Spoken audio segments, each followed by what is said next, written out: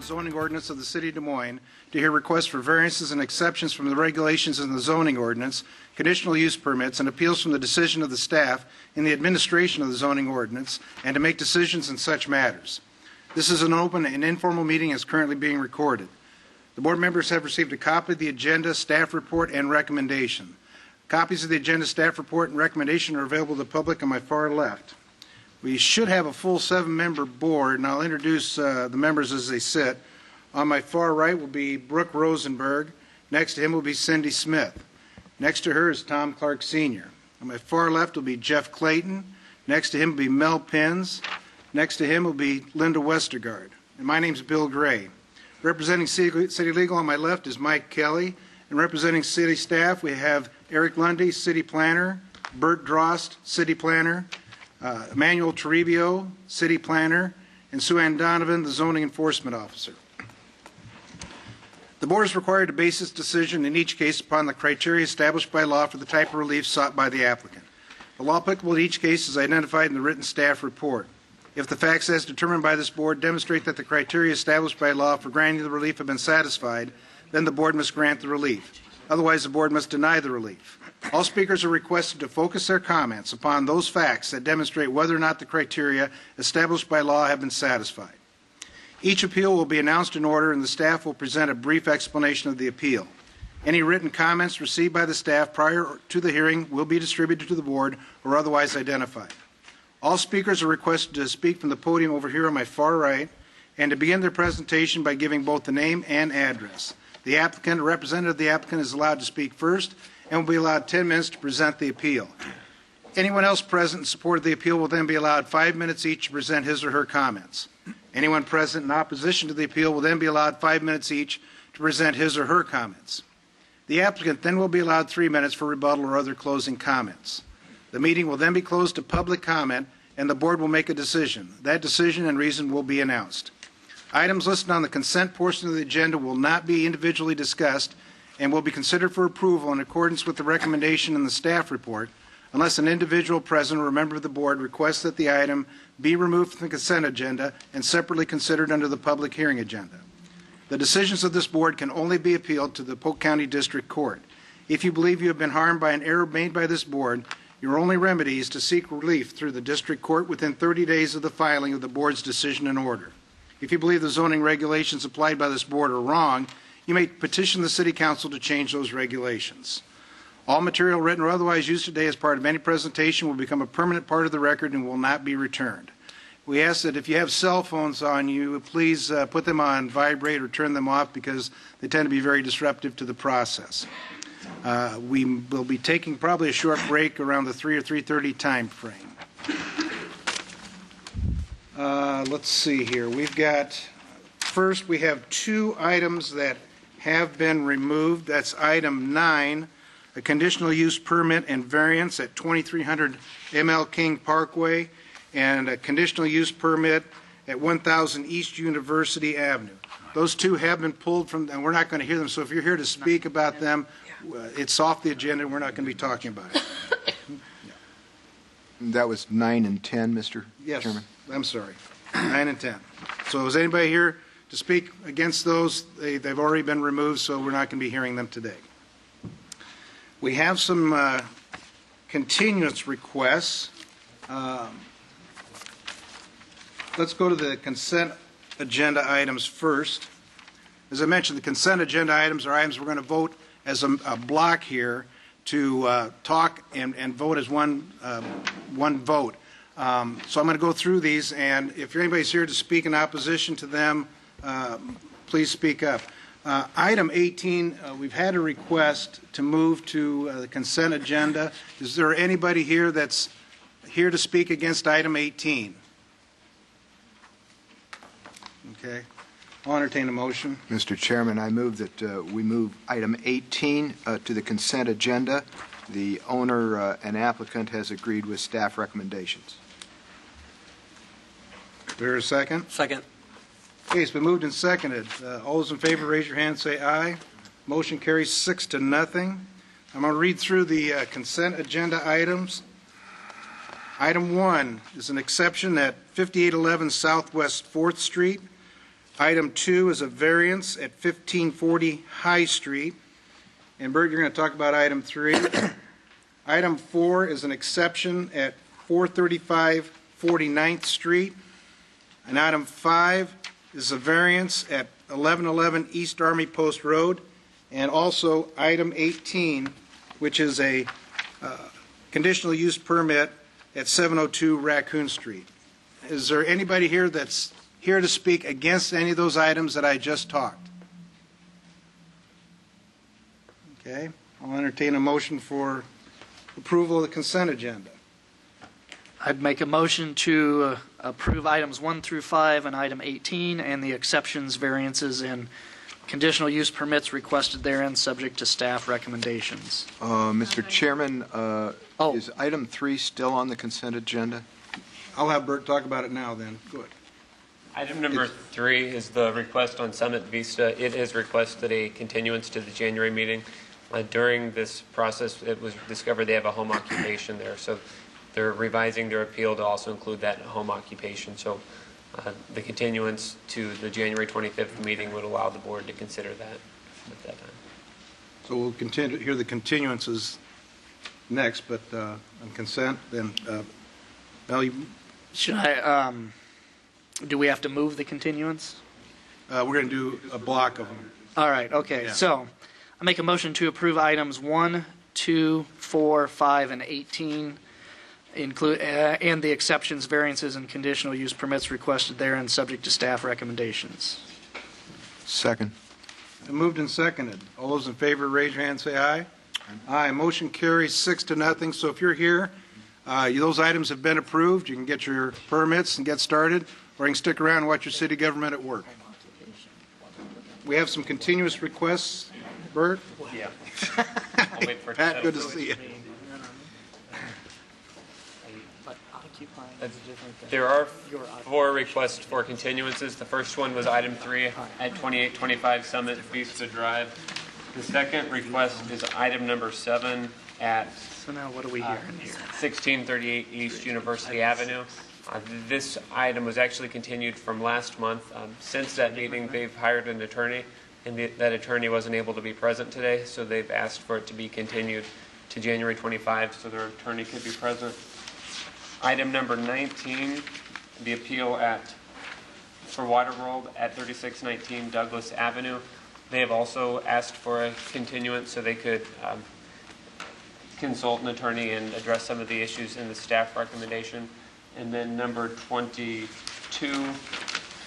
the appeal for a fence at 4807 Kingman Boulevard. He has yesterday called and he wants to alter his proposal. He was proposing a decorative wrought iron fence. He's now wanting a split rail wood fence, so it has to be renoticed to reflect that wood fence. So he's also asking for a continuance. Okay. I would also, when we talked to item 7, we had a request for some documentation to back up. If they fail to show any of the documentation, I think they might want to consider their next course of action. So we've got requests. Is there anybody here that's here to speak on item 3, which is an exception at 2825 Summit Vista Drive? Item 7, it's an appeal of the zoning officer's determination at 1638 East University. Item 19, which is a variance at 3619 Douglas. And item 22, which is a variance and exception at 4807 Kingman Boulevard. What we're going to do is vote to hear these at the next regularly scheduled meeting, which is January 25th. So if there's anybody here to speak in opposition to those, or that you're not going to be here, we'll listen to whatever you have to say. If not, we're going to vote for continuance on all those items. And we won't hear them today. We'll hear them next month. Okay? I'll entertain a motion to continue those items. Mr. Chairman, I move to continue items 3, 7, 19, and 22 to the next regularly scheduled meeting on January 25th, 2012. There's a second? Second. Okay, it's been moved and seconded. All those in favor, raise your hand and say aye. Aye. Motion carries 6-0, so we'll hear those next month. Mr. Chairman, you Yes. might want to just say again, because I think some people have come in that might be here for number I 9 know. or 10.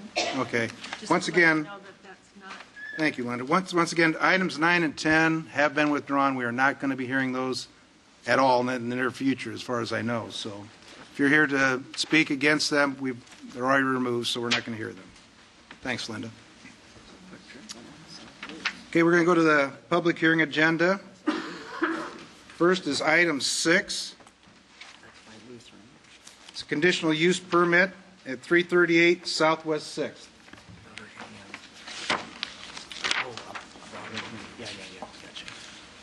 Mr. Chair, members of the board, Eric Lundy, Senior City Planner.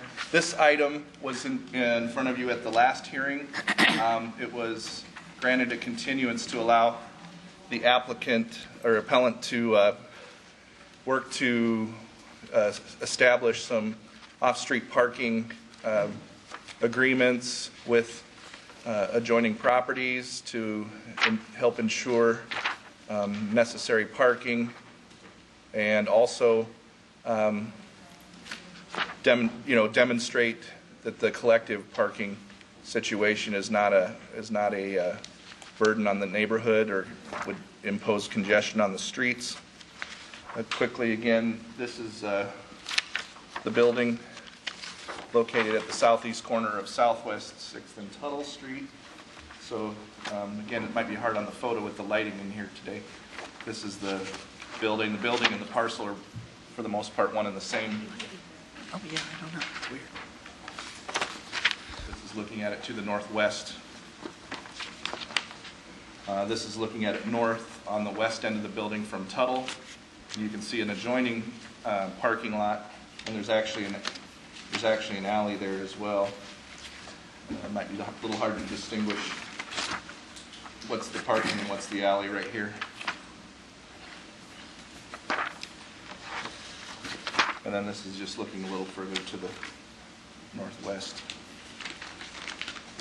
Since that time, we have the appellant has provided a written statement from the owner of this property, who owns some of the adjoining property in this area over here, just across the street to the east, and has indicated.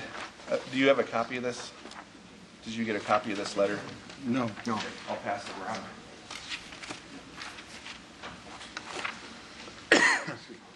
Not paying attention. We also provided a schematic that would show where this parking is arranged.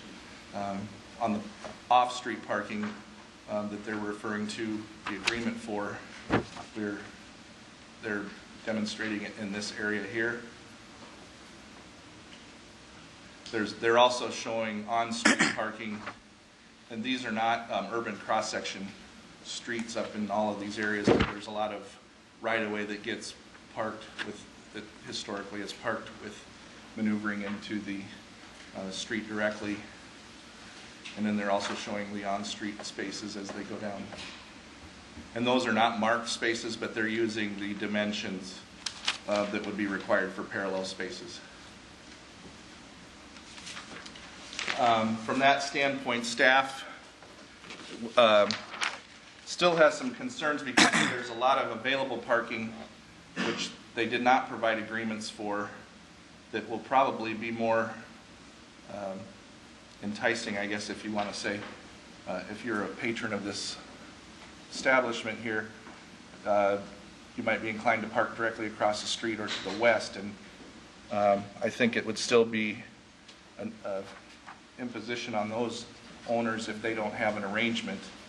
The other thing is these lots over here, we don't have any evidence of the lighting of those. That would be something we would want the appellant to demonstrate that they are adequately lit, but that would be a concern at this point in time. So we're still recommending denial based on, we just don't have enough evidence at this time to say this is something that we can support. But if the board does get additional testimony from the appellant that would give you reason to believe it's adequately lit and that they are going to take measures to ensure parking won't become problematic for these other adjoining owners that provide parking on their property, then we would have a number of conditions that we would recommend. First of all, we'd want to make sure that everything about the use would be done in accordance with building and fire codes, that they do secure these adequate parking agreements with nearby property owners, that any parking area provided shall be illuminated of at least 1 foot candle, and these are actually standards that are in the ordinance, that the business shall comply with the noise ordinance, with the ordinance for noise control, which is in chapter 42 of the city code. Litter and trash receptacles shall be conveniently located, and that it would be subject to revocation at any point where it would demonstrate a pattern of nuisance activity. So those are the conditions we would recommend if the board has determined that they have sufficiently met the criteria for conditional use. Okay. Thanks, Eric. I'll show you we did Consent map? We have one card in opposition. You can see the small chunk of red over here. We didn't re-notify this, did we? This is, I think this was just continued, so I don't think we had to. Okay. We didn't change anything. I think it was just that little tick off to the side. Okay. I'll pass that around.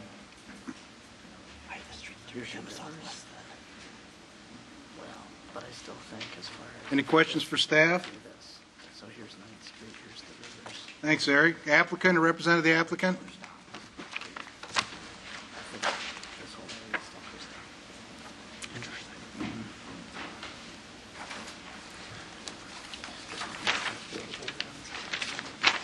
Okay, good afternoon. My name is Ivan Escalona, 1806 28th Street in Des Moines, Iowa.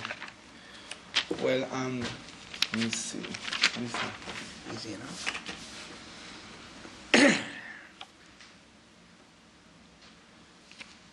Well, the last meeting and we were here and we were requiring 100 parking lots in this area. And I was told in CR3 there is no requirement for parking lot. So I was told the last meeting that we need 100 parking lot, and we provided this blueprint here, and we have 120 spaces available. I think it is more than we were requirement for the last month. And I don't think I know the city is concerned about the parking lot, and we probably, if we need more parking lot, we will be able to get it in this area here. That is just one walk away from the building. But as long as we got 120 parking lot, I think we have more than the city requirement. And about lighting, we have 15 light parks that is in this building. All these buildings have lights in the wall. It's called light parks right here, and the front one too. If we need to change those lights and we need to put more strong lighting there, we are willing to do that. Other than that, I think that's all we have to say here. So you're comfortable, city staff's recommending denial, but if we choose to let you do that, you're comfortable with the additional conditions that they've put in there, with the lighting, complying with noise control and all that? Yeah, sure. I know they have concern about the lighting, and we here just to work with you guys, no against you and against the city. If there is a requirement that we have to change the lighting, we are willing to do it. We just want to do the business there. Okay. And obviously we're working on it. I already talked to the architects and designed it for us. And Okay. Any other questions for the applicant? Thank you. No? Is there anybody else here to speak in support? Is there anybody here to speak in opposition? Are there any last questions for staff? Hearing none, we'll close the public portion, then go to board decision.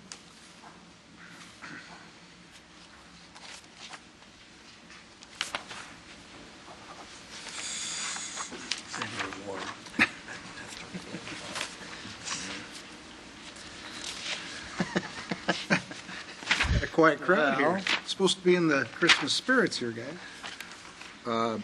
Mr. Chairman, I see nothing wrong with the proposal from the standpoint that the applicant has indicated that he has access to 120 spots, and the staff recommendation includes in number 2 adequate parking agreements with the nearby property owners, and item 3 includes the idea of adequate lighting in the parking areas. So unless there's some additional discussion, I would move the conditional use permit for the premises at 338 Southwest 6th, subject to the conditions 1, 2, 3, 4, 5, and 6 as set out by staff on pages 15 and 16. Mel? Well, not to be a bah humbug, I'm not as enthused about the proposal. He has noted spaces, but that doesn't mean that the patrons or the visitors to the establishment will use those spaces. Some of those spaces are a half a block away in an alleyway behind another building. When I attend stuff and my friends say, meet me downtown, we're going to go here or there, I'm going to park wherever I can unless somebody tells me I can't. So if I arrived at his establishment, I would park across the street to the south there in that office plaza. Well, no cars there. Nobody's telling me I can't. That doesn't mean it's the right thing to do. And it doesn't mean that he is truly providing reasonable and adequate parking. I think he's grabbing at what he can. I don't understand why he can't work out a lease agreement with the property to the north. Oh, okay. We got a vacant lot there. Let's work something out with that for a temporary period. So as it's presented, even with the conditions the staff have, I think a lot of these spaces aren't really spaces that will probably be used. They'll still be using someone else's spaces where they don't have agreements. So I'm not going to be in favor of it. Can I ask the staff a question? That's a good question. Yeah, I was going to do the same thing. Eric? Before you do that, let me make a comment on that, because I've been in properties where other people come and park in your parking lot. Mm-hmm. Right, yeah. And they're not There are supposed to. city ordinances to control that kind of thing. Sure. In other words, what you do is you put up the required city ordinance sign. Mm-hmm. Then when the bad people come in Like and me, park, yeah. you park right behind their cars and call the police and have them ticketed. Right. I mean, it's a pretty simple situation. But what we end up doing is we force other people to start having to do more policing than they normally would to accommodate someone else who is not providing significant or adequate parking. So it depends how you want to look at it. Can I see the consent map again?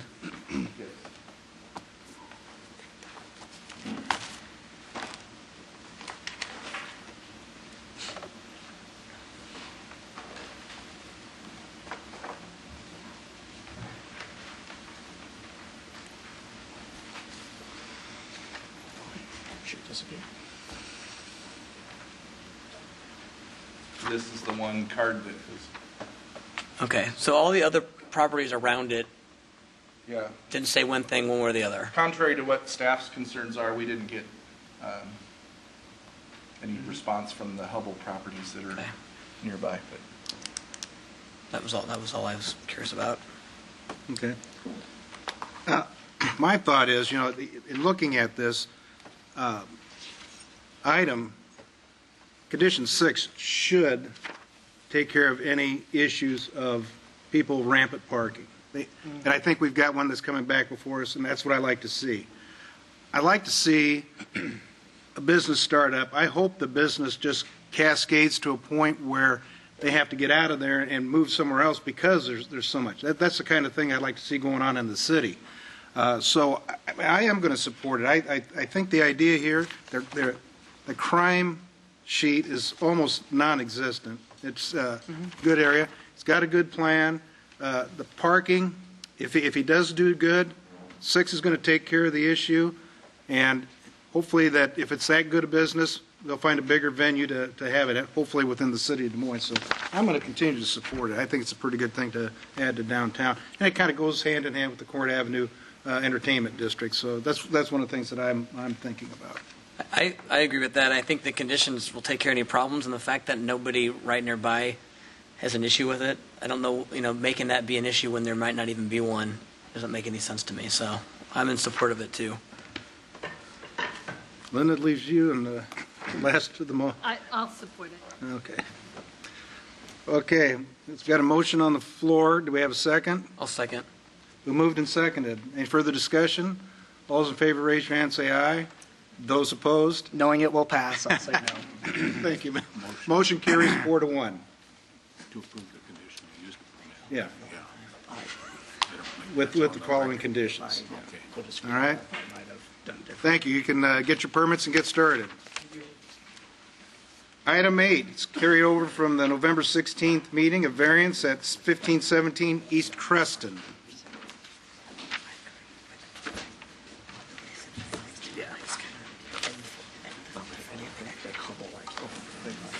Sorry, I'm not paying attention here.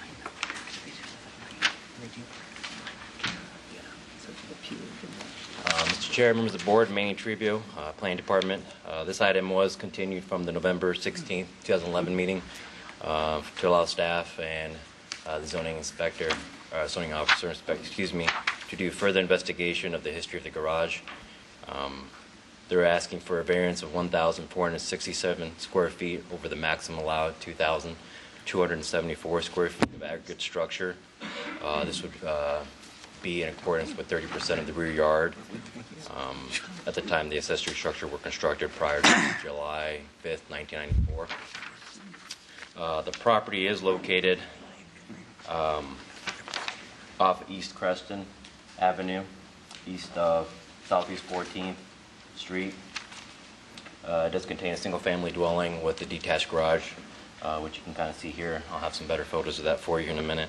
It is within the recognized Pioneer Park Neighborhood Association. This is kind of the site sketch of what we're looking at. Like I was saying, prior to July 5th, 1994, a property could have up to 30% of the rear yard comprised of accessory structures.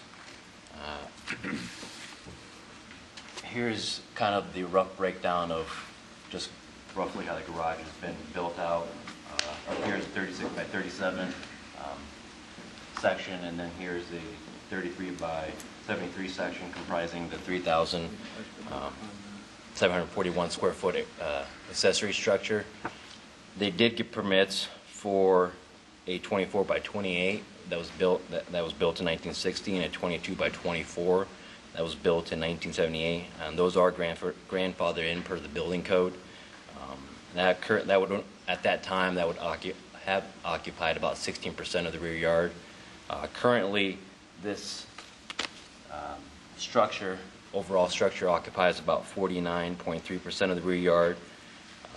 And the analysis of the photographies that we've kind of gone through that I'll show you here now shows that the additional additions to the garage, detached garage, were done between 1970 and 1990.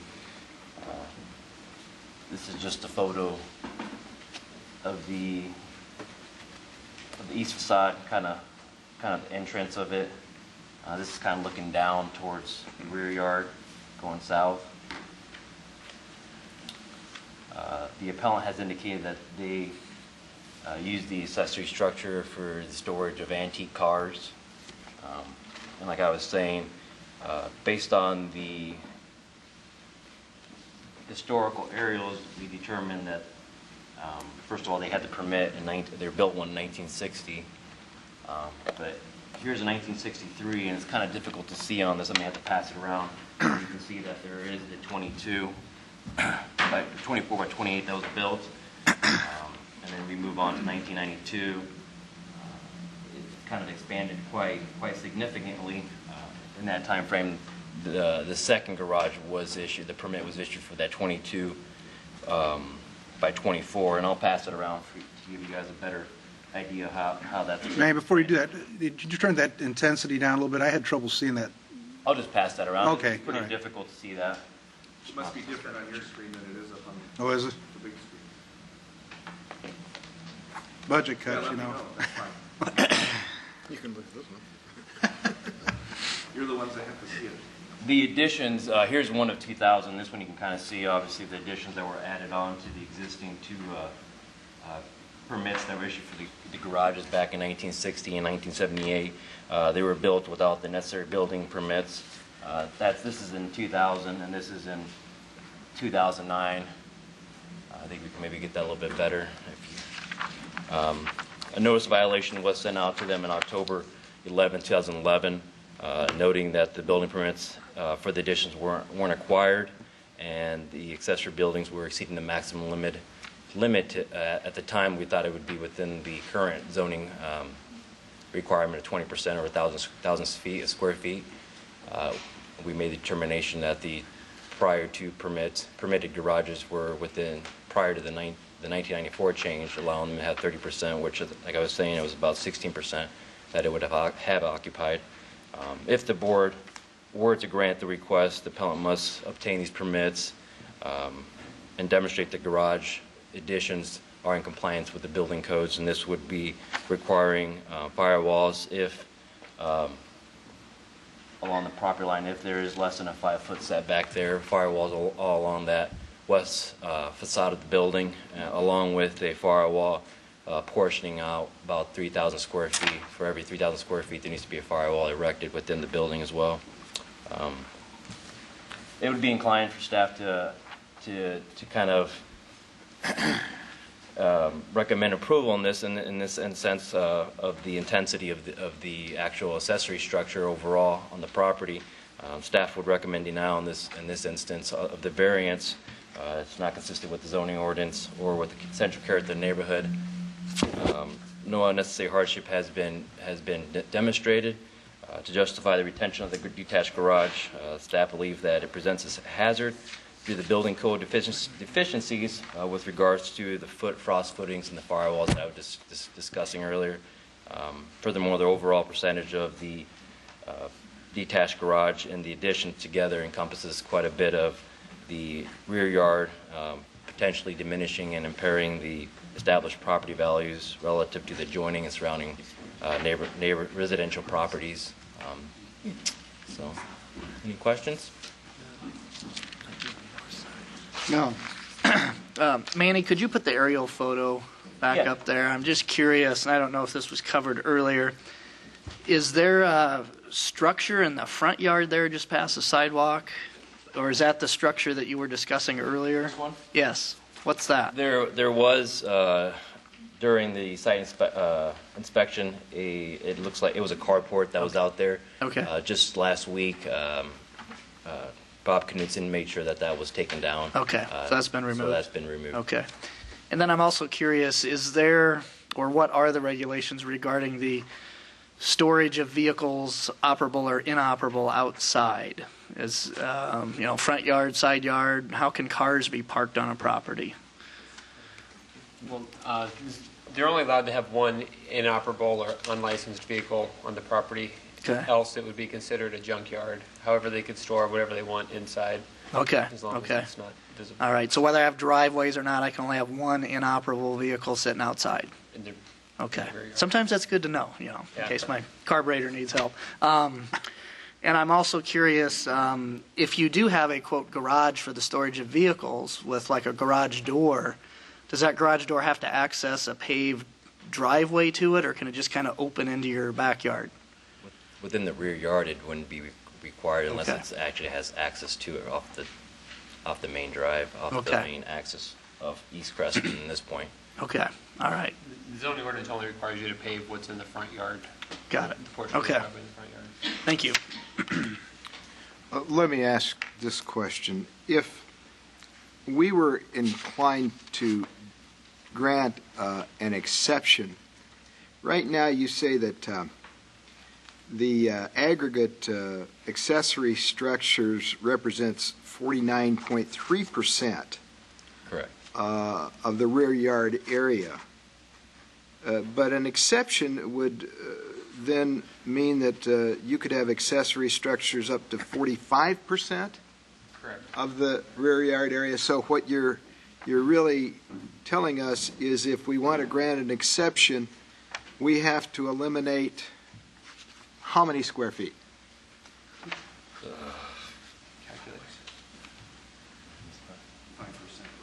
Yeah, 5%, which could be anywhere roughly. Well, it would be about 10% of the property, wouldn't it? Because you're knocking down from 49.3 to 45%, so that would be 4.3%, which is about 10% of what's there. Right. Yeah. So really what you're saying is, if we want to grant an exception, we can grant an exception up to 90% of what he's done. Correct. But can't, but a variance would take over at that, the rest of it. That's correct. All right.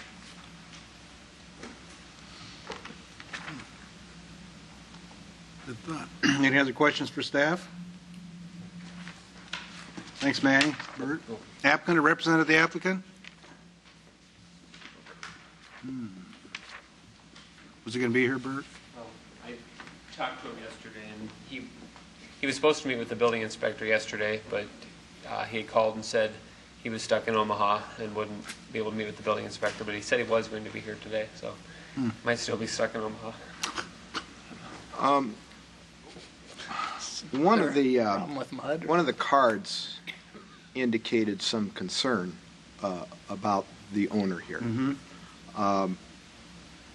If there aren't any, but if there isn't anybody objecting, I would like to continue it to the next meeting to give him a chance to show up. Well, I'd like to hear what he's got to say. I would too, before we tell him. I'd like to tear know it what kind down. of cars he has. That one looks pretty cool. Put a bid in on some of them. Yeah. What you might do is carry it to the last item of the meeting to see if he still arrives before the end of the meeting. Okay. And then at that point, then continue it to the next hearing. Let me find out, is there anybody here that's going to speak in opposition to item 8? Support? Okay. Support? So move it to the end of the agenda? Yeah. Okay. It's good.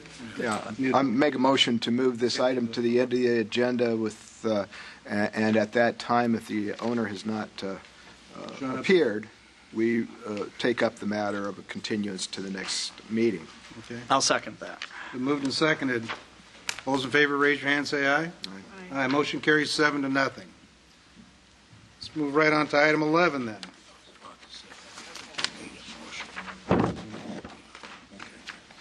Conditional use permit at 3941 Southeast 14th. And Bert, before we go, since we're getting into the conditional use area, Sue Ann, if you could just give a brief talk about why all these people are here, why we're doing the conditional use permits for alcohol sales.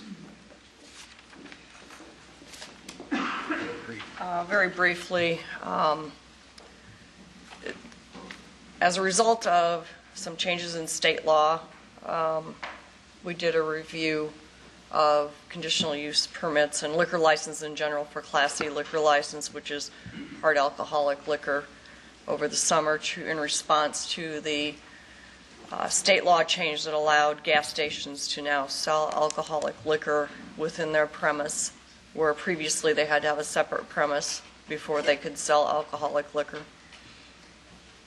So council was concerned enough about this issue of alcoholic liquor proliferating throughout neighborhoods, especially in convenience stores. So we came up with a new set of regulations in order to address how alcoholic liquor licenses would be issued. Came up with stricter regulations on distance from churches, public parks, licensed daycares, and schools to match sort of the 150 feet that used to be for taverns and bars, not allowing Class E liquor licenses in C1 zones in certain instances, changing the definitions of the size of businesses that could be issued Class E by right based on the size of the area of the building footage.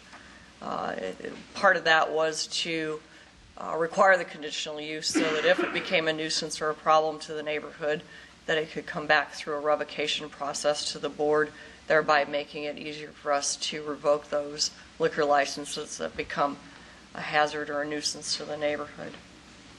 Previously to that, that also sort of ties into toughening liquor regulations, was changing the percentage of merchandise in grocery stores from 50-50 on merchandise to 60-40, but excluding tobacco from the merchandise count. So it increases the amount of food type merchandise that's sold in correlation with liquor to make these truly neighborhood grocery stores rather than neighborhood liquor stores without the conditional use permit. This was a high priority for City Council staff. Spent a lot of time trying to get the mix right and get some control over how we issue and monitor and maintain liquor licenses in the city of Des Moines. It was a priority for these processes to come through the board, and that's why you're getting a lot up front as the businesses are reacting to the recent ordinance changes and coming to you with their initial appeals for conditional use for Class C liquor licenses. I hope that explains sort of the groundwork for why we're here at council's request to do this process. Any questions that you may have?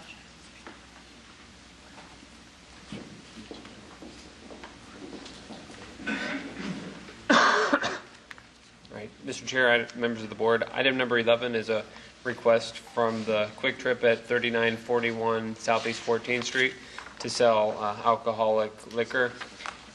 The Quick Trip is located on the east side of Southeast 14th Street at the intersection with East Watrous Avenue. It meets the 150-foot separation requirement for from any church, school, park, or licensed daycare center. Here's a sketch of the Quick Trip as it is today. They're not proposing any outdoor modifications as part of this request. This would only allow them to sell the hard liquor in addition to the already permitted beer and wine sales. This is the floor plan they've submitted. This is the counter. They would just have the liquor within one cabinet here behind the counter. So it would be controlled by the clerk. It's just a closer version of the counter with the cabinet here. Just the site photos. You can see it's on a highway, a major commercial corridor. It's auto-oriented. There's not a whole lot of pedestrian traffic around here. Another photo. This is looking at it from the other direction. I don't know if you can see it on your monitors better than the big screen, but there is a fairly steep hill back here that has several trees on it to kind of screen the residential properties that are adjacent to the east. And then the consent map, we had 2 cards from those residential properties that are concerned about this. The staff felt that this was an appropriate location for the request. We felt since it met the 150-foot separation and it's along a major commercial corridor with not any significant pedestrian traffic, we felt that this site was appropriate, subject to 4 conditions. One, that the sale of alcohol shall be accessory to a gas station where no more than 40% of the revenues derived from sale of tobacco or alcohol. 2, they shall do so in accordance with the liquor license. 3, any modifications to the building shall comply with the building code. And 4, if it becomes a nuisance, it would be brought back to this board for reconsideration. These are pretty much your standard. Okay. Yeah. Questions for staff? Would you show me are they going to keep the liquor behind the counter? Yes. Yeah. They would have one cabinet here that would open to this interior area here. That is where the clerks have access to only. So only the clerks have access to it? Correct. Are some of the Quick Trips I see, 9 and 10, the applicant was actually Quick Trip Corporation. Yeah. This is somebody different. Do they have franchises, or some of them are privately owned? Items 9 and 10 are corporately owned. Items 11 and 12 are owned by other individuals and then leased to Quick Trip. So. As in, when you say owned, the properties are owned by others and then leased to Correct. Quick Trip? Like investment. I think this one's Horizon or National Properties Corporation owns it. But it's still the Quick Trip people that are in Correct. charge. Running. Yeah, and I believe the Quick Trip people will be the ones speaking today. Okay. Any other questions for staff? Thanks, Bert. Applicant, representative of the applicant? Couple familiar faces. Smile.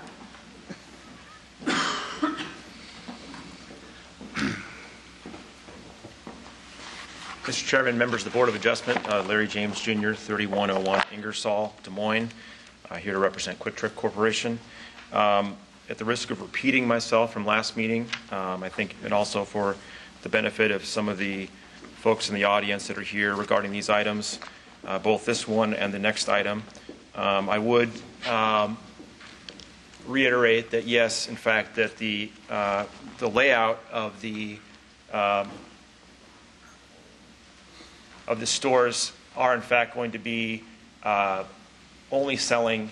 There's a liquor cabinet at the counter, so similar to cigarette sales, they're only accessible to employees.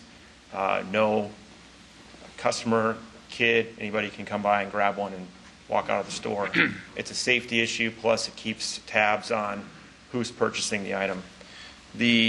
I think last time, and after the next item, I'll submit this into the record, but again, we showed a kind of a... Sure. Unless you're not, yeah. I'm just going to show this for the audience. This shows basically the cabinet. It's a plexiglass cabinet in the exterior, and then it's only accessible to staff on this side.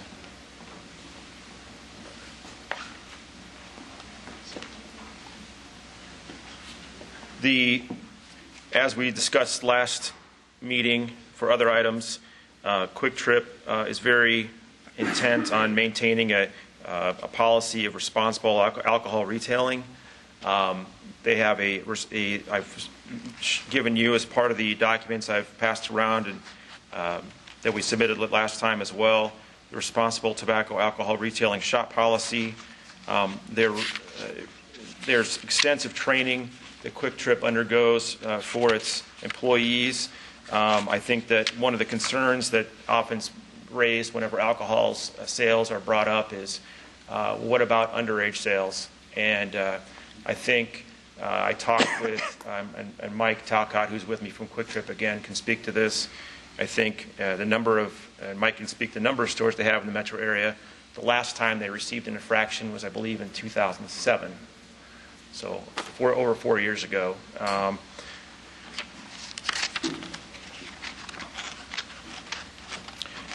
Quick Trip would respectfully request that the board move staff recommendation and grant the conditional use permit, unless there's any questions. Thank you. I don't know if you read the comment cards or saw them. One of the people that was objecting stated that people would purchase things and throw the trash over the fence. Okay. Probably some good information to pass on. Maybe you might want to clean up behind there. And do you have, the crime report, not all of them are there. I mean, you were just picking up around that area, 148. Do you see that kind of... I think what you'll see if you examine, and I don't have the specific numbers before me, but a large majority of those are Southeast 14th. You have a number of traffic stops or incidents in the surrounding area. The crime report does not reflect only the property in question. Correct. Right. So you're picking up traffic stops, DUIs, all kinds of things on the street. Obviously, it's a very heavily trafficked area, probably one of the most heavily trafficked areas we have in the city. So that would account for the large majority of those. I just want to know if you experience it at the shop. So. And that'd be something that I could have Mike talk to if you had some questions for Mike. I'm good. Thank you. Any other questions for the applicant? Anybody else here to speak in support?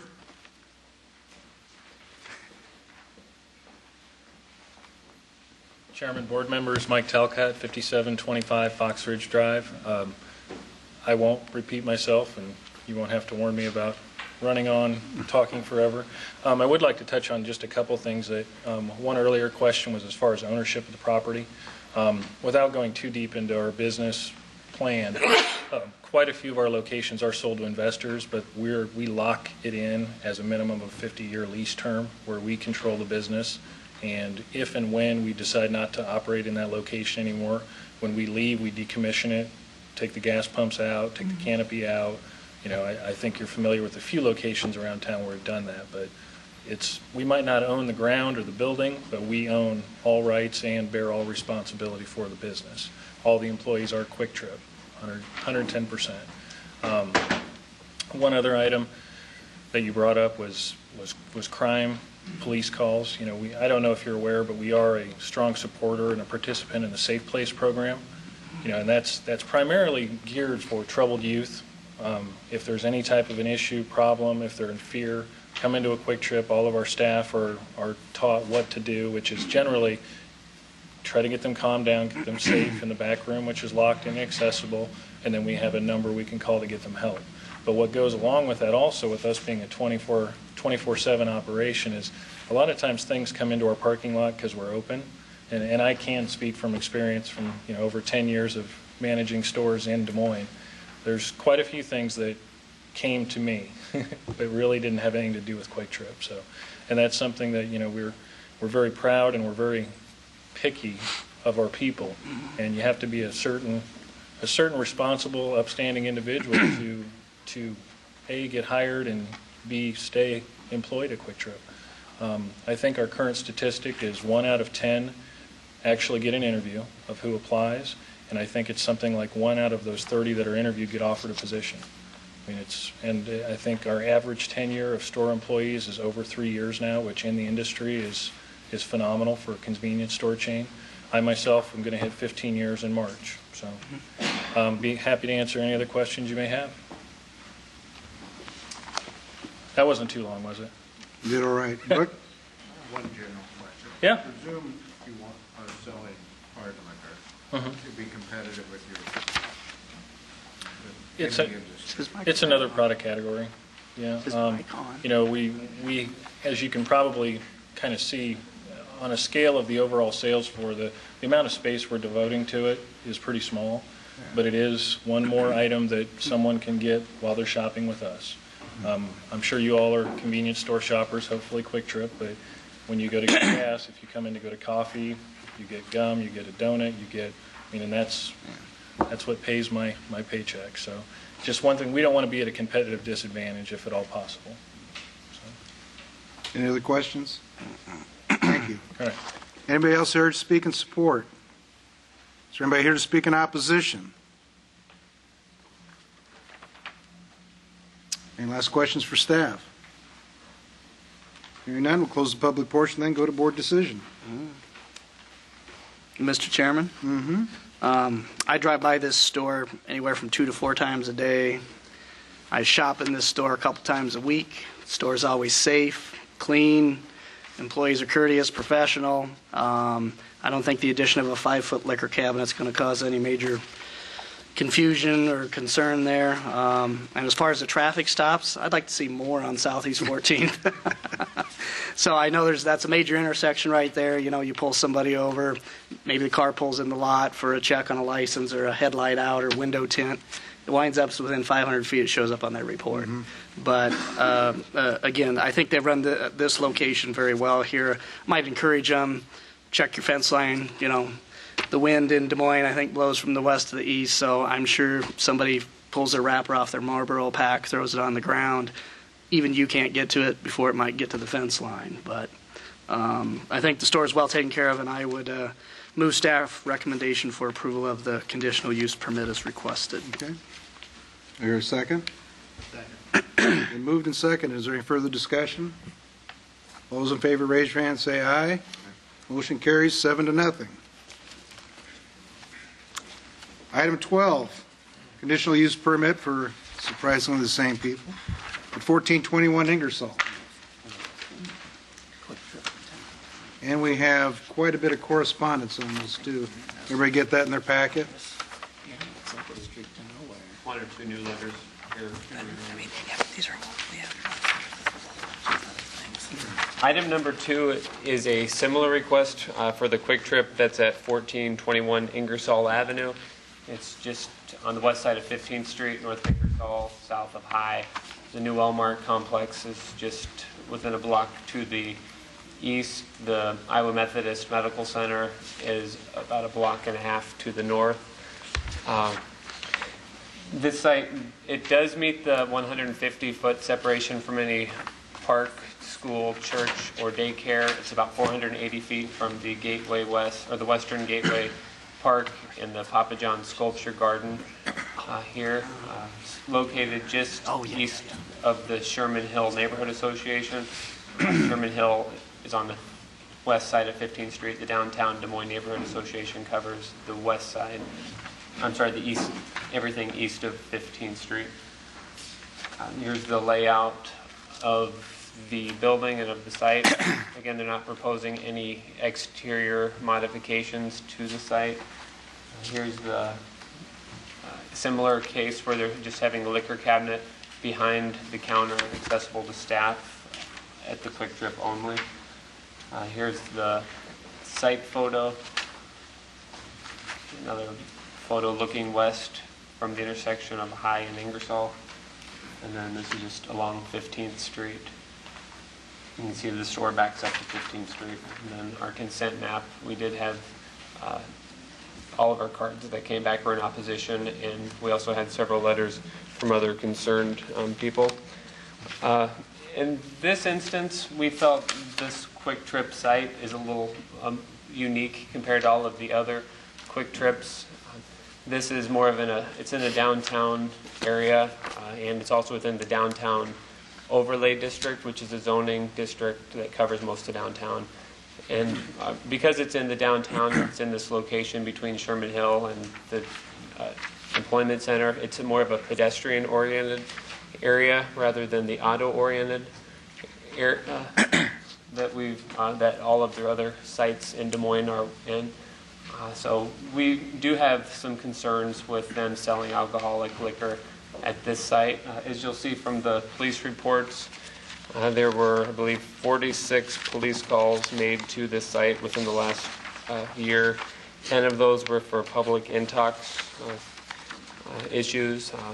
That is significantly higher than any of the other, at least the public intox calls is a higher number or higher occurrence than any of the other Quick Trips that we've seen. So that stood out as staff. So really for the, I guess, the police issues and then the fact that it's in a pedestrian area, staff has recommended denial of the request to sell hard liquor.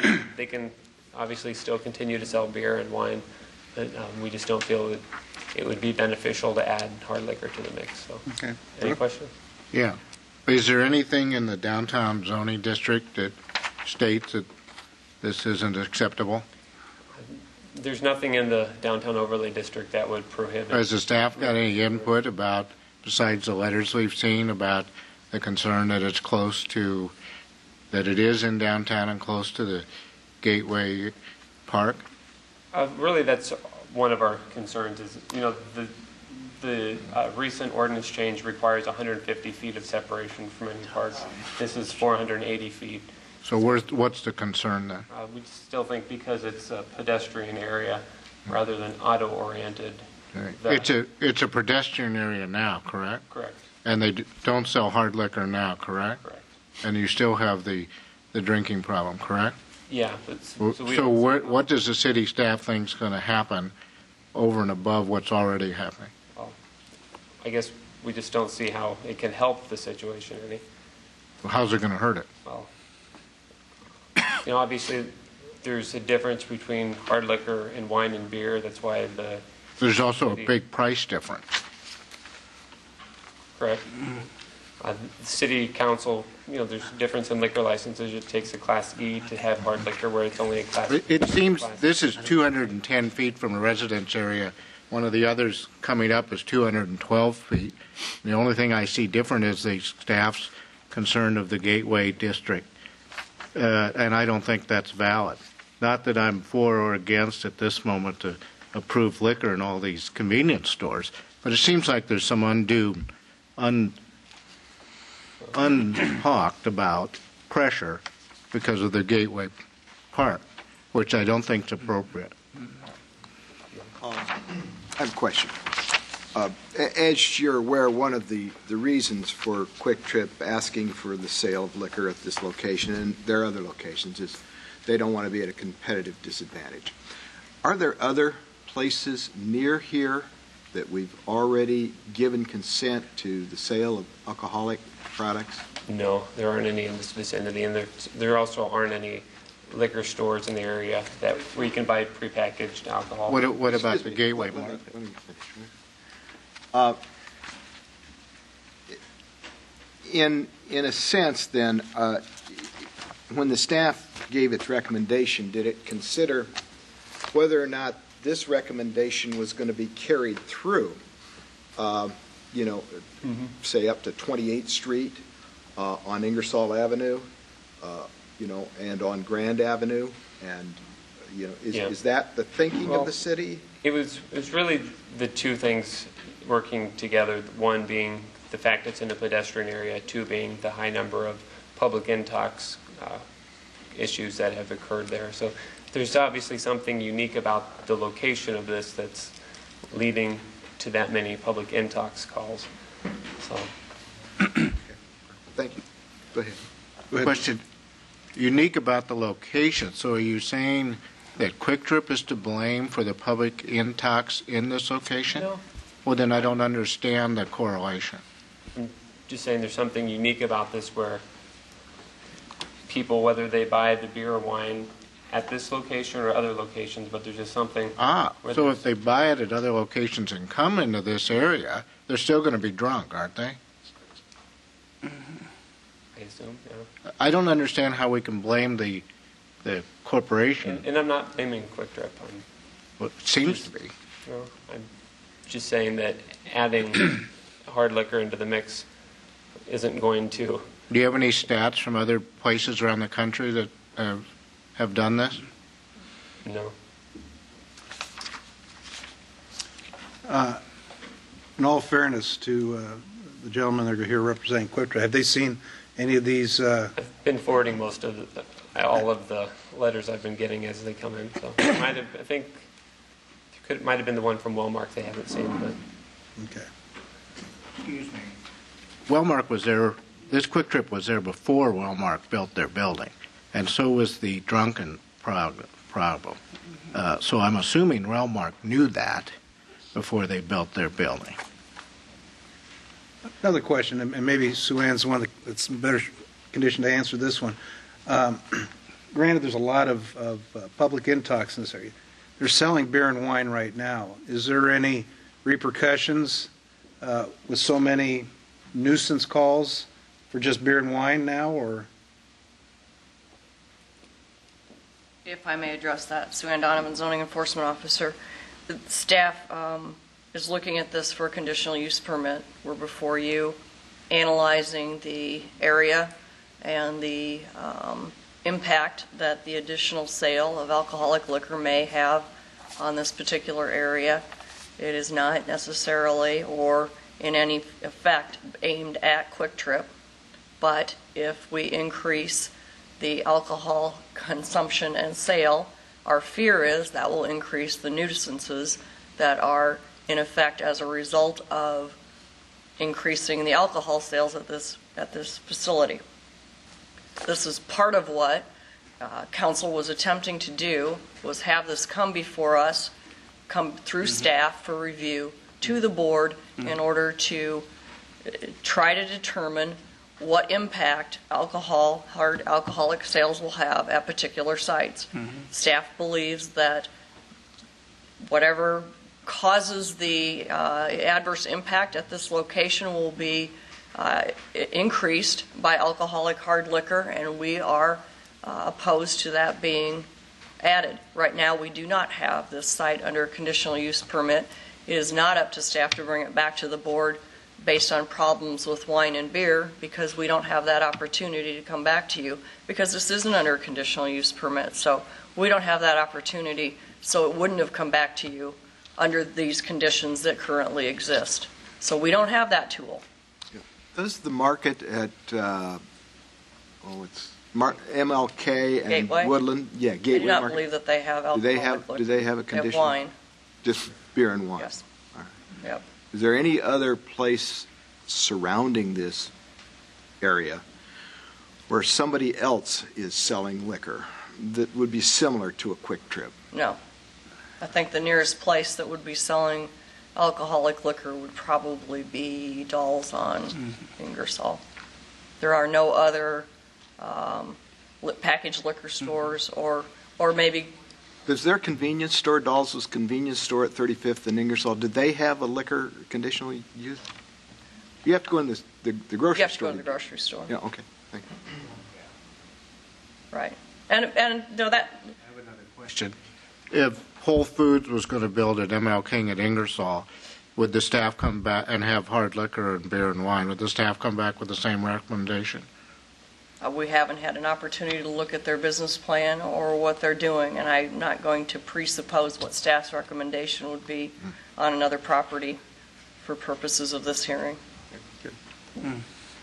Any other questions for staff? I have a question. I don't know if it's for Sue Ann or Bert, but looking at the two crime reports, this one on Southeast 14th, there was 6, I guess, alcohol-related issues and 17 for this one. The Ingersoll one, that really is this property, right? You really didn't pull any other data around it, whereas this one, actually, Southeast 14th had some other properties and... Yeah, they're both the 250-foot buffer, but the one on Southeast 14th Street, that 200-foot buffer included an apartment complex that had quite a few. And it also accounted for traffic stops, which since it's a pretty major road, there's a lot more traffic stops made on Southeast 14th than in this area. Okay. But it would be fair for me to look at this and say 17 for one property is significantly more than 6 Correct. alcohol-related offenses at the other. And that's the same analysis that staff made. We specifically looked at the public intox. Okay, thanks. What's interesting for me, Jeff, is that when you go to the next one, you can see the convenience, and there really has been a problem there. And I'm comparing it to the others, and the others, some of them might have been in apartments, but this one really is right here. Any other questions? Thanks, Bert. Thanks, Sue Ann. Applicant?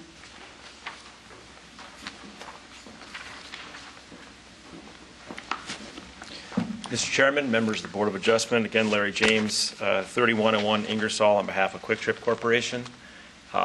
First off, I know I passed around that packet to you. I just would submit that into the record with your permission. First off, just kind of responding to some of the things that were said by staff and some questions by the board. Staff agrees that if you go through the 5 conditions that you need for a conditional use permit, number 1, City of Des Moines subsection 134-954A, which is that chart that we're all becoming familiar with about where a conditional use permit is needed and where hard liquor can be sold. That was the result of all the work staff and council did to address the state's change in the law for Class E liquor licenses in relation to convenience stores. This proposal meets those guidelines in this respect, and staff agrees with this. It is in a C2 zone, which is, again, despite the fact that we've heard, again, from staff today and in the report that it's a pedestrian area. I'm not going to dispute that there is pedestrian traffic, but this is zoned for general retail and highway commercial. It's not zoned under the downtown zoning ordinance. It is not zoned NPC. No more than 40% of gross receipts will come from the sales of liquor, wine, beer, tobacco. And it does meet the separation requirements. We've heard that it is well over the 150 feet line. It's not, at this before today, before this application, Quick Trip is allowed to sell beer and wine because it is a C2 zone. It's not a C1. If it was a C1, Quick Trip would not be here today asking for this conditional use permit. At some point in this property's history, the city deemed that this was an appropriate use of the property, which was C2 rather than C1. I think that's important to point out. Number 2, the location, design, construction, operation of the use adequately safeguards the health, safety, and general welfare of persons residing in the surrounding residential area. Again, I point out this is a C2 zone for general retail and highway commercial. It's surrounded by all 4 sides by commercial property. So this is not a case where it's across the street from single-family residential, across the street from an apartment complex, and all 4 sides abutting this property is commercial property. Again, the design and construction, the liquor cabinet is going to be kept behind the counter. It's not accessible to customers. The operation of this site, and I think this goes to the questions regarding police calls. There's a police officer on duty, a Des Moines police officer on duty for Friday and Saturday nights. If everyone in this room that's grew up in Des Moines understands that we have the unfortunate problem of scooping a loop, that myself included is, and when I was 17, that's what I did. I went down and scooped the loop. You might go to Court Avenue as a 22-year-old and have a couple too many drinks. There's a lot of reasons for why, maybe on the way home, and I can't speculate, but that's kind of the situation. It's a downtown area. It's an entertainment district, which people are coming from, and of those, and I would disagree with staff. There's been 43 police calls in 2011.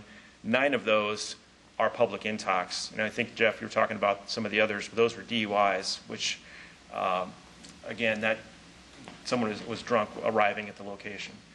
33 of those calls came on a Friday and Saturday night. So that tells me the police officer was on hand, saw someone that was intoxicated on the site, or staff felt that for the safety of the business customers, they thought this is something they should do and call the police.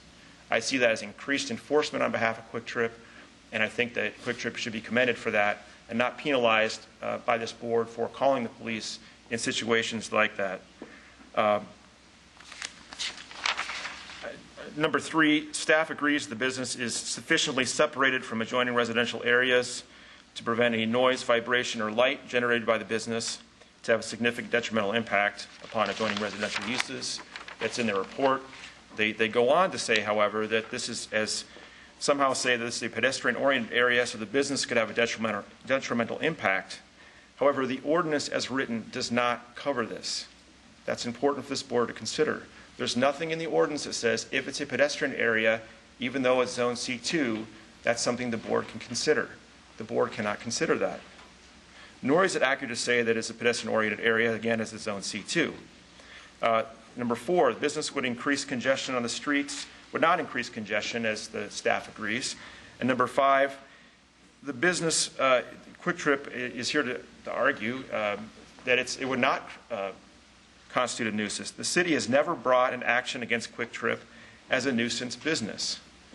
Of all the stores in Quick Trip, there has never been an action as a nuisance business. Quick Trip has set the bar high for convenience stores, and I think this board would agree. We've seen the way that Quick Trip trains its employees, the way it operates its stores. This is not a pop-up liquor store. I understand the neighbors' concerns about pop-up liquor stores. This is not one of those. I think we have to keep that in mind.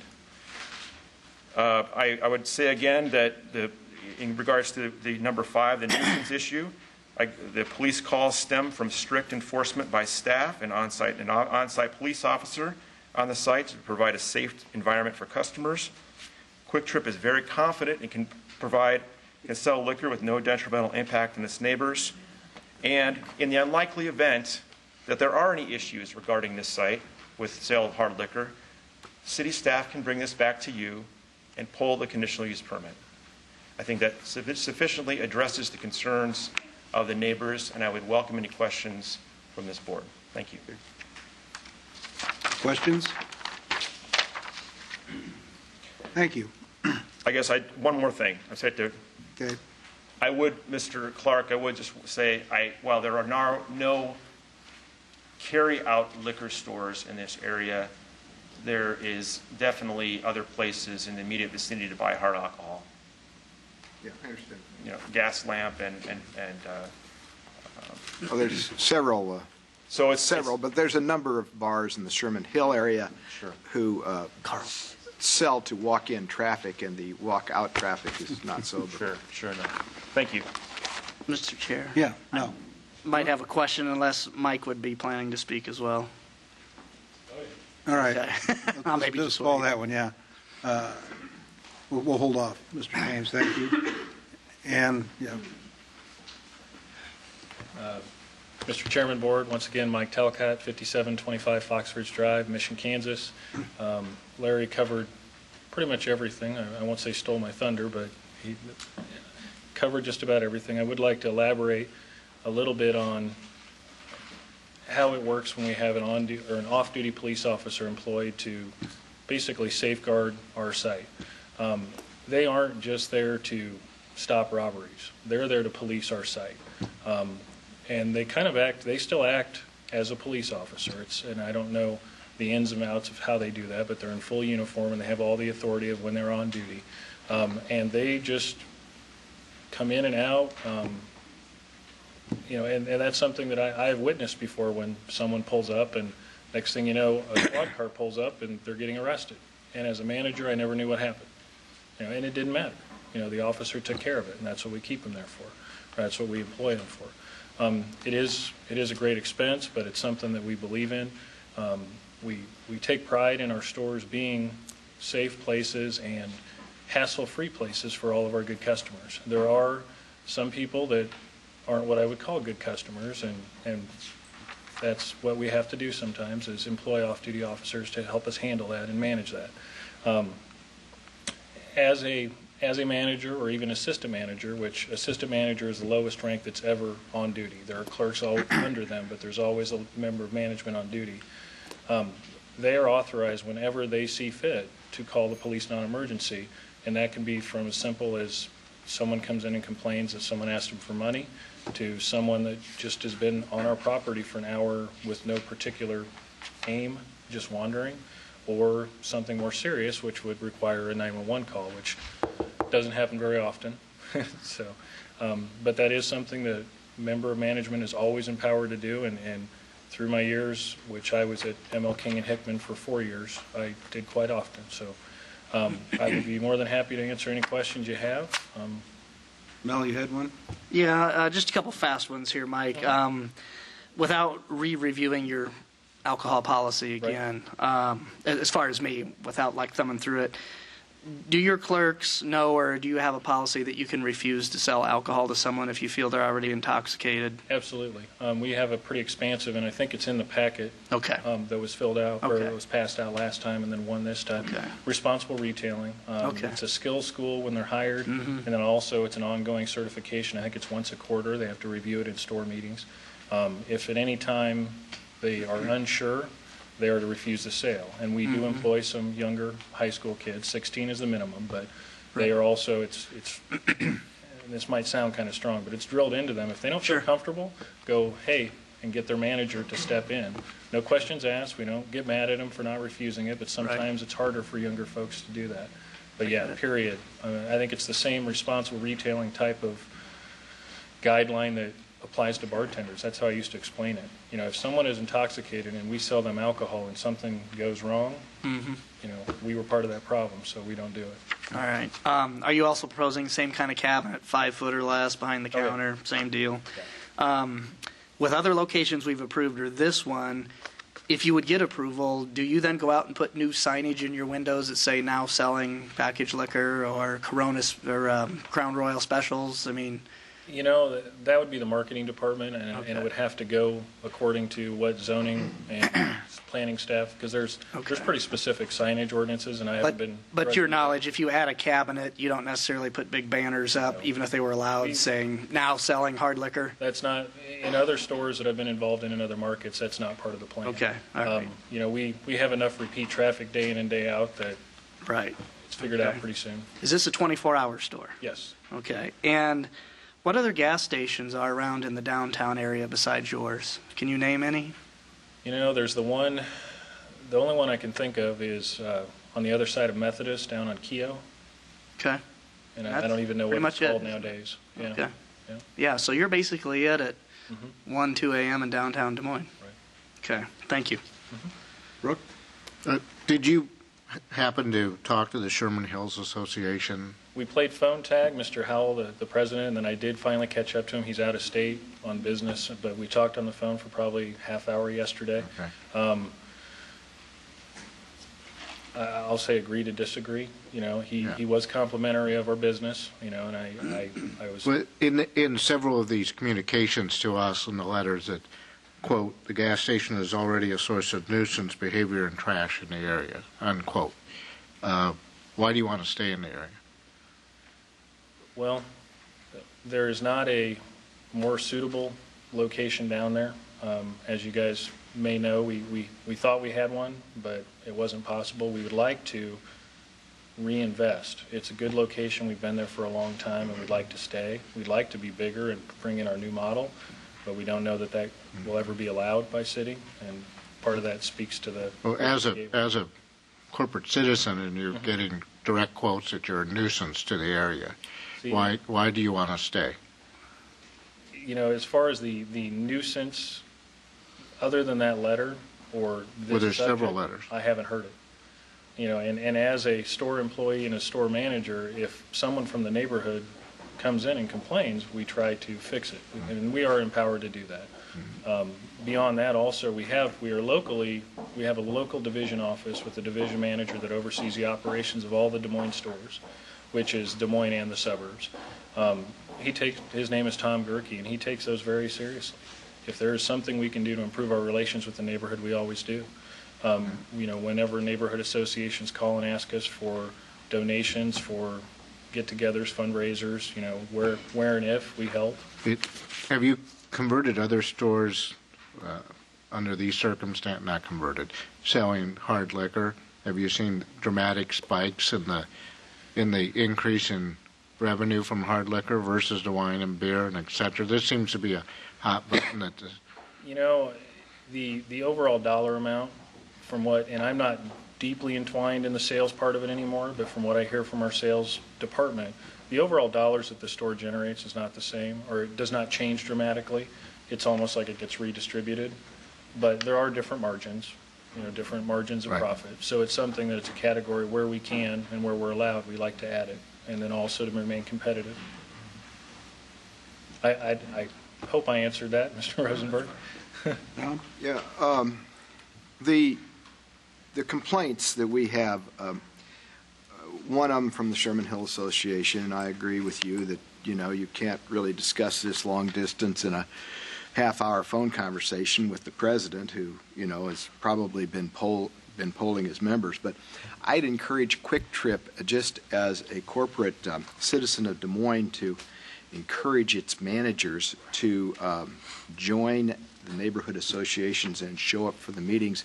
It's much harder to criticize somebody that you see face-to-face in a meeting than it is to send letters to a board like this. No, I agree. And some neighborhood meetings I've had in relation to different things I brought before you all, once I was in the room with the neighborhood and a true understanding of what was being proposed, which, not saying there's many misunderstanding here, but on those, it was definitely a difference, them fully understanding what we were trying to accomplish. Okay. Any other questions? Thank you. Thank you. Anybody else here to speak in support? Anybody here to speak in opposition? Can I get a show of hands? How many people are here to speak in opposition? Wouldn't mind just getting in the line and come right on up. We'll hear everybody.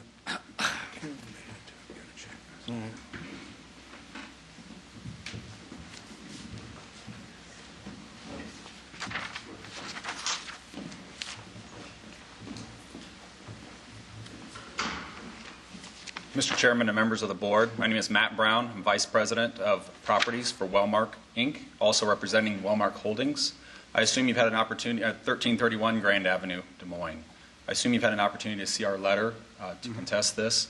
Our position is that we have made a significant investment in this area, changed the area dramatically over the last 4 years, and we actively manage the property with 24-hour security and also own and actively manage the properties directly south. We are intending to develop out those properties, which are between 14th and Ingersoll and Linden, as a park, and so it does raise concern for us for the use of that park.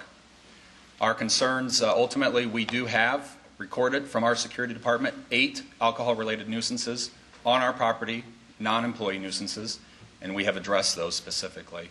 So we're actively managing it. We do feel that the alcohol sales at Quick Trip contribute to these nuisances, and is our request that you would deny this variance. Thank you. Yes, members of the board, I'm Michael Lavelle. I live at 435 49th Street.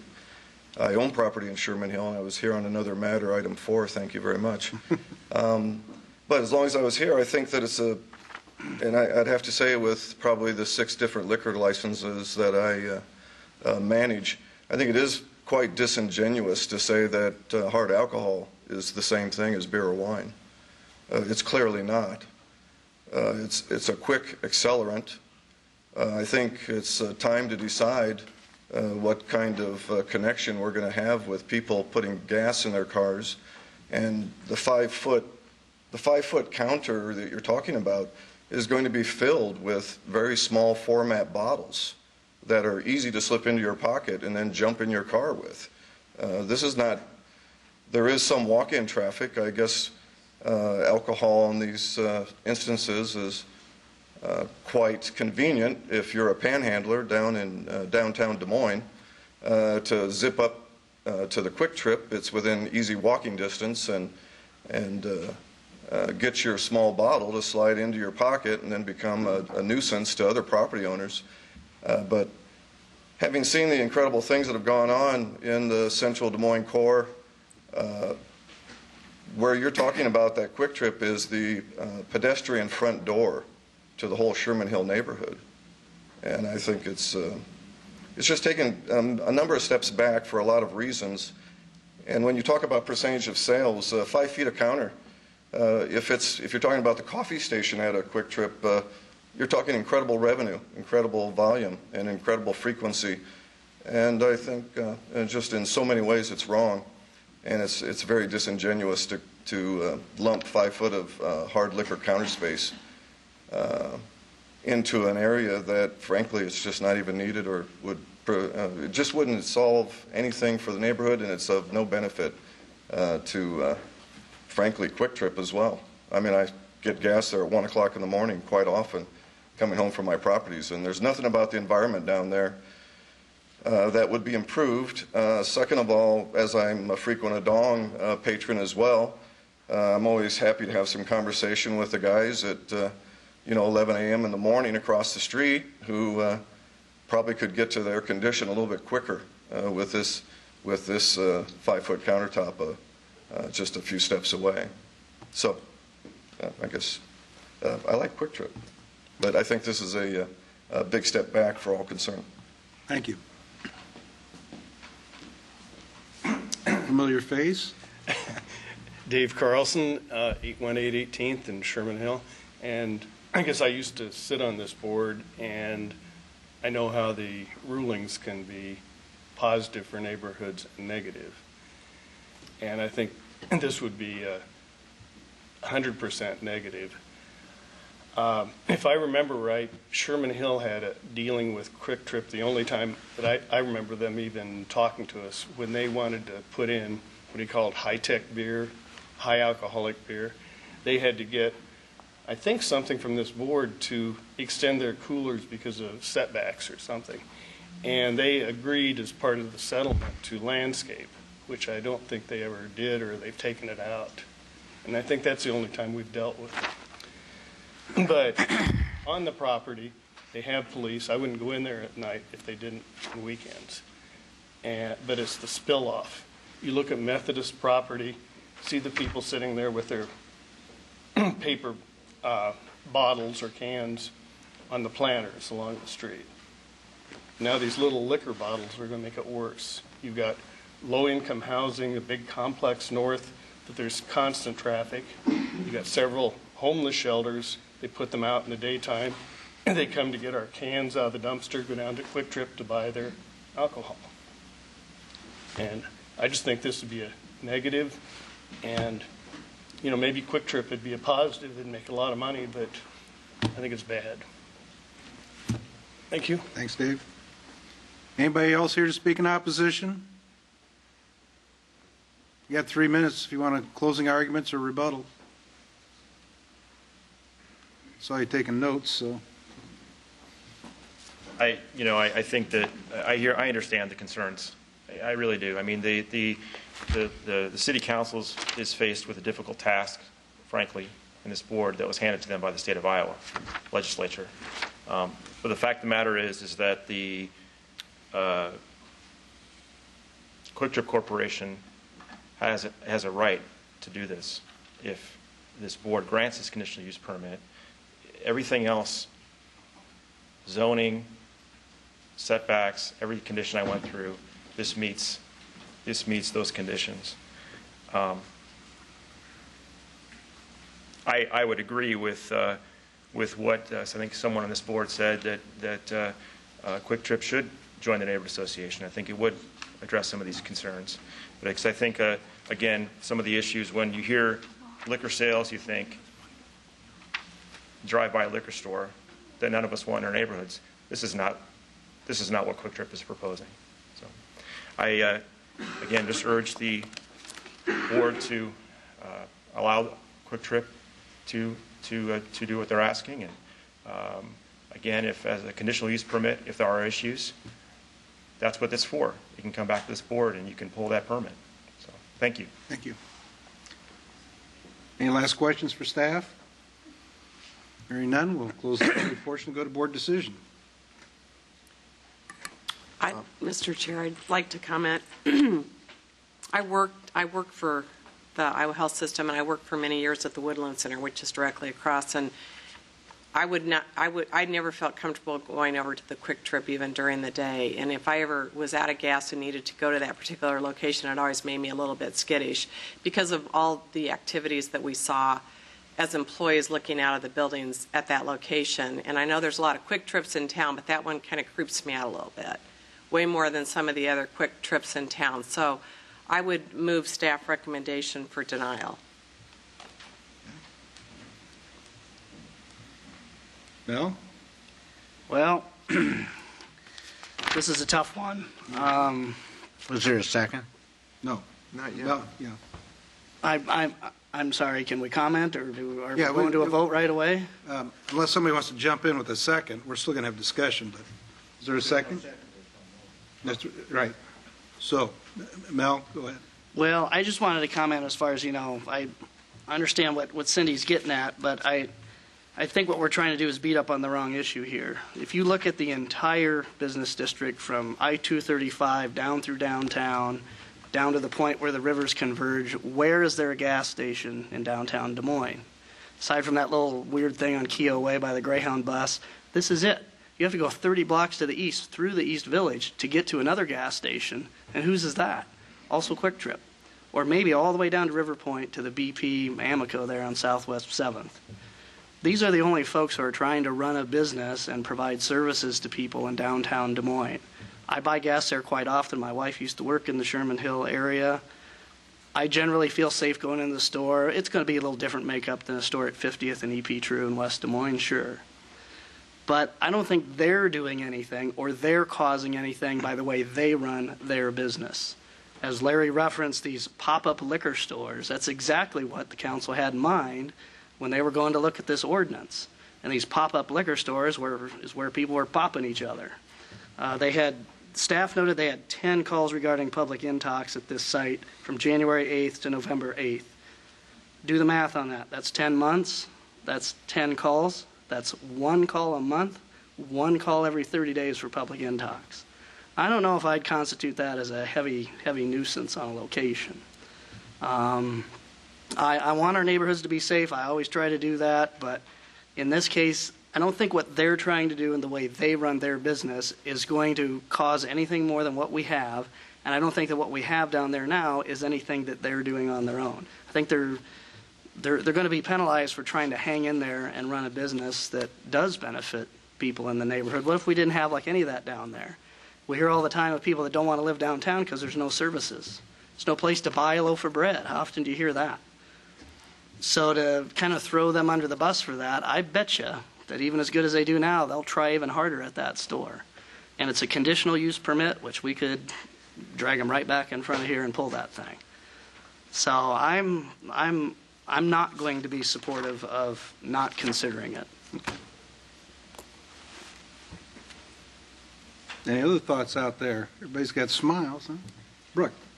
Well, I'd love to vote no, but I can't. The rules were laid down from the state, and they opened this door, and the city council and passed the ordinances, and I don't see any way under the ordinance that you can't approve this. They meet all the criteria. Just because we don't want it next to Wellmark or next to the park isn't sufficient for us, in my opinion, to vote no. Okay. Mm-hmm. And I see what Bert's got up there. I read through those 5 too. Well, and I read the city quotes in italics. That's our, we have to interpret what we're given here and determine if we're within our law or confines on how we say yay or nay.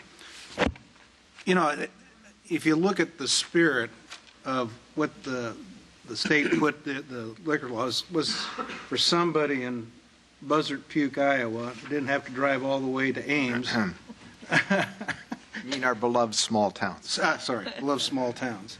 So it would be a convenience for them. And I think that's the spirit of what the whole thing's for.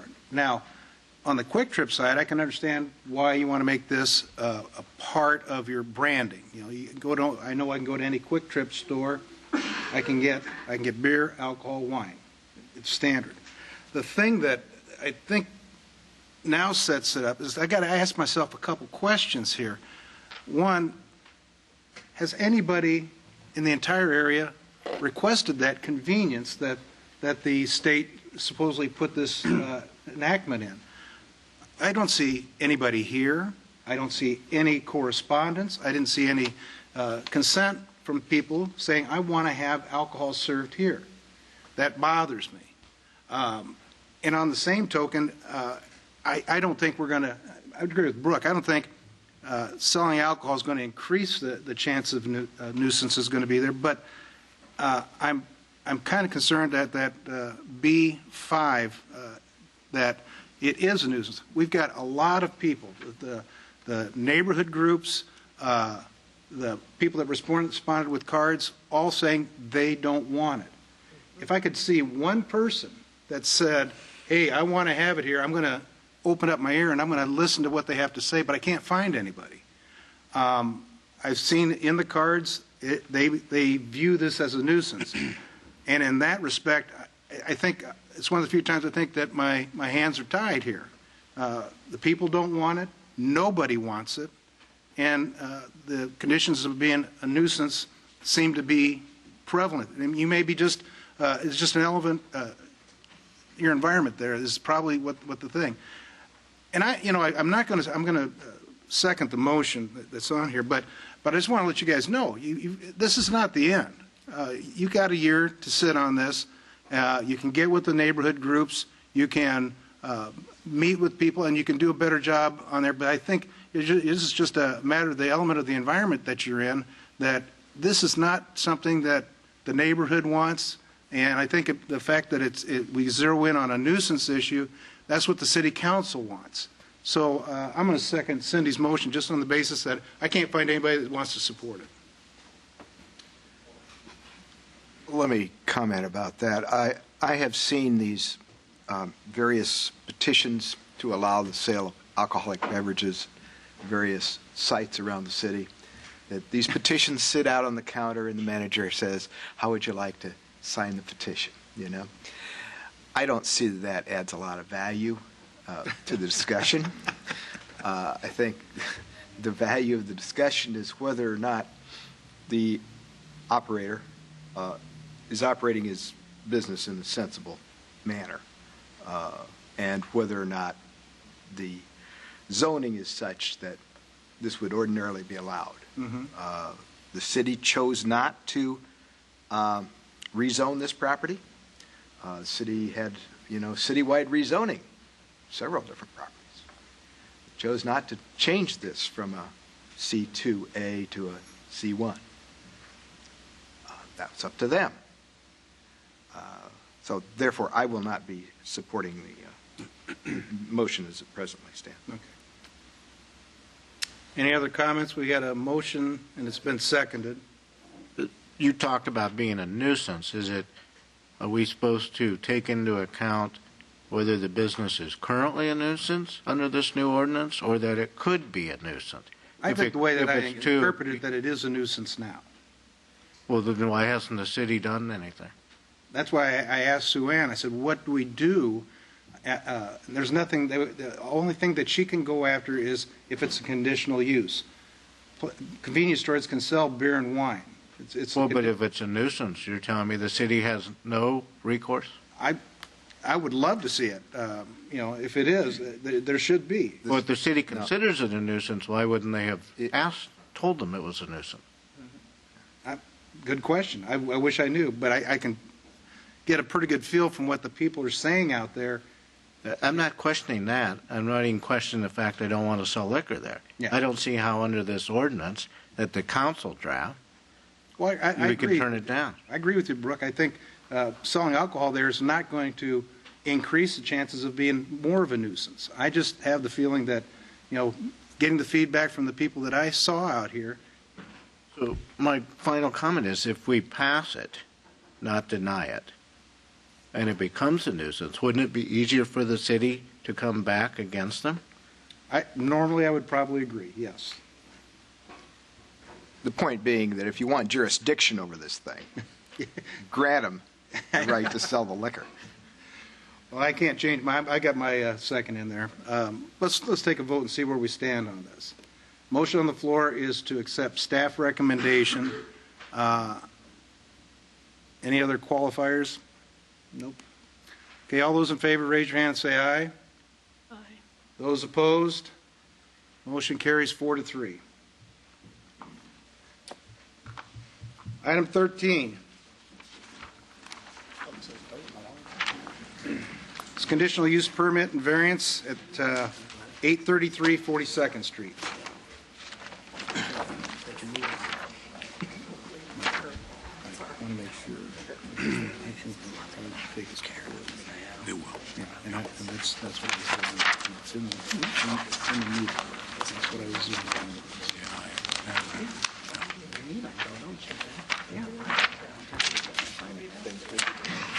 I don't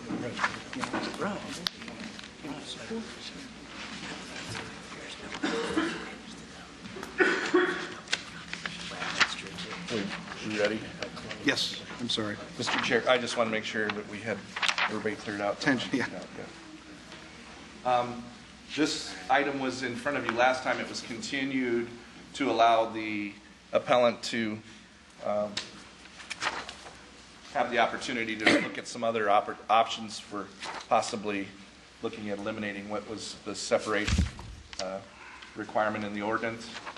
You have two appeals here.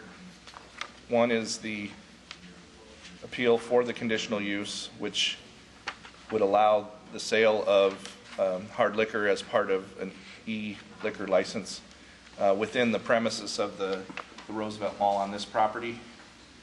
This is Chamberlain Avenue, 42nd Street, and Interstate 235. The second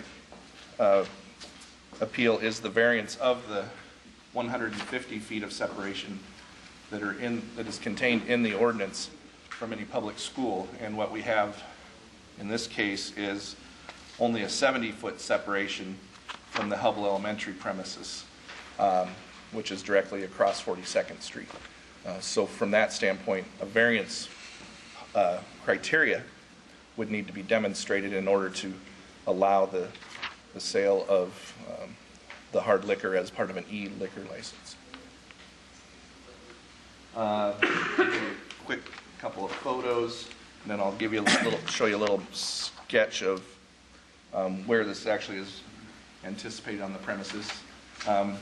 Currently, there's the cheese shop here that recently went into and the bay that's basically in question would be the second bay in from the end, and I will show you the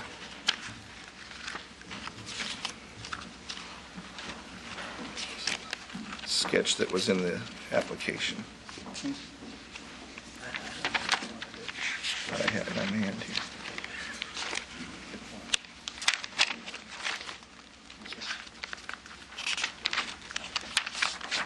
So if this is north, the area that would be in question within the building, north is to the top of the page.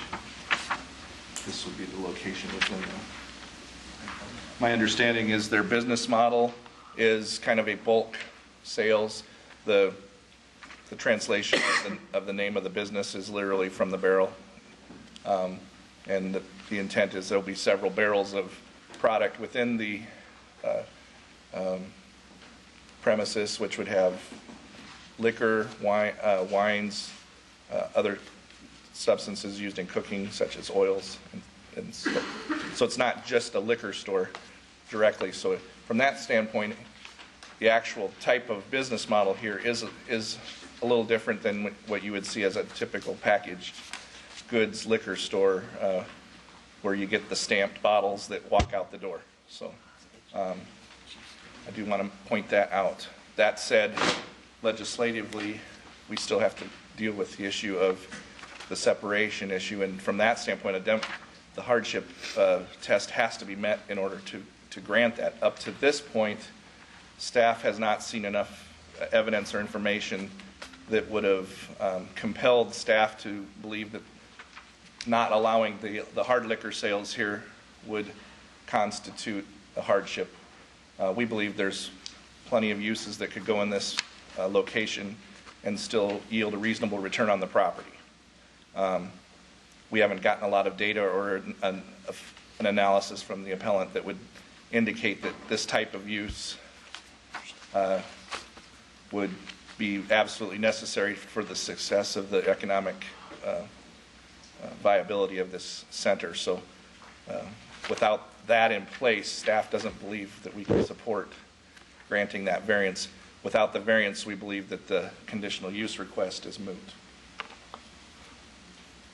Yeah, go ahead. But under the rules, as I read them, they're within 150 feet of an elementary school. Correct. That doesn't just throw them out immediately? It throws them out from just allowing under a conditional use. So they have to demonstrate both the criteria for this conditional use and then show that they also have a variance because of the situation with the lack of separation necessary. So the rule, the 150 rule of school, church, if I recall, isn't an absolute. It is an absolute, but like anything else that's absolute in the ordinance, they can ask for a variance to that. You can? Yes. Okay. And so they have to demonstrate the variance test in order to get that granted. And at this point, staff has not seen that evidence up to this point, and so we're recommending denial. Yeah, go ahead. When you made your recommendation, did you have in front of you the recommendation from 4 different neighborhood associations approving this request, and Drake University, and the Roosevelt Cultural District? Were all those? We had those communications forwarded to you, but when we analyze this, we don't go around polling the neighborhood groups. That's for your benefit, for your decision making. Yes, but didn't you kind of pick up on the inference here that the reason there was so much support that the shops at Roosevelt was pretty important to these people to maintain a viable shops at Roosevelt? And I don't know if you're aware of this, but I drive, as Mel does, I drive by this place lots.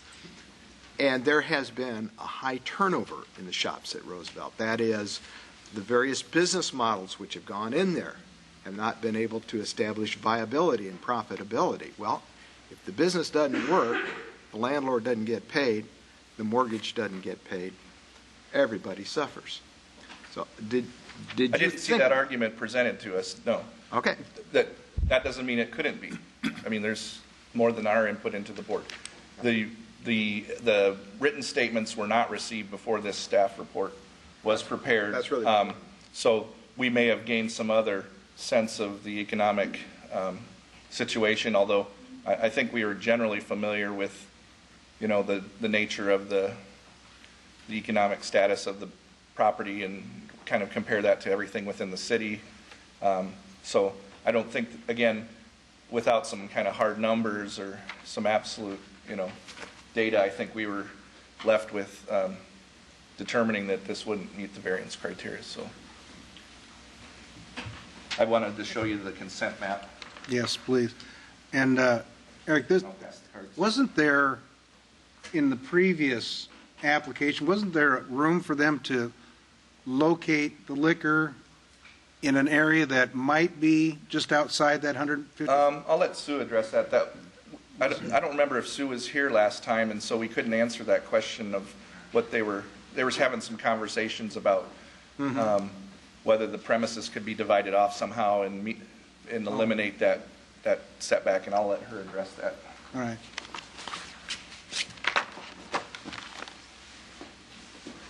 There were some discussions as to whether we could sort of create a subtenant within a tenancy and have two different liquor licenses. It's not possible through state liquor license rules to do that. A premise has to be self-contained with its own restrooms and all of the stuff that a premise would need to be a separate business, and so we couldn't work that out, although we sort of attempted to do that. It didn't work.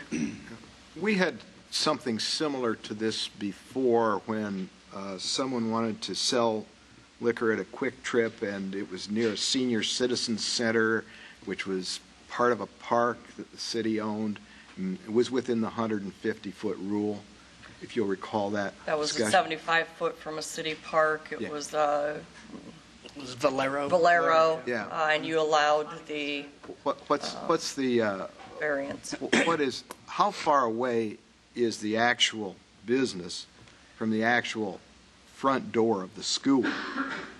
We measure premise to premise. I know that. I don't know what the distance is from the front door of the business to the front door of the school. What's it supposed to be? Under the ordinance, it's 80 feet or 150? 150 for alcoholic liquor. Is it possible in your mind that it is more than 150 feet from the site of this business to the front door of the school? I don't have any independent knowledge because we don't measure it that way, so I would not have taken it upon myself to attempt to measure it that way. All right. It is actually 75 feet from the premise to the premise of the school. If you'll look at the map that's been put up and you see where the school is located, Yep. which is really on the southeast corner of the school site, Yep. and you see where the potential business is located, doesn't that appear to you, given the size of lots there directly to the south of the Roosevelt Shopping Center and the street, doesn't that appear to you to be more than the 150 feet? It certainly could, but I can't measure it that way under the ordinance. And if we start measuring that way for this property, we have to measure it that way for other properties, and that isn't the way we measure. In order to do it consistently, we measure from premise line to premise. But we could consider it the 4 neighborhood association exception to the rule? You get to take whatever evidence and weigh it in whatever way the board deems appropriate under the circumstances. All right. Thank you. Thank you. Do we have comments? Any other questions for staff? Applicant or representative of the applicant?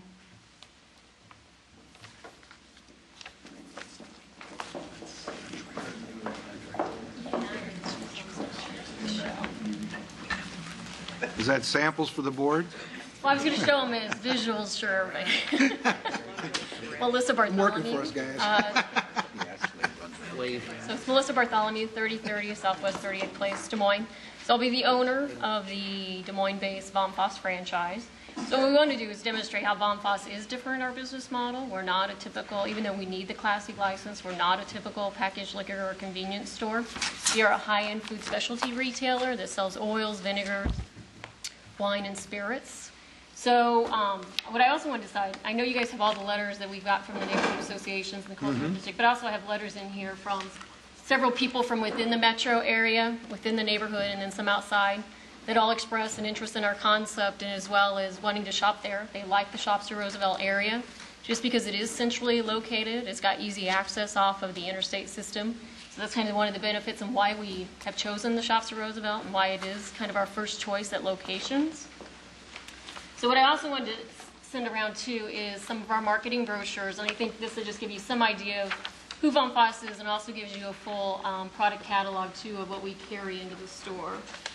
So to give you some idea, Von Foss is a German-based company. It's a franchise organization. It has 250 plus franchises throughout Europe and a handful of stores here in the States because it just came into the States in 2007 and is expanding its franchise channel.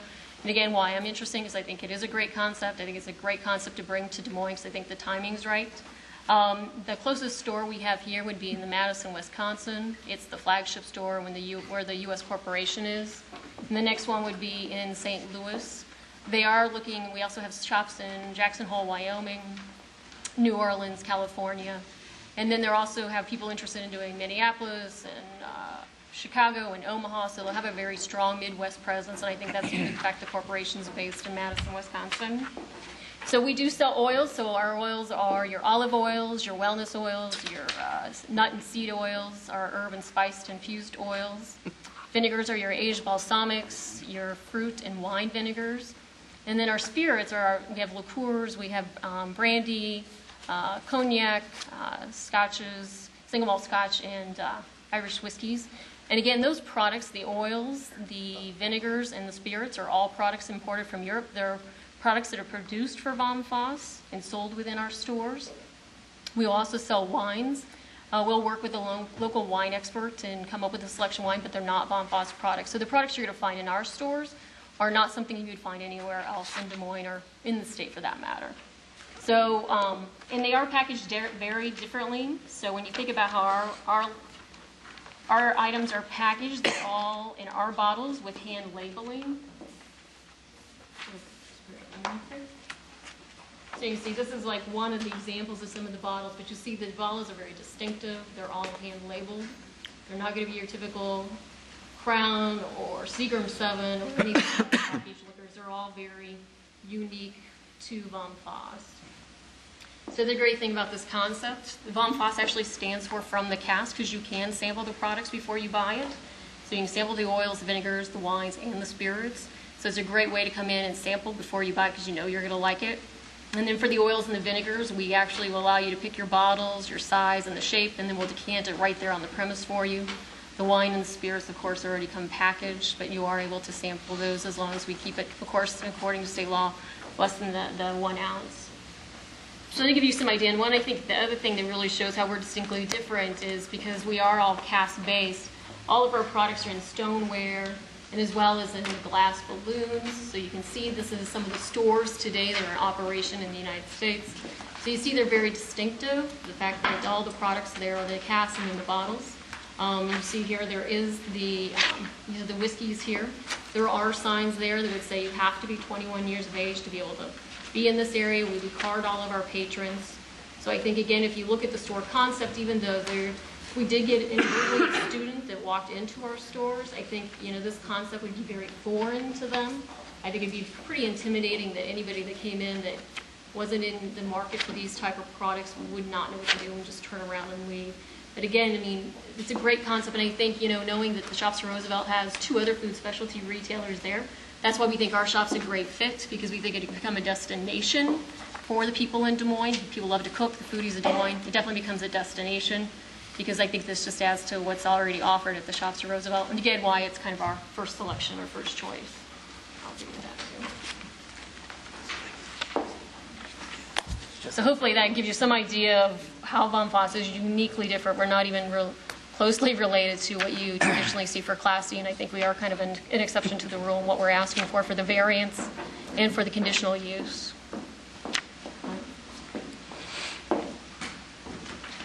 Want to take a few questions? Yeah. I'm going to jump from, I'm going to tell you, you have more than done your homework here. Thank you. I have not seen this level of support in quite some time, so you really did a good job, just Thank a you. compliment. Mel? What would the hours of your operation be? We would be the typical retail store, so be Monday through Saturday, 10 to 7, and then Sundays noon to 5. Okay, so not late nights, 24 hours, 2 a.m.? Okay, No. thank you. Any other questions? Did you, when you considered this site, what did you think about the fact that you're located across from an elementary school and a high school? Well, when we first looked at the shop, I didn't know their ordinance honestly was in place until we did more homework and research, and we got a little deeper, because we looked at a lot of areas throughout Des Moines and West Des Moines. And so we decided Roosevelt was really at the top because of the neighborhood feel, the easy access, and the co-tenancy. Then when we got further into it, then we knew that there was the ordinance, so, and it was a fairly new ordinance, and we'd have to address that, so we didn't know that at the time. When we originally were very excited about the space, and then when we got excited about space, it was hard to consider anywhere else, so. Any other questions? Thank you. Anybody else here to speak in support? I think we have one.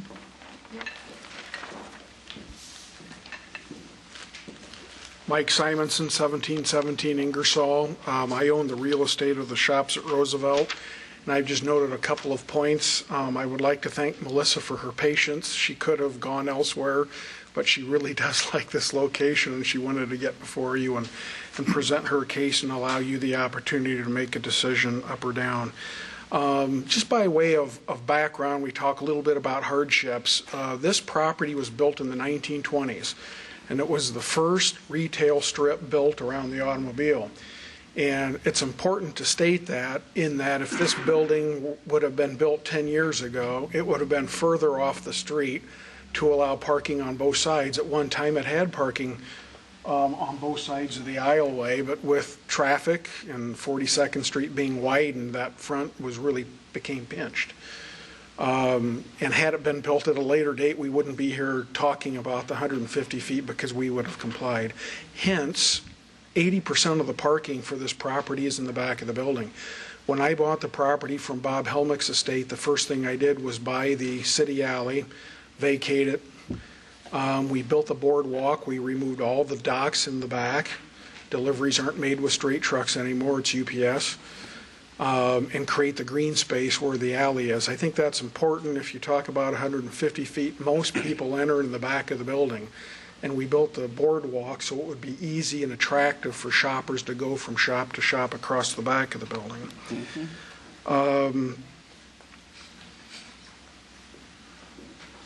I would agree with Melissa that one of the concepts that we're attempting to create is that of a foodie environment. We have had some turnover at the shops. When I bought it, it was a big loss that Reichert's moved out. They had 3 bays. We filled those bays. Those bays remain occupied. Over in this area, Adams Aquatics was there for 10 years. I elected not to renew their lease because of the damage that the moisture in that space was creating. We only have one other vacancy, and that's the spot that Melissa's talking about. I think what's most compelling about our request before you today is the amount of neighborhood support. As you know, several of the neighborhood associations work very vigorously with the city toward toughening the liquor laws to prevent the social ills that we have been discussing here today. Both Drake neighborhood, which we're a part of, and across from 42nd Street, which is Waveland, both met with Melissa. Melissa described her business. Both associations independently decided to take a position. They didn't have to do that. Both associations decided to support this project and support the variance, even though they lobbied hard with the city on the enforcement of liquor. And I think both neighborhoods recognize that this is a unique business. And I'll just, in closing comments, read one portion from the Drake neighborhood letter. They said, while we recognize and support the City of Des Moines ordinance regarding separation of Class E liquor licenses from schools, we do not see FUMFOS in any way detracting from the safety of the students. The liquor sold is also of a type and style not commonly found in the neighborhood. These facts have convinced us that FUMFOS is different than any other store holding a Class C liquor license and deserving of a variance. Our support is based on a unique set of circumstances. Finally, on an anecdotal note, my mother's German. I have cousins in Frankfurt, Bremen, and Gießen. They shop at FUMFOS. And it was kind of fun for me to be able to email and say, Des Moines, Iowa might get FUMFOS. So I'm certainly available to answer any questions that you might have. Brooke, are you C2? We are neighborhood pedestrian with a C2 underlying. And to answer someone's, I think, Tom, your question about 150 feet, yes, we would easily exceed 150 feet from building to building. And I did speak with Sue Ann. We are actually 112 feet as measured from the property line of Hubble to our building. And I drew a green line just so you can see what 150 feet looks like. So we're asking for the difference between 150 feet and 112 feet. Since you're the building owner, if I can just take this opportunity, I live in Beaverdale, so I drive up and down this quite a bit. I never knew there was parking in the back. I mean, I could just be totally like this maybe, but I didn't know there was parking in the back. So when I drive by there and see the parking in the front, I think, oh, phooey, and I just drive on. So at least now I know, but do you have signage or anything? Or maybe I'll start telling people. Please start telling people. I will. You just have to look at the Des Moines Playhouse. No parking here. Yeah, no park here. There's no parking, no parking, no parking signs all over. I've not seen anything that encourages parking in the back, but I'll pay better attention. Thank you. Any other questions? Thank you.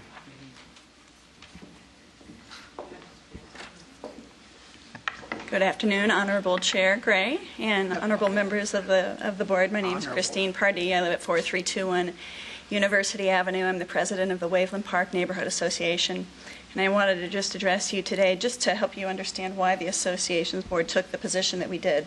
Because frankly, when we first came to learn about this very unique business, number one thing in our mind, an ordinance just passed. So how are we going to, So one of the first things that I did, obviously in considering the language in this ordinance and what it concerns, is to reach out to the principal of Hubble Elementary, Tim Schott, and visit with him about this opportunity and ask him if he'd be willing to consider this or take a position. Tim took a couple of days and got back with the Waveland Park Association because, frankly, if we would have had opposition from him or strong discouragement, it would have been highly unlikely that our association's board would have even probably entertained a presentation. But that was not the case. Tim Schott chose to remain neutral and neither support nor oppose this. Probably no surprise there. But we had Melissa Bartholomew attend our board meeting. We publicized this to our neighborhood association membership, put it on Facebook, try to get folks to come and listen to what she had to say about this business. And the board, chose based on what we came to learn that it wasn't perceived that this was a pop-up liquor store or kind of the ordinance. Maybe in this circumstance, it wasn't a one-size-fits-all kind of thing, that this was a really unique situation. And so the Waveland Park Neighborhood Association did choose to take a position on this. We are requesting your consideration and support of FUMFOS at this location because we think it's unique, and we don't think it fits exactly with the intent of what the law, what the premise of that law, why it was passed. So, great. Thank you. Any questions? Thanks, Christine. Anybody else here to speak in support? Anybody here to speak in opposition? Any last questions for staff? Hearing none, we'll close the public portion and go to board decision.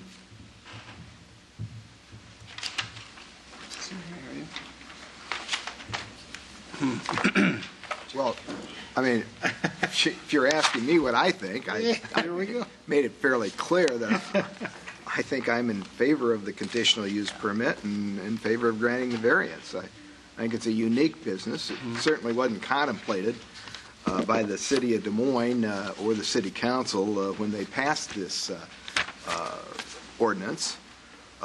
It is a situation where physically it complies with the ordinance, except for the fact if you go to from property to property, it doesn't technically comply. Pretty clearly, the grade school kids and the high school kids are not going to be allowed in this shop. Well, and it might be out of their price range, too. The one of the cards that I saw. Yeah, they were called something else, weren't they? Objecting to thugs. Kind of. Which they're not. Well, it sounded to me like the person wanted to close Roosevelt. Right. But I'd be in favor of granting the conditional use permit and granting the variance as set out in the application. I think that's a form of a motion. I'd make a motion to do that. And can I add to that the 4 conditions that staff has been putting on all the other conditional use permits? Yes. Okay. You get that, Bert? Oh. Motion is to allow it and add in the 4 conditions. Yes, sir. Before you hold the vote on this, may I have a brief word with Mr. Clayton? Yes. You're in trouble.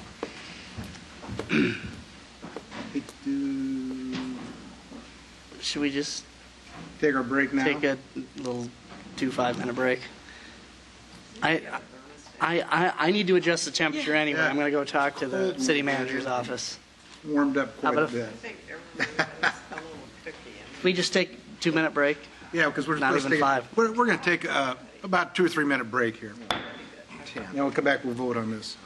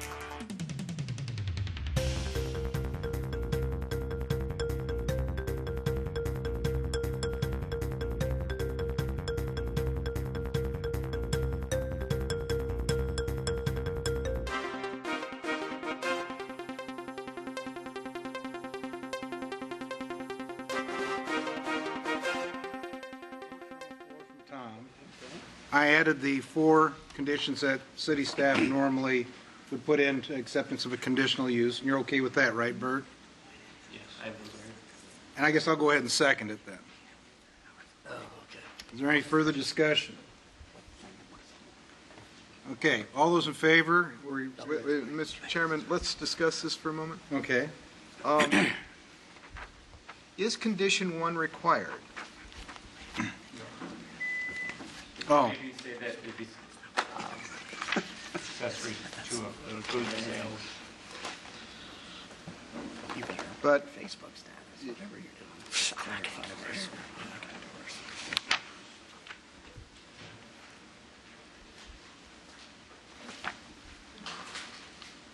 is the 60/40 rule still existence as far as this kind of a business? Yeah, if it would go over 40%, then it would be considered a liquor store. Okay. So it might not hurt to put a condition in there that limits it to 40%, just to ensure it's still considered a food sales establishment. Well, they'd have to come back. They'd have to come back. Would be a liquor store. With the movement agrees to the amendment, except we will take out the gas station, convenience store, and turn it into food sales. The applicant, you see what we're doing here? You okay? I need to have you up here for a second just so we can hear it.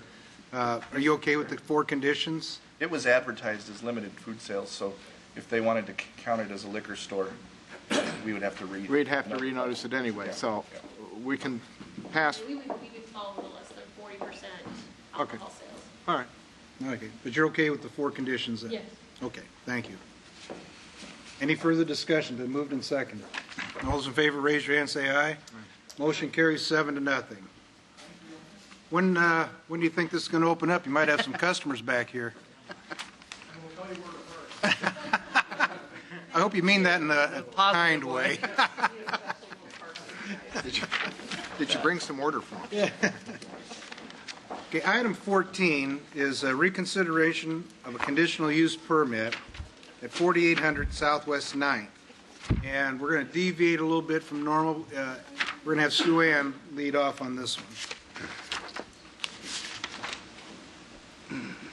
Chairman Board, I believe that the appellant may have a statement or a request for continuance he wishes to make before we present evidence, and I would like that heard before we get into a long presentation and waste time with that.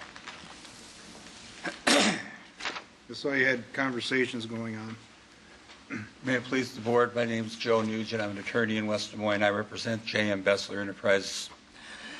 We were handed, during the course of the earlier hearings, a copy of what the staff is going to be introducing to the board. There is one exhibit that did not get to the staff till this morning at 8:37.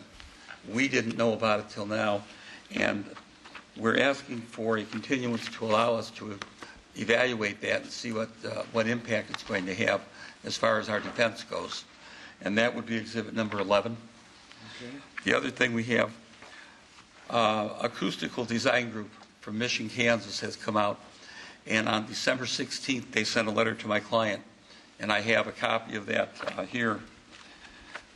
We believe that they have come up with a type of solution that would work. We've talked with Ms. Donovan about it, and I have talked with the Grosier Technical Systems, which is located in Massachusetts. Mm-hmm. It is a system that would allow them to electronically limit the sound output of the equipment of the band. And I talked with the gentleman. They have a long history of making this type of equipment for larger venues. But he quoted a price to me to make it for this size venue, and my client has authorized me to approve it. The other thing that we're doing, asking for the continuance, from now on, my client, the owner of the company, will be there on Saturday nights. The gentleman that has been there will not be there Saturday nights, and my client will see to it that the noise is kept down. Well, there's the person you need to convince. If you can convince her, then it makes our job a lot easier. But I'll hear what Sue Ann's got to say on the continuance. Frankly, we would object to a continuance. The information did come to us at 8:32 or whatever this morning. It is in your packet that was handed to you, so the packet of information mailed to you is slightly different than the packet you have in front of you, and it includes this email from one of the neighbors. I don't believe that it substantially changes the defense. It is simply another piece of information that shows that there's an ongoing nuisance with the sound out there. I don't know what they would have to do in order to prepare more for a defense. That was our whole contention, is that there's ongoing sound violations that are creating a nuisance to the neighborhood. I believe there are other people here that would wish to speak to the continuance portion of the motion before the board at this point, and I would like them to be heard on the continuance. Okay. As far as working out a plan for noise control, I don't have any problem doing that. That would be a goal that we would want to do, is to see some sort of balance between sound emitting from the building and the concerns of the neighbor in order to allow this business to maintain its existence at this site. But it has been an ongoing long-term problem with previous tenants and then this occupant that's in there now. So I think we should do the continuance part first and then maybe discuss what we would do if the board wants to hear it or wants to continue it. Okay, Can I ask just one clarification? Sue Ann, was when we initially granted this conditional use permit, was this that Bella Noche thing with the young couple that was starting it up? Yeah, it was Okay. Bella Noche, and as Right. part of their presentation to you, they assured you that it would be a adult a venue lounge. with a lounge and no Right. live music. Okay, And then right. they transitioned into live bands, which then Okay. started this whole noise Okay. condition. All right. Another bar went in for a short interim, and then the Thirsty Sportsman went in and continued live bands. And so it's just Okay. been an ongoing problem, and it is part of the problem is the construction of the building was not constructed in order to tamper down sound or control sound, and so you have basically a flat roof with no sound barrier and vents that go up, and the sound just goes up through the roof, and then it bounces off that retaining wall and goes right up into the neighbors. So and it's just a problem the way it's operated at this Right. point. Okay. Thank you. I understand there's a few people here to speak in opposition. You raise your hand, let me know if you're here to speak in opposition. Just two of you? Okay.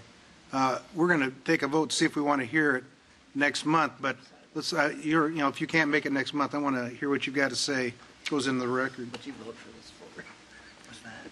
Why did you vote for this? My name is Connie Laverenz. I live at 936 McKinley Avenue, Unit 6, Des Moines, Iowa, 50315. I purchased my property in 2005. At that time, my neighbor behind me was a Salvation Army. They moved out, and permission was granted by the zoning board for this to become a bar. I would have never purchased this property had a bar been in my backyard, 75 feet from my kitchen window. I feel that this property was misrepresented. For several years, I battled with the location when it was the Bella Noche. They finally left. Peace and quiet was restored for a brief period. The Thirsty Sportsman opened up and started having bands playing once again. I'm back to living with this thumping bass, people yelling on microphones, drums pounding so loud my dishes vibrate, pictures on the wall vibrate as well. Starts at 9:30, usually doesn't stop until 1 a.m. in the morning. There have been nights I can't sleep, have to leave my home, go to friend's home, drive home at 2 o'clock in the morning. I brought my case numbers.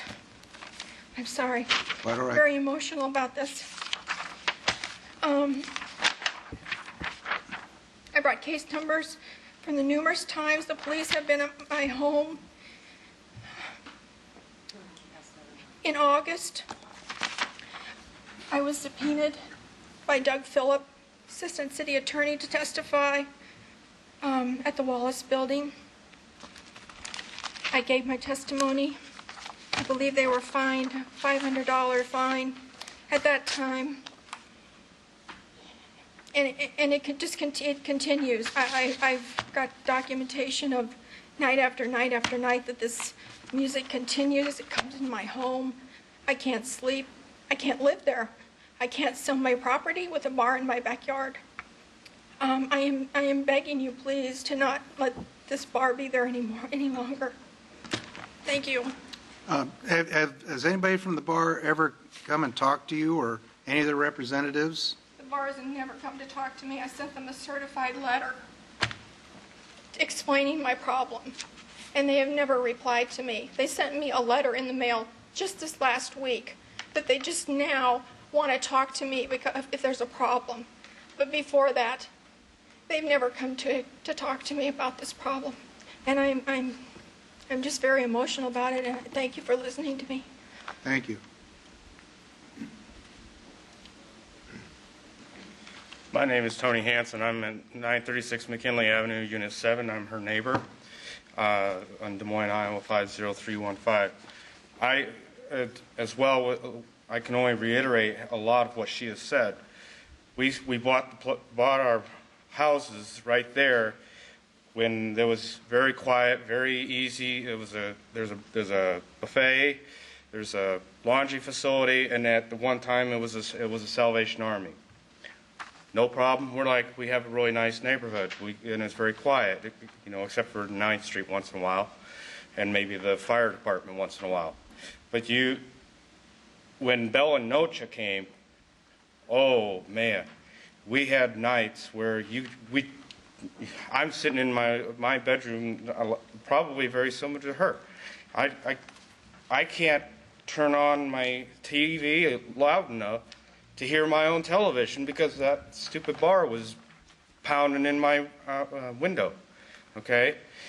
And when they stopped, we were like, oh, we've got peace and rest, and we had peace and rest, and then the band came back, and it's right back in our kitchen. It's very hard to entertain when you're trying to dampen out this. I'm sorry. Don't mind the drums. Don't mind the guys yelling around, obscenities or whatever is going on. So I can only reiterate what she has to say. Okay.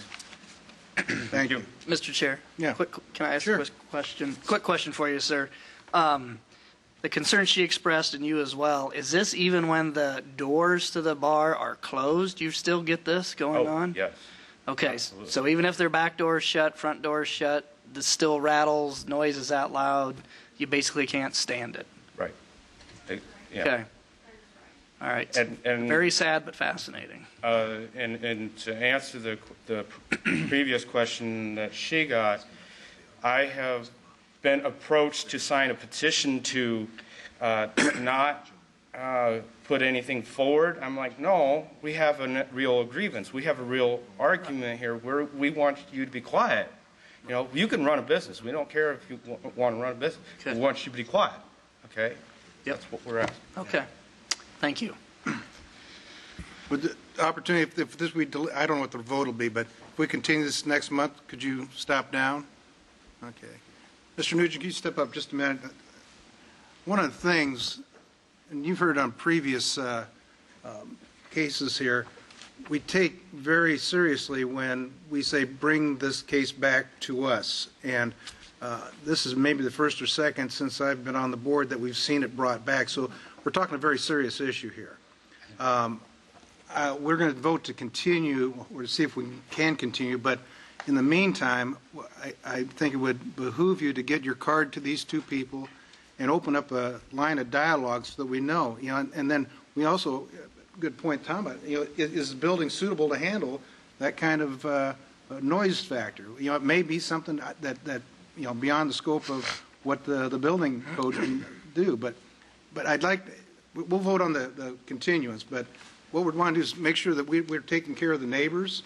And if Sue Ann still feels that it's not within what the scope of what we originally gave conditional use permit for, we may have to revoke it. So, one quick aside for you: the acoustic engineering came up with 3 alternatives to address the problem.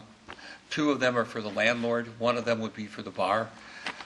I know that the landlord is pursuing both of the alternatives that were given to her for the building. Mm-hmm. And we're addressing the one to electronically control the sound level coming from the instruments. I think you've heard it's not, what's going on now is not a workable solution. So I wouldn't argue with you. Okay. Motion or request is to continue this to, would the January 25th meeting be enough, or do you need more time? Or I think we're going to need at least 30 days because we're dealing with people that have to design the equipment for my client. I don't know how long it's going to be. Will live music discontinue? I know she has one estimate right now for the membrane on the roof. And that's If you're talking, I need you up here. That's going to be over $52,000. Okay. If I may request that the board grant a continuance, should they grant a continuance, that no live music be playing during the interim of the continuance until they can get the equipment established and installed and calibrated by their engineer in order to make sure that this isn't an ongoing problem for these poor people during the continuance. I think that's fair. And that before live music is allowed, the city's inspector comes out and listens to the result of all of this technology. That is fine. I'd be more than happy to go out and listen. My fear is that we're going to get the technology in there and that the building still isn't going to be able to contain the sound, especially the bass, which has a separate frequency. And then at that point, we're going to still be putting a roof structure on in order to I'm willing to allow them to try the steps, but I don't want live music playing while it constitutes. And that may be Mr. Nugent's conclusion, that it's just, financially insane to pursue this at this location. And that's also, they could have a bar without music, and we'd probably all be fine. Okay, Mel?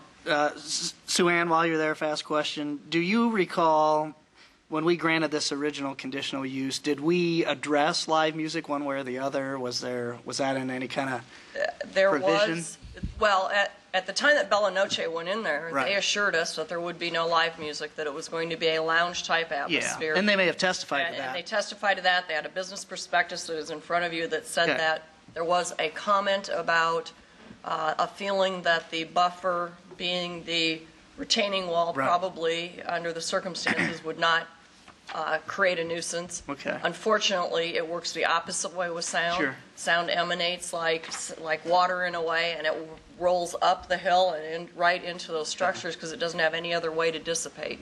But at the same time, under staff recommendations or any provisions we added, did we or not specifically say no live music? No, you did not. That All right. wasn't before. We just determined that based on the description they gave us, we didn't feel it would be an undue hardship for the neighboring residents. Based on the Testimony and the conditions given we to were us given. at the time. And I remember that testimony well, so, okay. It did say, if you look at the order, it's for tavern use, and to me, a tavern is much different than a nightclub. Yes, okay. Yeah, lounge is what I always had in my head, so, okay, thank you. Mr. Chair, I guess I'm going to just vote against the continuance. I don't see how we're going to learn anything different in 30 days than what we're going to learn today. If they want to go back and do all of that and come back before the board and ask for something, but these people have been living this way for years, and you read these police reports. I mean, the police were out there. The policeman says, I went up to the apartment, up to the townhouse, and it was shattering the noise. And I mean, the landlord knew this, the people who ran this bar knew this, and they did nothing. These people have been doing this for years. I mean, you look at some of the dates on these, and it goes back for several years. Enough's enough. Stop it. So I'm not going to support a continuance. Okay. Mel? Whether they would make changes or not, could we just say, hey, where they're going to, just like what Linda's saying, can we just revoke the conditional use permit unless it's amended today and no live music's allowed? We'd have to hear the case all over again. We'd have to hear it all Yeah. over? Okay. And he's got some information that he just got. Okay. So Okay. that's the only reason I would say. All right. But I think if we put the stipulation, no live music. Until we rehear everything. Until Okay. we have a solution. So quid pro quo here a little bit. Yeah. If we're going to give him a continuance, he's going to back off until he provides evidence. It's not And going to if be a the problem. evidence doesn't match what Sue Ann says, then it's going to be Sue Ann's determination that it does constitute a nuisance. And if they can't produce something, then we don't even hear it. It's just over and done. Got it. Okay. That makes sense? I have a stinking feeling that that's going to be the case. Okay, let's get the ball rolling on this. I'll make a motion to continue this to the January 25th meeting. Provided that no live music or, any music that would, any music. Right. I want to go back to when we did this, it was supposed to be a tavern. I would say no amplified music. Thank you. A that's jukebox a- may be yeah. okay, but no amplified DJs, no amplified music, Okay. no sound Got it. systems, no. Got it. Thank you, Sue Ann, that's right. No amplified music. Okay? There's a second? I'll second. I'll second it, but it has to be with the consent of the applicant. You're good for the continuance?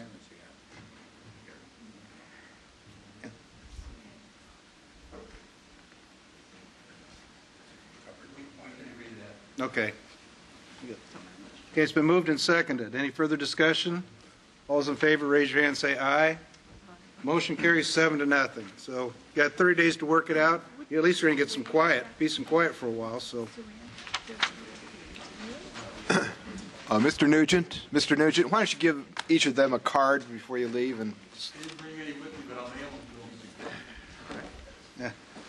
And I'd get their email addresses too. Item 15 is an exception and variance at 15 East Watrous. Yeah, outside.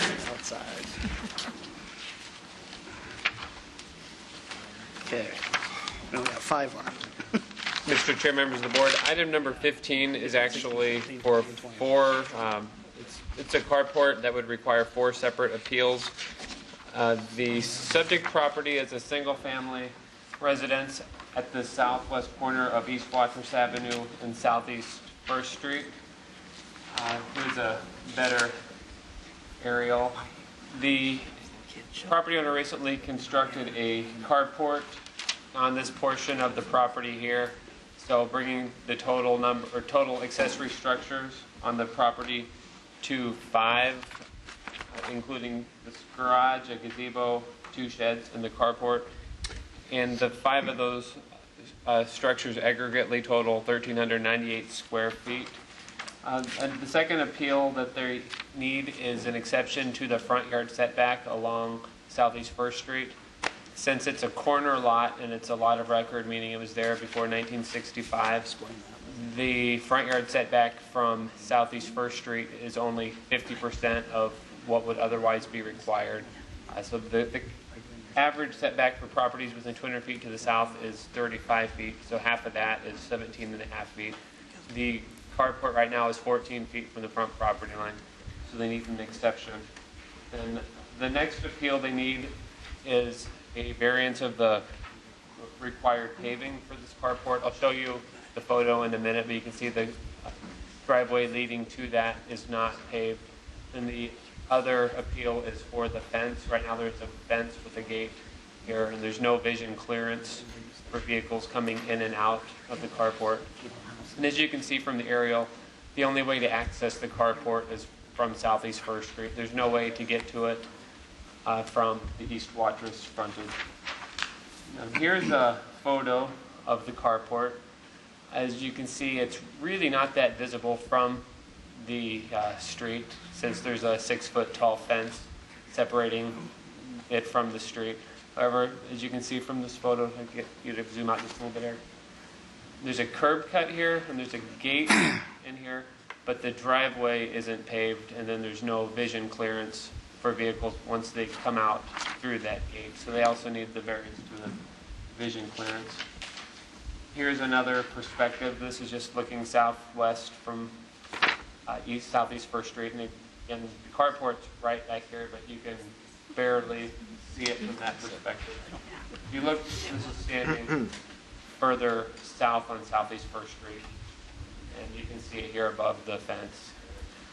You can see the house adjacent to the south that would be within their view shed when they look out to the street. Just another photo of the carport behind the fence.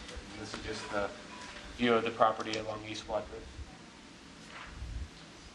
The consent map shows 3 cards came back in opposition, 2 in support, and those cards are going around right now. Staff believes that they've demonstrated the criteria necessary for granting the 2 exceptions, and those exceptions would allow the carport to remain where it is, and it would allow them to exceed the maximum allowed 1,000 square feet of area for accessory structures. We just don't feel they meet the criteria for granting the 2 variances, which again, one, it would be to not pave the driveway, and 2, to have no vision clearance for the driveway as it comes to the approach along Southeast 1st Street. So we've recommended denial of those variances and then approval of the exceptions, subject to 4 conditions. 1, that the carport be in compliance with the building permit. 2, the accessory should not be used for a home occupation. 3, removal of any solid fence over 3 feet in height that is located within the 15-foot vision clearance triangle setback. And then 4, any area between the carport and Southeast 1st Street shall be paved. So, any questions? What is the carport used for? I believe it's just used for storing one of the vehicles. I'll let the applicant address that. But it doesn't, from that photo you can see that it's probably not accessed all that frequently. You can see where vehicles have driven over it, but it's not, there's still grass growing there. As you look at your recommendations, your recommendations, just leave this picture up, would mean that you would take down the 6-foot fence and put up a 3-foot fence there, including the gate would be 3 foot. And wouldn't that visually pollute the neighborhood more than it currently pollutes the neighborhood? I see your point. I guess, but from the safety aspect, we felt that the fence might not be in its current position. There might be a chance to move the fence back, so it still separates the street from the carport, but it's just outside of the vision clearance. So I tried to, I don't know if it shows up on your monitors, draw that triangle on both sides of the driveway. But wouldn't a more sensible resolution of the matter be that you take down the carport altogether, and if you want to build an additional garage, come to us with a garage proposal that fits in with the neighborhood, rather than build these odd structures that are blocked in by a fence. I can see your reasoning. All right, thank you. Bert, do we have any sidewalks for pedestrians on either side of Southeast 1st Street there? Not in this area. Okay. There is a sidewalk on both sides of East Watrous. Right, but none down here. Okay. I see what Tom's saying about the fence, but I'm also looking at a couple of the cards where, the one lady says, she can't see her kids, and there's no sidewalk, but it says the fence blocks the view, too close to the street and too much over the square feet allowed. Here's this one. I have to look at it. My front windows, it has no place. There's one about schools, about the kids walking. This structure blocks my view from my front porch to see Watrous Avenue. That was on, these are all of the addresses are Southeast 1st. I think the one This one. about the porch was not this house, but the next house to the south. But I guess we did take that into consideration, but zoning would allow them to be within 17 and a half feet of this property line, and they're 14 feet, so it's really only 3.5 feet closer to the property line than it's allowed anyway. So we. And on a related question, the fence itself, just as it sits without a carport, without a gate, would the fence be in compliance with height? Yeah, the fence is allowed to be 6 feet in height. Okay. It's a corner lot. Okay. And the zoning would consider this to be a side yard. So as long as the fence isn't any closer to East To the Watrous front than yard. the house, Right. it's allowed to be 6 feet, and it is. Okay. And the fence actually is angled here at this corner to provide the Okay. vision clearance for this. To your knowledge, was there a permit taken out when the fence was built? I am not sure. From Okay. the photo, it looks like the fence has been there for quite some time. Okay. Well, been there a while, not 40 years. Right. Okay, all right, thank you. Any other questions for staff? Thanks, Bert. Applicant or representative of the applicant?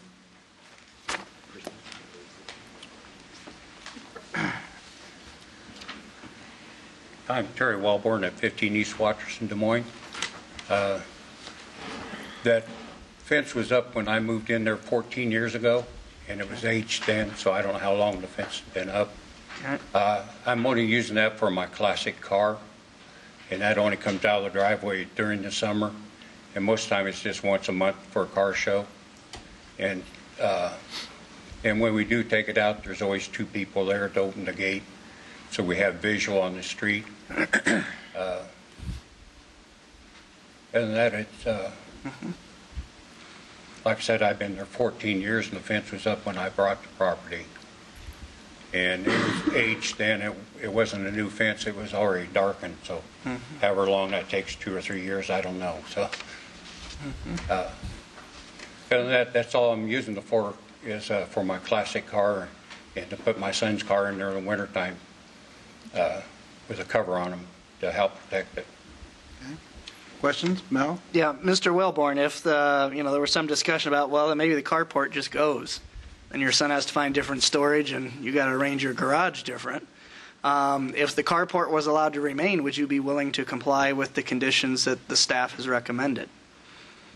I'd be willing to pay that out front, but I don't see any reason to take down my fence. It's not like I drive in and out there every day.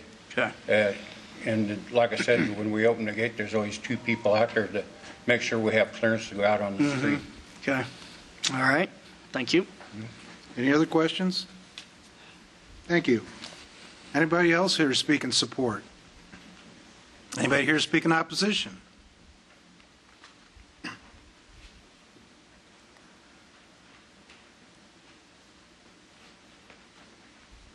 Chairman, board members, I'm not sure how this works here. The top picture, I'm at 4010 Southeast 1st Street. Oh, it'll help if you tell me who you are and where you live. Oh, I'm sorry.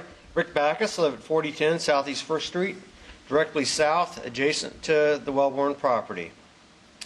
I'm in a unique situation. My house actually sits sideways on the property. You're looking at it there. The larger picture window is on the side of the house, and the main door is on the side. If you look at the number 2 picture, that is a picture looking out of my front living room window. I should say the large picture window there, directly onto that structure.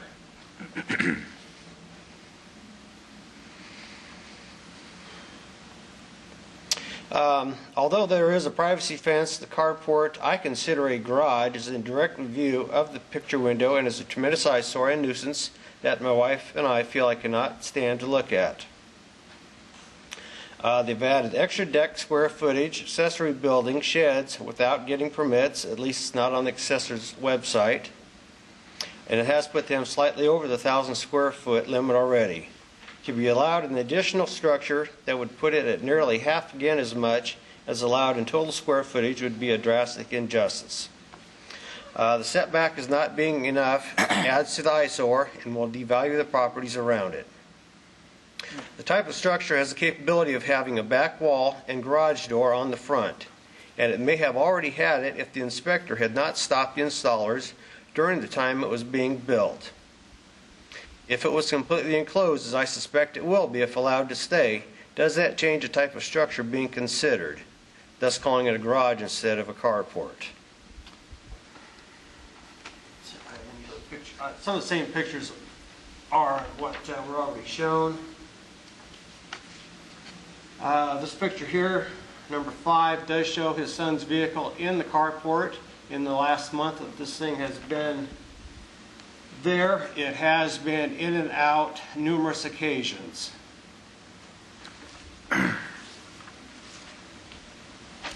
Picture number 8 is actually from my mother-in-law's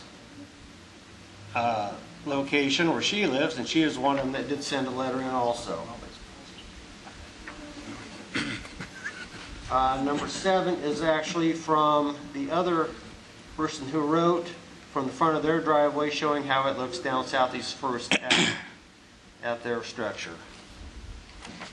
My wife and I have lived there since 1990, and the Wellborns moved in 1999. We'd like to know if there's any conditions that pertain to the grandfather rules, who has rights first of any viewing there.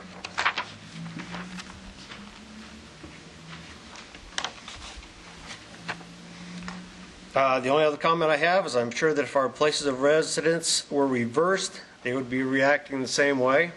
And I want to thank the board for this consideration. Mr. Beckus, did the carport was the carport just built? A month and a half or so ago. Okay. My mother-in-law was there watching it being built, called my wife while she was at the doctor for the day. And my wife came home and seeing that was being built, and immediately called the zoning board and demanded that the inspector come out. The inspector came out fairly soon and put a stop to whatever condition it's in right now, I believe. Mm-hmm. Was the gate always there? Yes, the gate Okay. was there. And that 15-foot angle was something on the fence on that corner, is something I made the previous owner put in for my view also. You just asked the previous owner nicely to do that, right? I went into the city and asked what my just teasing you just a little bit. It's probably a good requirements were Sure. with my concerns of backing out Okay. and the safety there. Yep. With a 3-foot drop in that fence, I think that would be more of an eyesore also, looking at that structure in their backyard. Any other questions? No. Thank you. Anybody else here to speak in opposition? Mr. Wellborn, you got 3 minutes to close, or?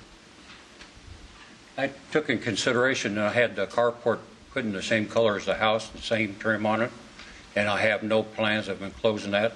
I bought it as a carport, not as a garage. It'd make it too hard for me to get in and out of.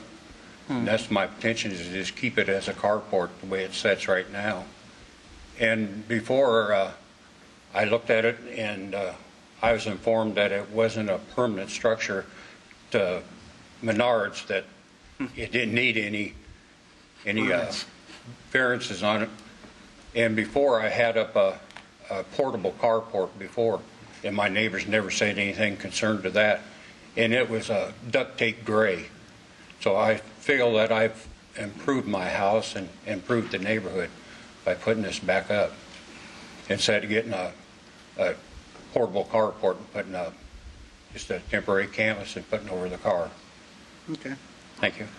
Mel? Mr. Wellborn, can you help me with a couple questions since you kind of brought this up? Yep. So this current carport's only been here a month and a half or about? Yes. Okay, but before that, you had some other structure that you built yourself? No, it was purchased from Menards. It was just like a portable carport that just had canvas up over it. All right, so your car has sat, relatively speaking, your old car sat outside for a long time, but... No, I just purchased the car. Oh, so you just purchased the car as well? The classic car, yes. Okay. I had my son's older Mustang in there before that he had did a lot of work to. Does your son reside with you? Yes, he does. Okay. All right, thank you. Any other questions? Thank you. Any last questions for staff? Hearing none? Yes, I have a question for staff. Bert, tell me about carports. If you buy just a carport at Menards, I know it's going to be large enough, you'll still need a permit. What does it take to be able to properly secure a carport in the city of Des Moines? You'll need to have some sort of foundation system to be able to fasten it down to withstand some sort of wind loads or something? Okay. It has to be proved that it's been engineered to hold so much snow or weight load on the roof as well. And does it have to have then paving under it or a solid base that it sits on? No, it's just got to have something to anchor that down. Okay. Is it advisable in the city of Des Moines to allow carports? I mean, it appears whenever we see these things, they're kind of a hassle. I don't think people put it on their neighborhood association brochures. So Does this meet the requirements? For building code, I don't know that it necessarily does. They might have to do some. It would be a condition if we were to approve You it. may not have put it in a foundation Right. and If then. they buy it at Menards, I'm guessing it was engineered to hold the snow and the wind, but maybe not installed correctly. All right. What would it be? Would it be better if this were moved, maybe back more toward the owner's backyard, closer, so it's out of view of the neighbors? I mean, since he already owns it, but I mean, it's kind of out of the owner's view, but it sure does, impede the view of the neighbors. What if we just said, okay, if you want it, but move it into your backyard? Yeah, that would be a compromise. The zoning, since it's a corner lot, only requires a 17.5-foot setback.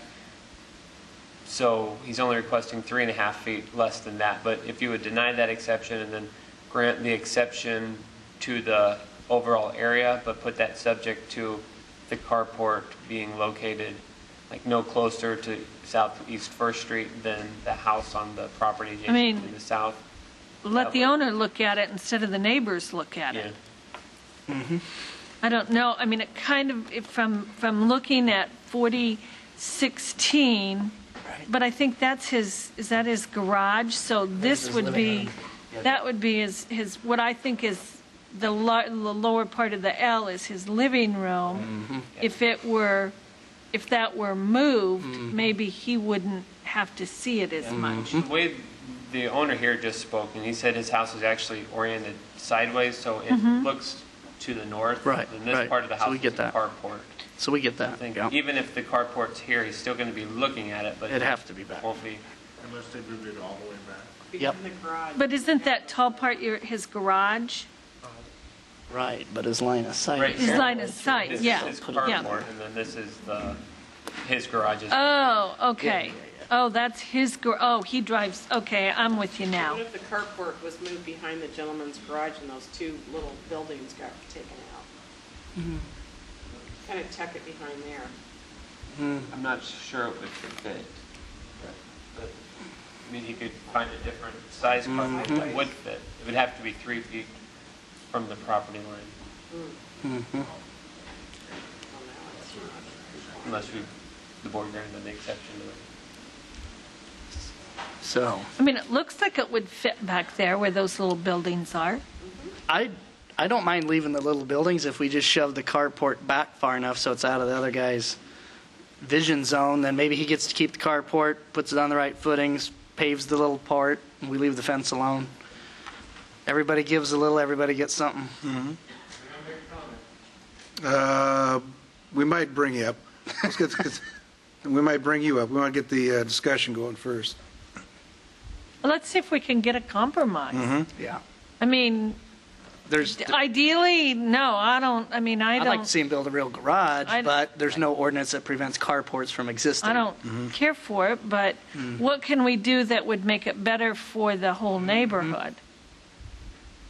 If it's set back far enough, you wouldn't even see it anymore over the 6-foot fence Yeah. from the street or the other So front yard. I would like to hear from the neighbor again. So I'm hearing that we might have a compromise in the works here. Okay? That makes sense? Possibly. First of all, Mr. Wellborn, could you step up just a second? You've heard the discussions going on here, and I don't know where we're going to end up with this, but is there some latitude on your part to move the location of the carport?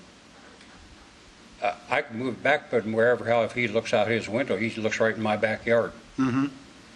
Well, you've heard this side of the table. They're looking for a compromise here, so. As they told me before, I was looking, the inspector out there told me I had to have 17.5 foot back. I'm at 14. Like I said, I can move it back. It sits on blacktop right now. That is a paved area back there. And I can move it back where he wants it, but no matter where I move it, he's going to look in my backyard. Okay, we're just trying to find a compromise, but I just want to make sure it's okay with you. And I'm not technically anything when it comes to buildings, trust me, but is there any way to lower it so it's not so tall? It's sort of, I The can sides see are it's, only 6 foot on it. Gotta have room to stand up to walk into it, get in your car. Just seems Some of us do. big. Okay. Tall. Mr. Backus, now it's your turn. If you'd come up here a second. Thank you, Mr. Wellborn. I think we're getting close to something here. I do have a compromise, and I did take a picture of this particular area of his property, only because he had commented. I mean, we're basically friends, but we don't speak a whole lot. Okay, that's good. But good start. If you look on this side of this garage here, he had originally commented from the last year that he was considering putting a garage next to this existing garage on this side, which would be accessed from his driveway. Ooh. There is a privacy fence from here to the neighbors on this side. I don't know how That's close pretty, that would be to I'd like it the better, but that's tight. existing garage, as far as fire safety, how close that would end up being to the property line on that side. But then you would have your setback. It would be out of my line of view. That would definitely be something I could live with. Okay. Now, in case that's not good, let's go back to this other one. I'm with you. I think this is a good compromise.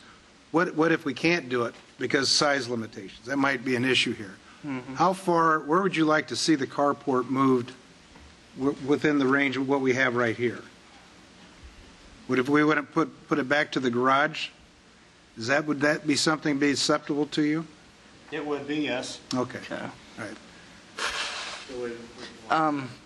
Can we ask him to put those pictures he had out his picture window up again? Yeah. Well, you haven't passed them around yet. Sir, pictures? Yeah. Yeah, can we have you put those pictures up of your view outside of the picture window? Because you got to leave those with staff anyway.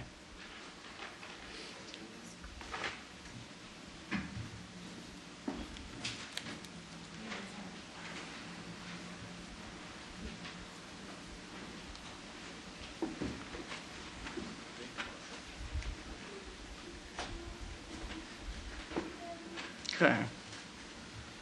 All right. And in the upper left, point at the window in the house of where you took the photo. That one. Okay. Okay. So if his carport was even with the front edge of your carport, that wouldn't spoil your view out your picture window then, would it? No, it would not. It would be back far enough, pretty much. Okay. I suppose looking at that number 2 picture, looking out of the window, Yep.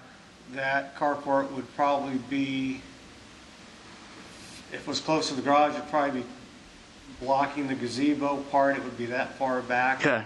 Would not be a problem. Sure. Okay. Great. Okay. We can see that gazebo in the aerial photos. I'm not sure the Yeah. distance right there. We can see the gazebo in the aerial photos, so we can see how that line works. Okay. Okay. That's all I needed. Thanks. Thank you. Once more, Mr. Wellborn, you got a second?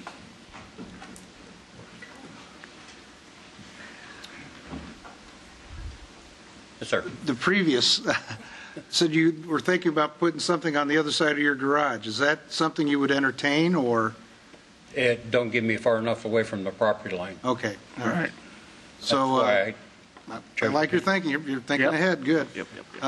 So if you move the carport back towards your garage, that's something you could live with? Yeah, but like I said, it'd still be in line of his Well, window. I think he's comfortable with it being there, though. That's where we're trying to get to, is where everybody's going to come out ahead on this. Because I was just looking at his photo, and what he's doing is angling out his window towards the street instead of straight out his picture window. Right. But And so I'm still going to be in the line of his window, but No, I don't. if I have to move no, back, because I can move back. his gazebo sits in. You can see his red gazebo there. If you slide that back, it'll be well past where that gazebo is. Why couldn't the applicant put his carport, move it straight back so it's closer to his garage? Right. And it's in front of. and I think that's what Mr. Backus says. Yeah. But and if you're good Yes, with that, Bert, you're on the right track That's there. the kind of Yeah, there line we of go. sight that I think he's looking for. Back a little further, Bert. Back. So along it there, Right. on the, what I'd call the left side of your pen, that's the line with the corner of the neighbor's carport himself. As long as the carport's behind that, would that put it far enough away from the garage to make it legal? The Bert? building code would require 6 feet of separation between two accessory buildings Well, unless there's a fire rated. okay. wall. So we'd give him 6. It should be placed with 6.5 feet from the garage then. Wait a second. Mr. Wilburn, while you're there, if you'll look at your garage as it presently is situated there, and look at the space between your garage and the property line. You said that you couldn't put the carport there because there wasn't enough side yard setback? Was that your understanding? Yeah, where my fence runs back there between my garage and my fence, there wouldn't be enough setback from that garage is 18 foot wide. I see. And there, how many feet is between your garage as it's currently situated and the lot line? I'm guessing probably about 22 feet. I have never measured, but I was told I didn't have enough room on that side of the garage because I was trying to plan on building another garage there, but I said, they told me I didn't have enough room for my fence line to separate the garage from the other garage. What's the side yard setback there, Bert? Well, the side yard setback would be 7 feet, but if he's behind the back wall plane of the house, it'd be considered rear yard, which is only 2 feet. Right. So he may have been misinformed at the desk? Or there's a difference between a garage and an accessory. Well, he would still have to be 6 feet from this garage, so. Okay. By the time he Oh, if you got Unless he, 22. but what if he wanted to tie on to it directly? If he put in a firewall, he could push. Yeah. Those carport would fit over there now. I think the carport would fit right there where Tom's looking at. But he's I got like a that privacy area. fence he'd have to cut into then. Well, What I was told before, if I tied in that garage, I'd have to dig down, put footings too for that existing garage if I put anything onto it. If they're not separated, then they're considered one building, and then the Right. footing has to be cross depth, and he has to excavate another footing. And then he still has to meet a 5-foot setback unless he fire rates it from the west property line to get down to 2, which is the zoning setback. So from a building code, it's going to be very challenging without just building a separate structure. Could he add on to this Not retaining garage? the carport at that point, he's building a new structure around his carport. Eric, could he add a third stall to the current garage? Conceivably, he could, adjust his garage again, and he'd probably have to adjust the footings, because I'm guessing that garage is small enough it didn't have to have a frost depth footing. I don't know what the square footage is on that now.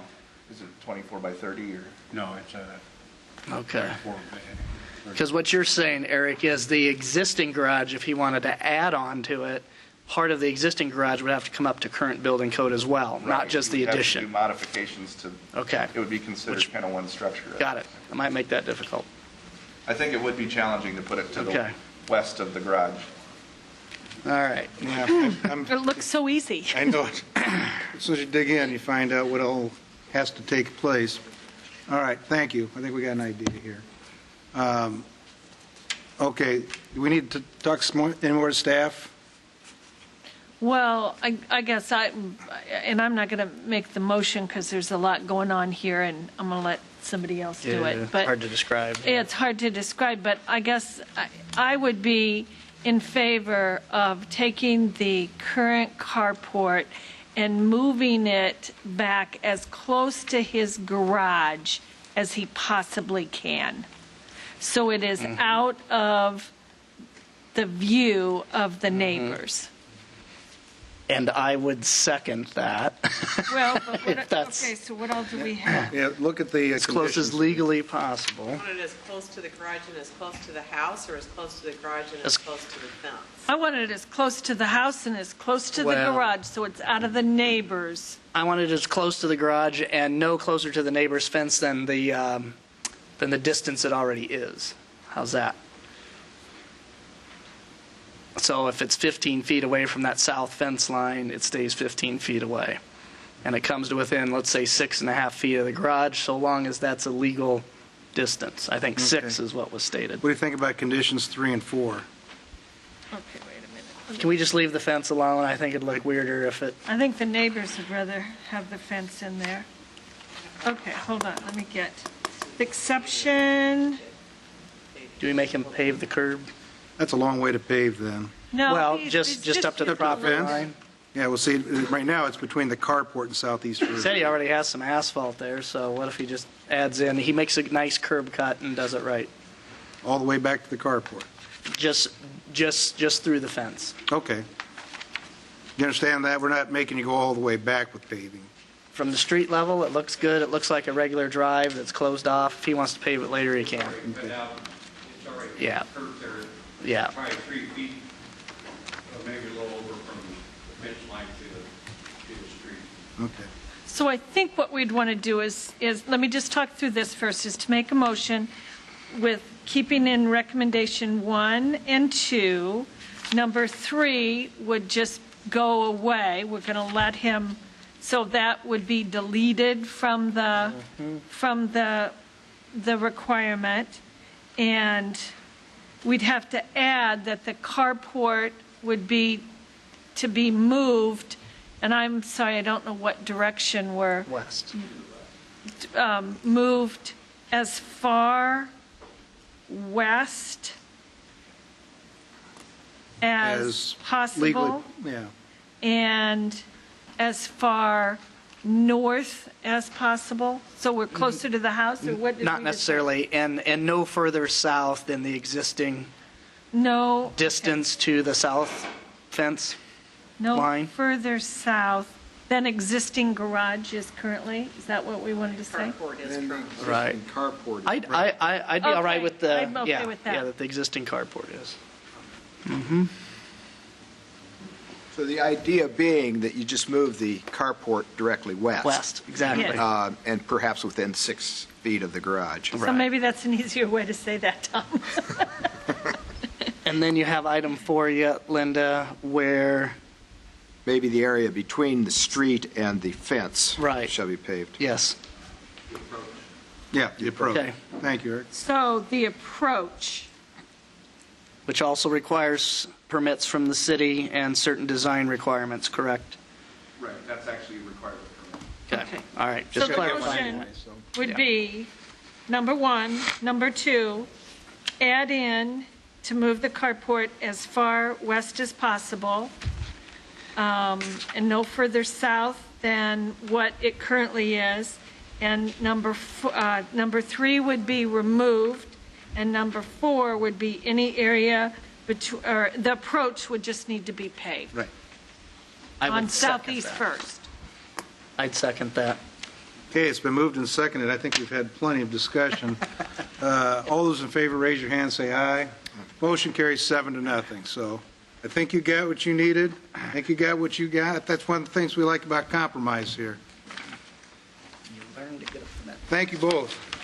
Item 16 is an appeal to the zoning officer's determination at 1433 East 14th.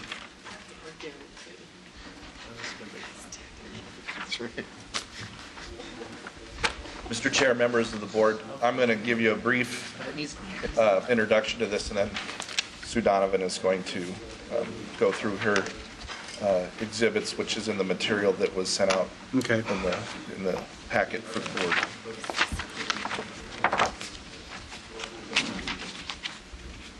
I don't know.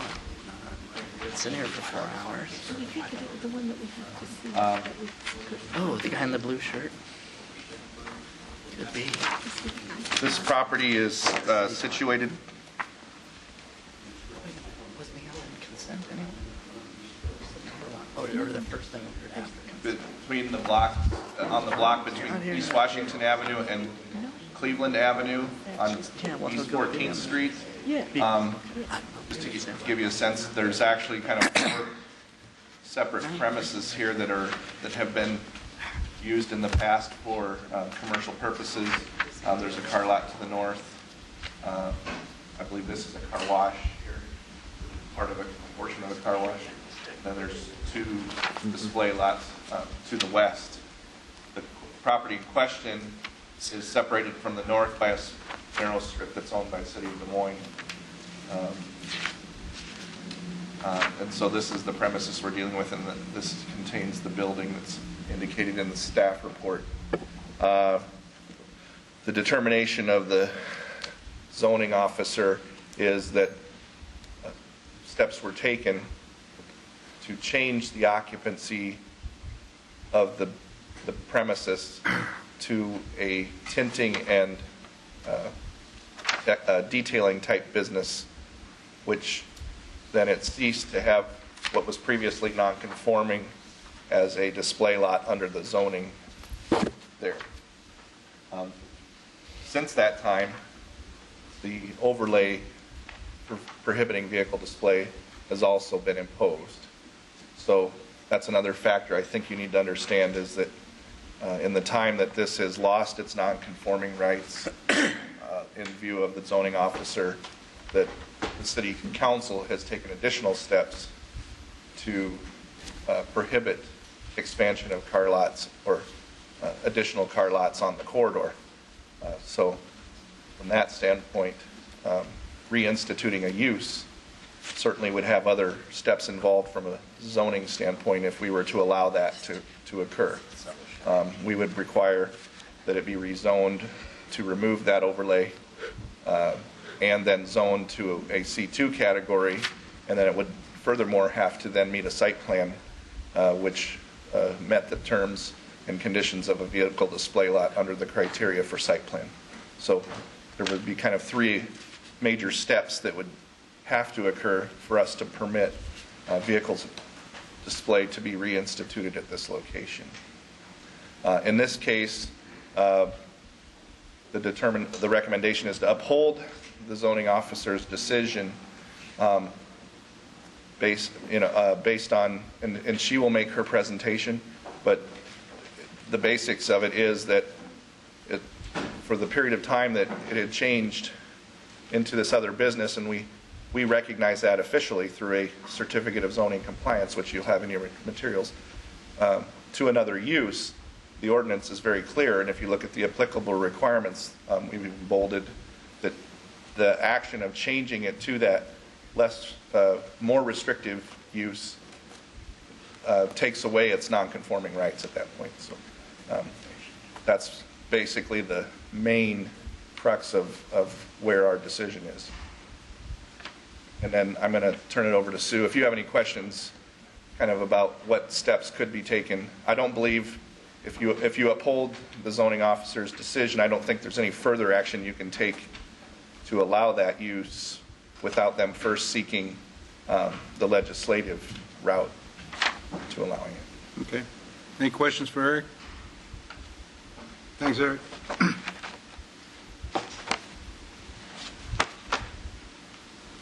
I guess I should show you the consent map. You did have cards passed around. Mm-hmm.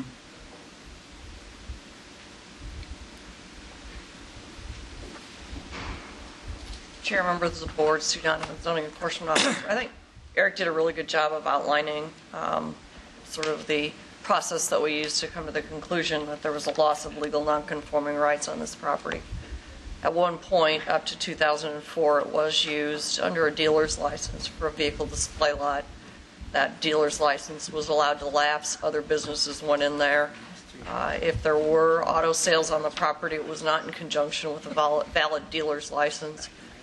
They rented it to various tenants, and those tenants were notified, as well as Imperial Properties, that there were violations on the site. They did not bring it into compliance with a valid use, so therefore they knew there was a breach in zoning use on that property and didn't bring it into compliance. I'd kind of like to hold the rest of my arguments until after I hear what the appellant will raise as an issue, and then come back up and explain it further, unless there's any questions that you may have right now. I think we're good. Okay. Any other questions for staff? Okay. Applicant or representative of the applicant?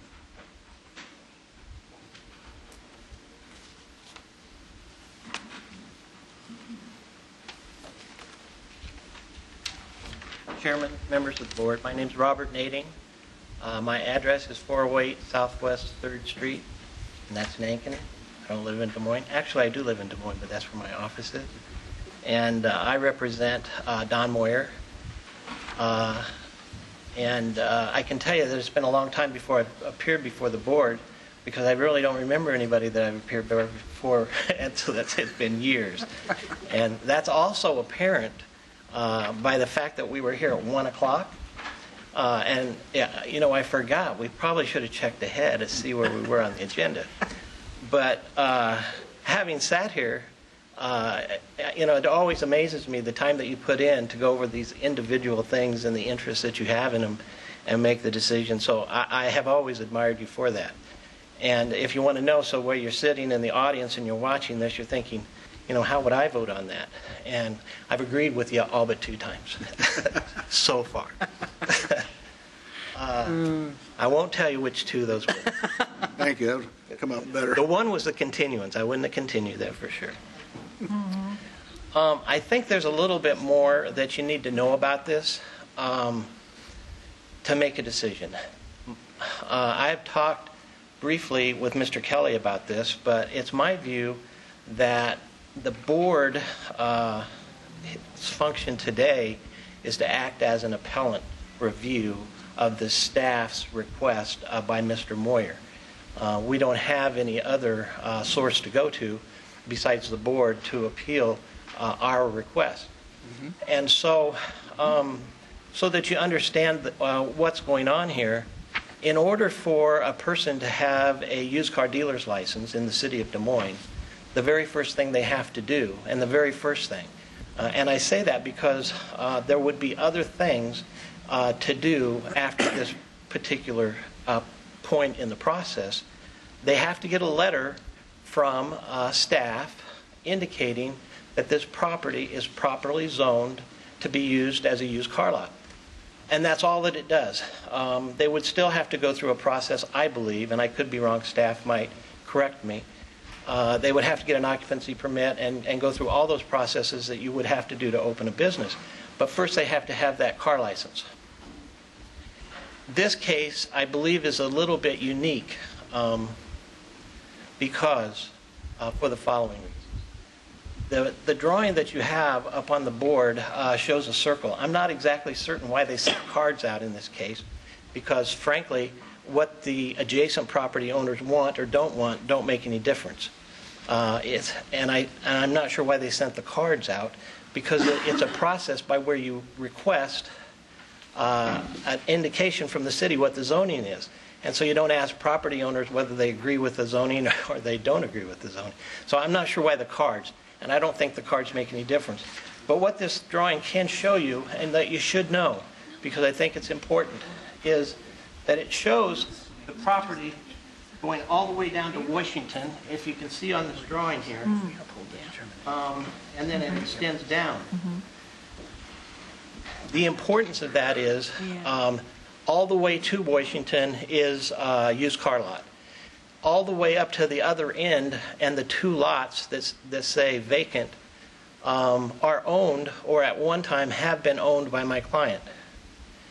In the beginning, and it's been years and years ago, I think in the 80s, when they opened a car lot there, it was called Hawkeye Motors, and Hawkeye Motors, I believe, was actually the property owner. And as time went by, and so at that point in time, the law was not that you go to the city and you get a letter to get your license. So I don't think there's anything to show, well, they asked for it and got it from the city. But as time went on, they've always, and it's beyond dispute, had a used car dealer's license on that corner for Hawkeye Motors, who is Don Moyer. And that property over the years has expanded from a smaller car lot to a larger car lot, and he acquired that property over the years, I think since the 80s. And so he's always had a used car dealer's license at that car lot. So he decided he was going to retire, and he probably didn't plan very well to do that. And he sold the part that begins, I think, in the green, to his son. And in order for his son to have an extension car license, he had to turn in his used car dealer's license. His plan being that he was going to have a very small car lot on the piece of property that we're talking about, just to sell a few cars and have a place to go to work. Because he wants to work, but he doesn't want to have a big operation like he had. So he turned in his used car license in April of this year. And what I'm telling you, I don't think the city disputes at all. I don't think there's any dispute in what I'm telling you. He has always operated under the belief that his used car license was effective for not all of his property that he owned. That has been confirmed to him by the person who would issue the dealer's license from the Department of Transportation. So if you see in the city's materials that they provided to you, it seems that they've given two reasons. I should add one more thing. The piece of property that we're talking about today, since before I think most of us were around, has always been a used car lot. It was sold to Mr. Moyer by Fannie Pruce, who had a used car dealership there. And on that property is a small building that has a overhead door in the rear of, actually it's in the front of it, and then there's also an overhead door in the rear of it. And in order to operate a used car license, that's one of the requirements. You have to have a bay to repair cars in. So the Department of Transportation has told Mr. Moyer there is absolutely no problem with him getting his used car license again, so long as the city issues the letter. So we make a request for the letter. And Sue Donovan has been very cooperative, and we've talked about it a lot. And we've provided some information to her. And we disagree with the conclusion that she came with. And you have that conclusion in front of you by way of the letter that she wrote. It was either to me or to Mr. Moyer. And it seems that she denied that for two reasons. There isn't any question in this case that this property was a non-conforming use at the time that the C1 zoning was passed for this property. The city concedes that. But they say they abandoned the legal non-conforming use for two reasons, as I understand their letter. They give two reasons. And let me talk about the first one first. They say that the owner of the property leased it to another company that got a permit from the city to operate, I think, a tinting and detail business there. And then subsequent to that lease, they violated the zoning because they not only tinted and did detailing, but they were also doing some repair work on cars. And interestingly, there's a picture that's attached to I could only find one notice of a zoning violation for that. But it would have been provided to Mr. Moyer. And I can tell you that, as most landlords, any lease between their tenant only allows the tenant to use the property so long as it's a legal use of the property. I can't tell you why that tenant moved out, if they evicted him, and he can't recall. But they're not there, and I only see one notice of violation by the city, and so they're gone.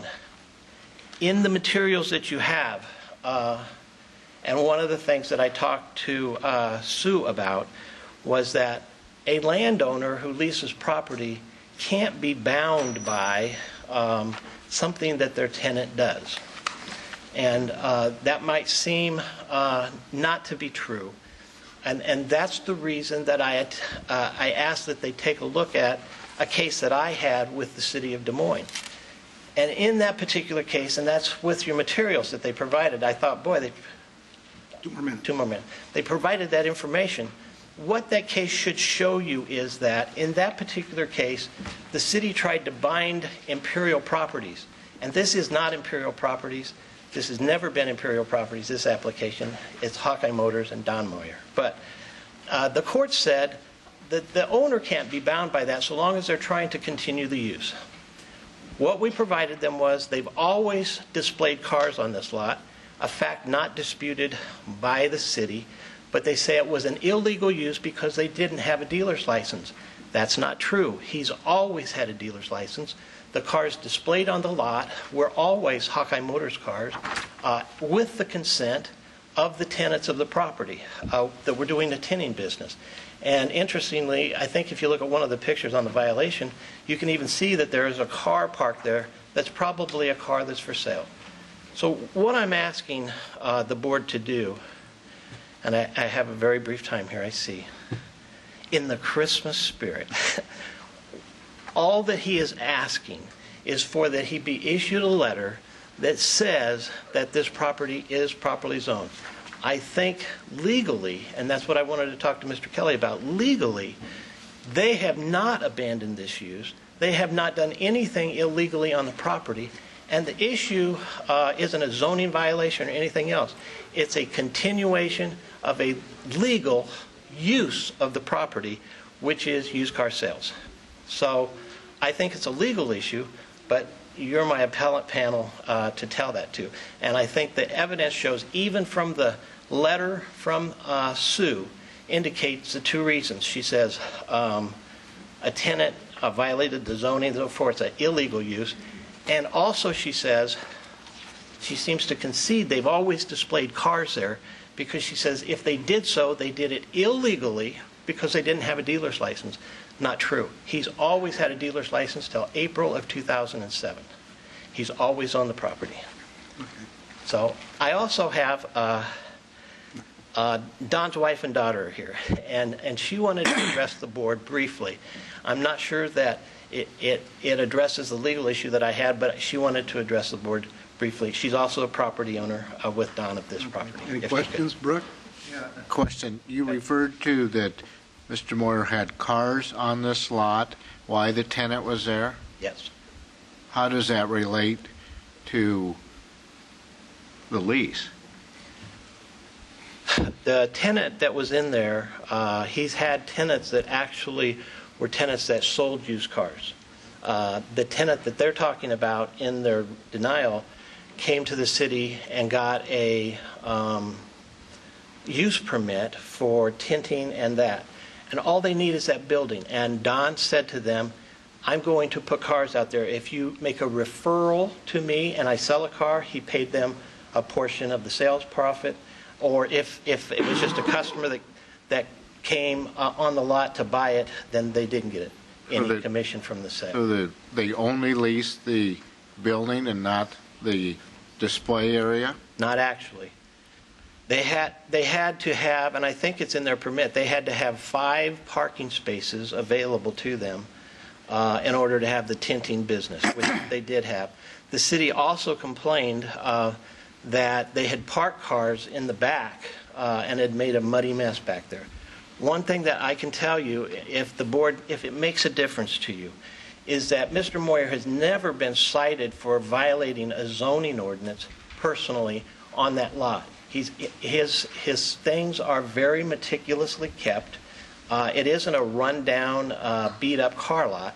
Even he's gone and made improvements to the building since he retired, and it will look very nice. But there are no cars behind there, and it's kind of, I think Fannie Proust probably stored cars back there. But there's a whole, the property extends way back. There is paved areas in front that would accommodate easily in excess of 5 cars. My question is that the property was, in a sense, split in two. It was the business by the tenant and also the business by the property owner? Right.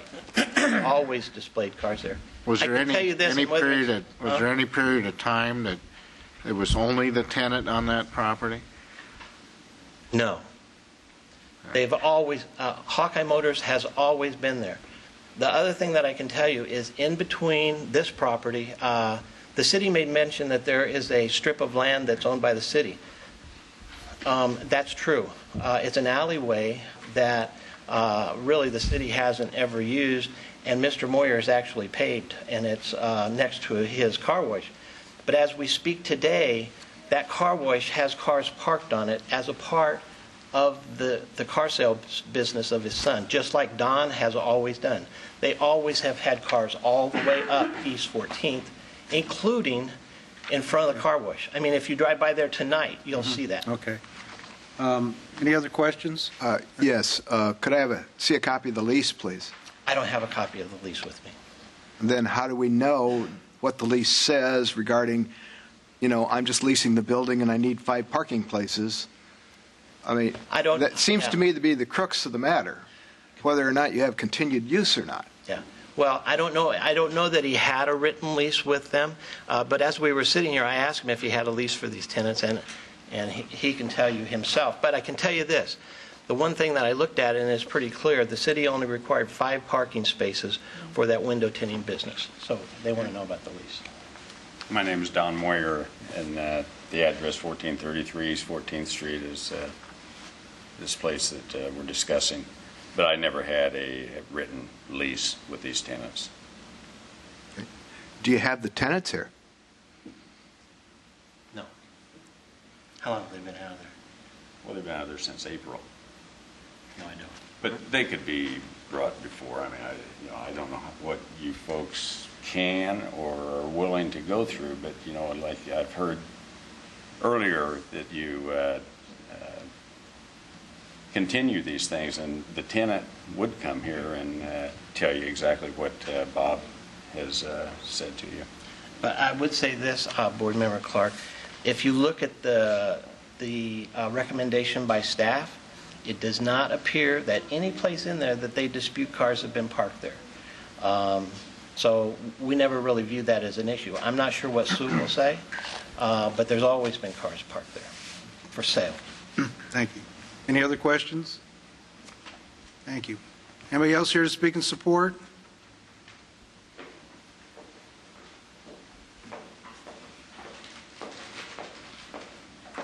Thank you, ladies and gentlemen, and happy holidays to everybody. My name is Gloria Moyer, and I'm at 3772 River Oaks Drive in Des Moines, Iowa. I just want to speak about my husband. He's a hard-working guy. He's a workaholic, and he made East 14th Street what it is right now in that area because it was just a hole when he bought it. It was a shack, and he improved it. He made many improvements and made it very, very desirable area. He had owned 1450. He owns right now 1453, 1437, and 1433 East 14th Street. They all were deteriorating in 1989 when he purchased them. And he made a beautiful car lot and a beautiful car wash. And he has kept it perfectly in great shape. He, has everyone taken care of, making sure there's no papers or refuge anywhere. He's always been that way. He's, very, very particular. In the shop, he rented to the people, had a fix-it shop and the tinting and cars, and they were not doing the proper job of keeping it up. It was just, not good. So he decided to retire and sold the car lot to my son. And he decided to go over to the smaller car lot and just, kind of have a few cars that, more of a retiring, that he wouldn't have to be so active. So anyhow, I just hope that you will find it in your heart to let him have the zoning back the way it was so that he can continue on and be happy, because he cannot retire. He's just not the type of person to retire, but he has always kept that place beautiful, and if you ever would go over there and see it, you would be very pleased. Thank you very much. Mr. Chair, can I ask Gloria a question since she brought it up? Yeah. Gloria, I go to your car wash all the time, or whoever owns it, and Hawkeye Motors to the north looks great. But when I'm in that car wash bay, I can look straight to the south at this subject property. Cars parked in the mud, cars parked in the grass, cars with hoods off of them laying around, inoperable vehicles. Is that what you're talking about, that things are well taken care of and things are good looking? That used to be. But since my husband took over in April, you will not see any of that. Okay, so only since he took over it's improved. What you're Yes. saying is it did look Well, pretty bad before then. And that's why he took Okay, it over. I just wanted to clarify Yeah, that. he wanted to take it Because over. I wouldn't say that property's been a model for No. either what your husband normally would do or what East 14th should be. I agree with you. So- And he has been after those people the whole time that he was in the business to get it broomed up, get it broomed up. Yeah. Thank you. You bet, thank you. Anybody else here to speak in support? Anybody here to speak in opposition? Sue Ann? Quickly, a couple things. There was testimony from Mr. Nading, or statements from Mr. Nading regarding the Iowa Department of Transportation letter regarding zoning. The DOT will not issue a dealer's license until they have a letter from us saying that it complies with zoning. We do not issue that letter unless and until a property is in compliance with all of our zoning ordinances in order to open a business. That's why they did not get the zoning letter from DOT. There was a statement regarding the city does not contest that there were cars for sale on that lot. Whatever cars were for sale on that lot after 2004 were there illegally. That does not constitute a continued use. I talked to Donna Kelso at the Iowa Department of Transportation. She confirms that the last legal dealer's license there ended in 2004. Mr. Moyer may have had a dealer's license for another lot. The dealer's license does not travel anywhere in the city that they wish to sell a car on. It is specific to a lot or a satellite lot where the Department of Transportation has issued the license upon our issuing a zoning letter of compliance. That was not the case at this lot. Mr. Moyer was aware that the property was in violation in January of 2009 and again in March 23rd of 2009. And on the 23rd, he was cited for illegal auto sales, again going back to the fact that there wasn't a dealer's license for this property, and it was any cars there were being sold illegally off of that lot. There was some argument about not being bound by the actions of the tenant. They had leased this property to a tenant as a change in use as a tinting business. They changed the use. They allowed a tenant to go in there as a tinting business. That is a change of use from an auto sales lot to a tinting use. It's not that they are not bound by the actions of their tenants. They legitimately let them in there as a tinting business.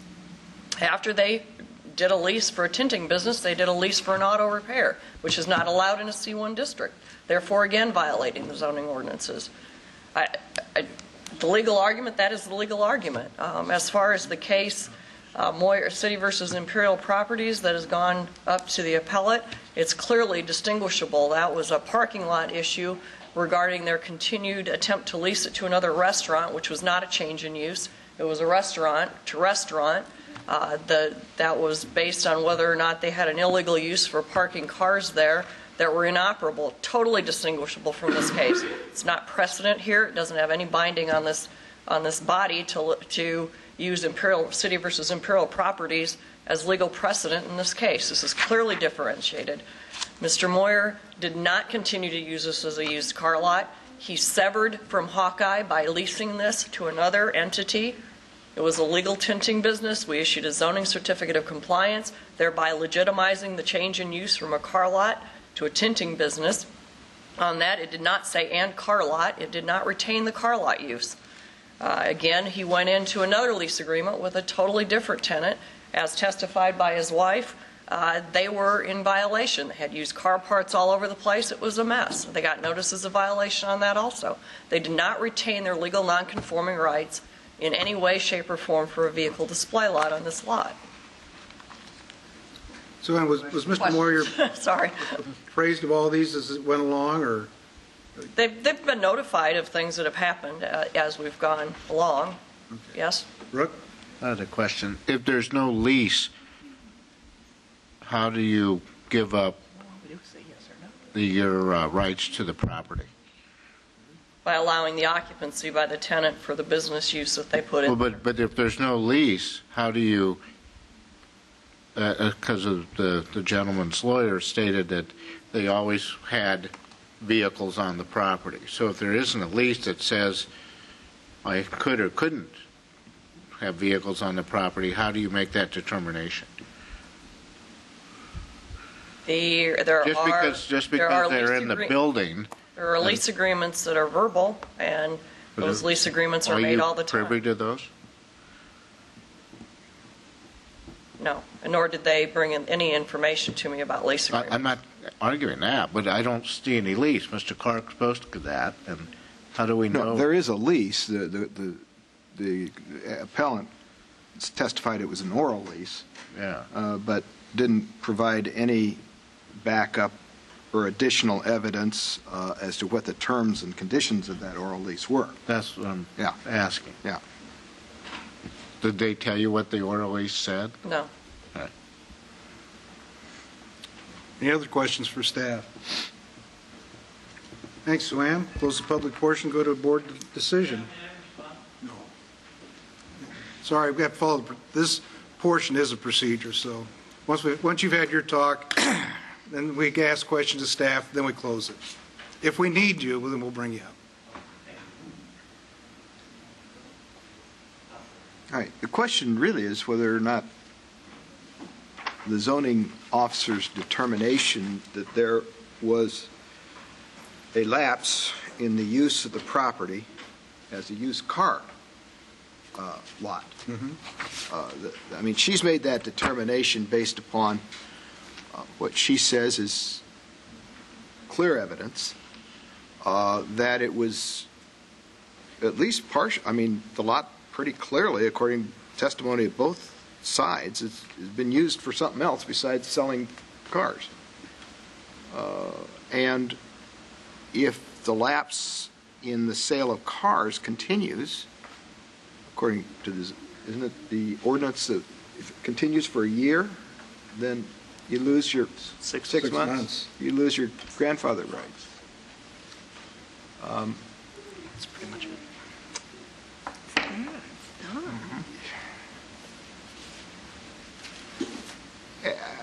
I don't think that the applicant who is appealing the ruling of the zoning enforcement officer has met his burden that the use didn't cease. I mean, the city pretty clearly has somebody else licensed to be in that premises doing something else. And even the applicant doesn't claim that tinting business qualifies as a used car business. And that, Mrs. Moyer testified that they had lost control of the property to the tenant. That the tenant was to blame for the storage of these partially completed cars on the premises, which, of course, doesn't seem to be a continuation of a used car business. It's a vehicle display lot. I mean, I'm inclined to uphold the zoning officer's determination.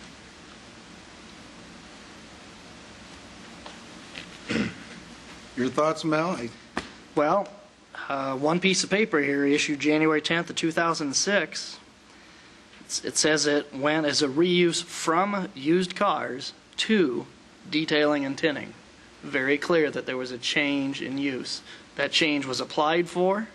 That change was recorded and approved. We now have a change in use, certificate of zoning compliance. You're now running a detailing and tinting business here. You're not running used cars here anymore. It's right here. It's pretty square.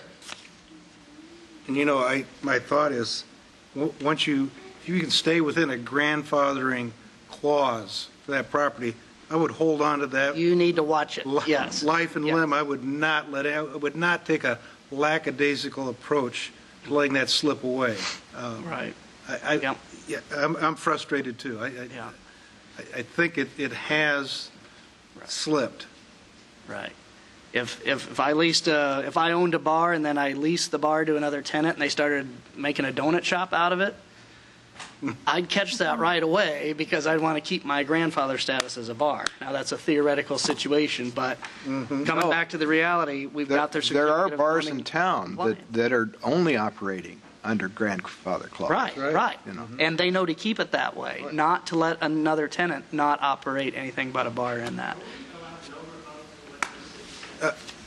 I'm sorry, I can't take any more comment. We've closed. Well, you can ask. The procedures were written. The procedure is that staff makes its presentation. Those in support speak. You speak. There's staff rebuttal, and then the hearing itself goes to staff deliberation. Thanks. I'm sorry. And we're deliberating. Yes, right? that's right. That's our part right now. According to procedure,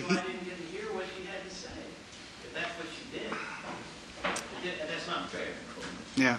Well, we've followed the we followed the procedures. If you think there's something wrong, you can always file it in district court. Okay. So I'd like to. We're hands tied. We're in deliberations right now. So have I. We've heard everything. Can someone put a motion on the floor?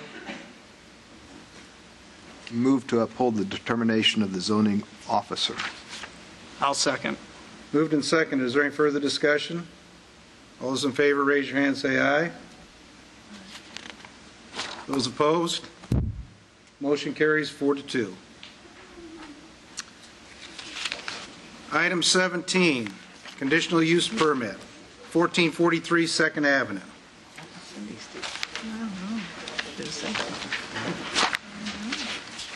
And how long is Jeff gone?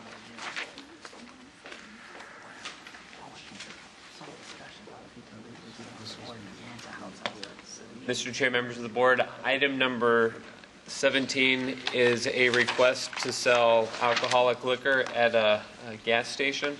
The subject property is the Star convenience store on the east side of 2nd Avenue, a few blocks north of University Avenue. Here we go. It's located along a major commercial corridor.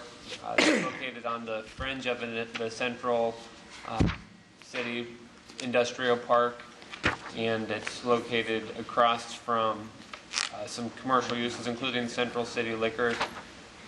And so it's separated by any residential uses by these commercial businesses. The site does meet the 150-foot separation from any church, school, park, or daycare. Here's a photo of the site. You can see they have the convenience store and some gas pumps. They do intend to keep the gas pumps, and they would meet the 40% sales requirement. Or no more than 40% of their sales would come from tobacco or alcohol products. Here's another picture of the building. Hey, Bert, well, pause there. They have a mobile vendor. Yeah, what's up with that canopy thing? Is that a permanent structure? No, they have a mobile vendor, and they do have the necessary permits to have the mobile vendor on this site. Does the structure go down every night and go away with them? I'd have to look down. Okay, all right, that's good. That's good. Good eye, Mel. Better. Yeah, these photos were taken like over the noon hours. You can see people are eating. Okay. So, and then this is just the layout. You can see it's a fairly large building. They only use the approximately 2,000 square feet at the northeast corner of the building. And this is it shows up the layout of their convenience store.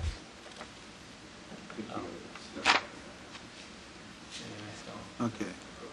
So you can see the pumps, the front counter, bathrooms, the storage area.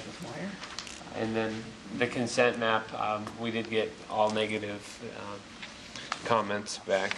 However, staff feels that this is an appropriate location for a convenience store to sell hard liquor. It's along a major commercial corridor. We've looked at the police reports, and there really haven't been any police issues at this site. I believe in the past year there's only been 7 police calls, which is a pretty low number for a gas station. And 2, there's already hard liquor sold at the liquor store across 2nd Avenue. So it's not like it's something new being introduced to the area. So we've recommended approval subject to the same 4 conditions that we always go with. So any questions? Here's none. Thanks, Bert. Applicant or representative of the applicant?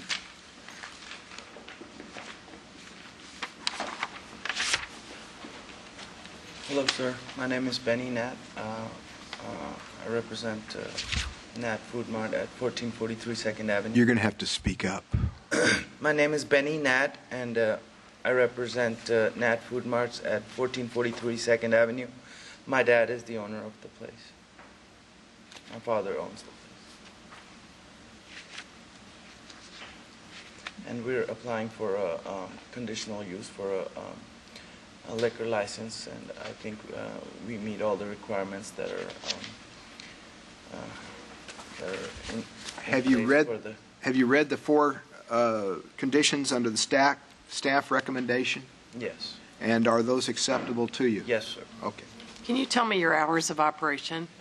6 in the morning till midnight on weekdays, and 2 on Friday and Saturday. Open till 2 on Friday and Saturday. You see the consent map there. There's not one green mark in there. Have you talked to any of the neighbors or? I don't. All of my neighbors are.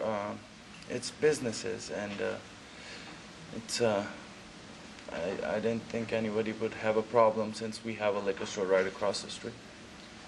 And if you look at your. Well, why don't you show him the consent map again, so he could speak to the issue. That's a lot of red. I don't know about that. I'm not aware of that. Okay, and then Bert, can you put the drawing on there of layout of the store? It's going to be 2 shelves that I about 5 foot wide, 4 foot high, 2 shelves. That's it. I'm planning on keeping the sales for liquor and tobacco under 40%. We've made changes to our food sales go up. We've added grills, added more coffee items, added everything. It's just to boost a little bit of sales, nothing major. We don't have that much space that we can put a lot of liquor in. It's just to compete with. Be competitive. Basically, it's hard in a gas business. Where's the door at? The door is, there's a door here and there's a door here. Okay, so. There's 2 doors. And where I'm planning to keep the liquor is just, this is about 6 feet and just right there. There won't be any liquor to the front then? No, it won't be outside. No, I'm talking about, I just see, it says liquor counter and you have drawings on both sides. There's a counter, and the counter for the liquor to give it, and the rack for the liquor will be behind the counter. The sales counter? Yes. Okay. Mel? They have to ask you for the liquor to get it? Okay. And it's behind a glass enclosed. What are your hours of operation? From 6 in the morning till 12 on weekdays until 2 on Fridays and Saturdays. Okay. All right. Thank you. Any other questions? Thank you. Anybody else here to speak in support? Anybody here to speak in opposition?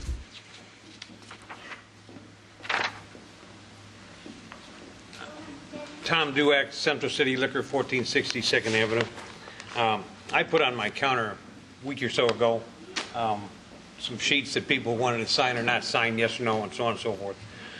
I guess I'm shocked at how much red there is up there.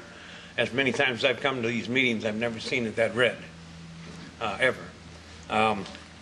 I also asked the clerk out front on my way in this morning to tell me how many Class E's are in our great city of Des Moines. And before I tell you that, if you don't know, I want you to know that in 1986, when the state liquor stores were in business, there was only 219 locations across the state. There was only 11 in Polk County. only 9 in Des Moines. You're up to 63, okay? And there's still more coming, okay? So just in case you want it, there it is.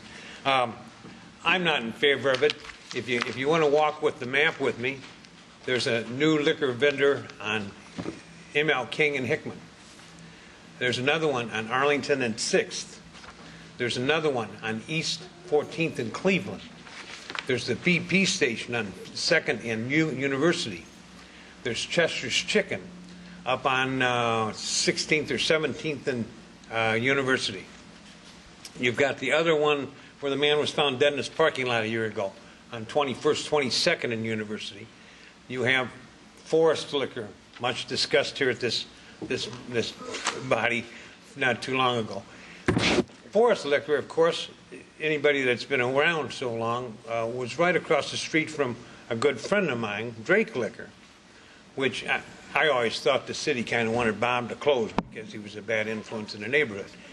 So in the short period of time that we've been private, just in the recent year or two, there's 8 more liquor stores basically in my neighborhood, okay?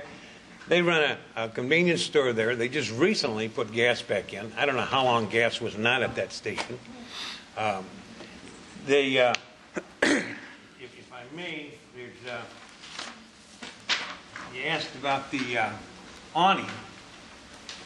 Just look over that white truck. Look behind that white truck. See that brown item there? That's a cooler. It's only been decorating that front yard for a month or 2 or 3 maybe. And if you look directly ahead of that cooler, up 8 feet, a vehicle ran into that awning, that canopy directly above those, okay? That's probably been like that for 2 or 3 years, okay? It is a big building. I would challenge you to see if you have enough toes and fingers to go around the building, drive around the building, come back and report to this board how many broken windows there are in that building. Now, I understand they don't use the entire building, but I'm proud of my neighborhood. I have a good neighborhood. I have a good store. We've had competition forever in this city, okay? It's not the competition. I've outstood Pace Warehouse Store. I've outstood, who was the drugstore that came in, Costco or Osco? Osco Drugs and Randolph, okay? There's been a whole lot of people come and go. And there's going to be a whole lot of people come and go again, okay? Hopefully I'm still there. I'm going to retire and let my son take over. But anyhow, I'm just not sure we need to pepper everybody in the city with a liquor store. I'm flabbergasted, to be honest with you. And I know I wasn't here at 1 o'clock. I know I come in late, and the quick trip down on 15th and High, or whatever that address was, to turn them down. I'm shocked. During that session, somebody talked about the pop-up stores. Okay? Quick Trip certainly in a pop-up store. They have one of the best training programs in Iowa. I don't think Hy-Vee trains people the way they train people. I know Kelmango doesn't. I know I can't profess that I do. I try awful hard. But, 7, 8 years ago, I lost my license to sell cigarettes. Why? Because I sold to a minor. My young staff, and they said they hire young staff, they weren't looking at your eyes. They were looking at something a little lower. And that's how I got caught. Okay? I mean, I went to the city and I said, quit dressing these people up. I believe they dressed them up, okay? Now, since then, I've had a very, very good record. I have no idea what my neighbor across the street has got. But anyway, I'm just not in favor. I don't have a whole lot of hope that you'll look at all that red and abide by the wishes of the business people in the neighborhood. I hope that you do. I'm just not sure. They have another license. I think they have liquor up on Hubble someplace. Must be doing well. I don't know. I don't hear the questions asked that are important. I'm paying a lot of sales tax. I can show it to you. I can show you exactly what I'm paying month after month after month. Okay? Why don't we ask that question? What's this retail store paying in sales tax? Isn't that available to you? But it can't be in our decision. Very good. But see, I think those are important things. I'm not sure everybody's paying the kind of sales tax that I'm paying. Maybe they're not reporting all that income. I don't know. Don't wanna- Why would they not be? I have no idea.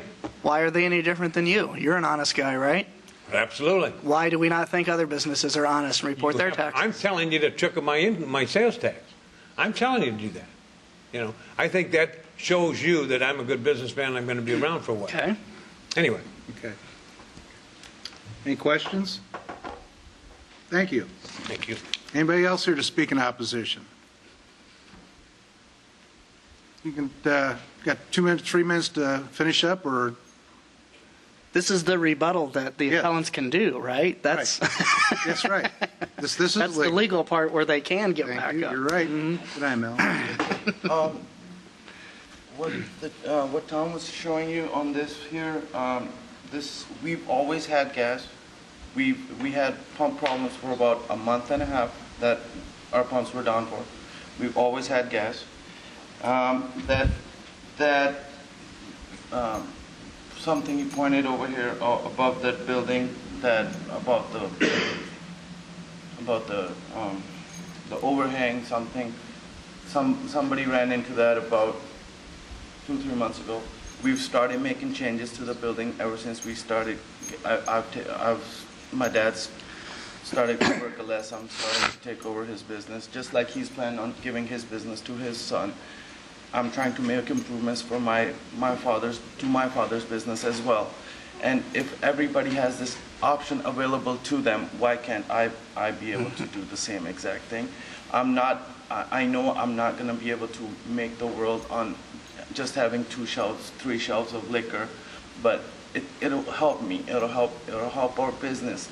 It's been a struggling business, and I'm trying to make it work. Mm-hmm. And if everybody's getting it, I mean, I want to try it. I want to see how it does. I mean, it comes to the sales tax. You can check our sales tax. As much as we sell, we file our taxes every single month. I have every single paper to prove that. I don't know where he comes up with those things, and he said those 2 things to me at the store as well. And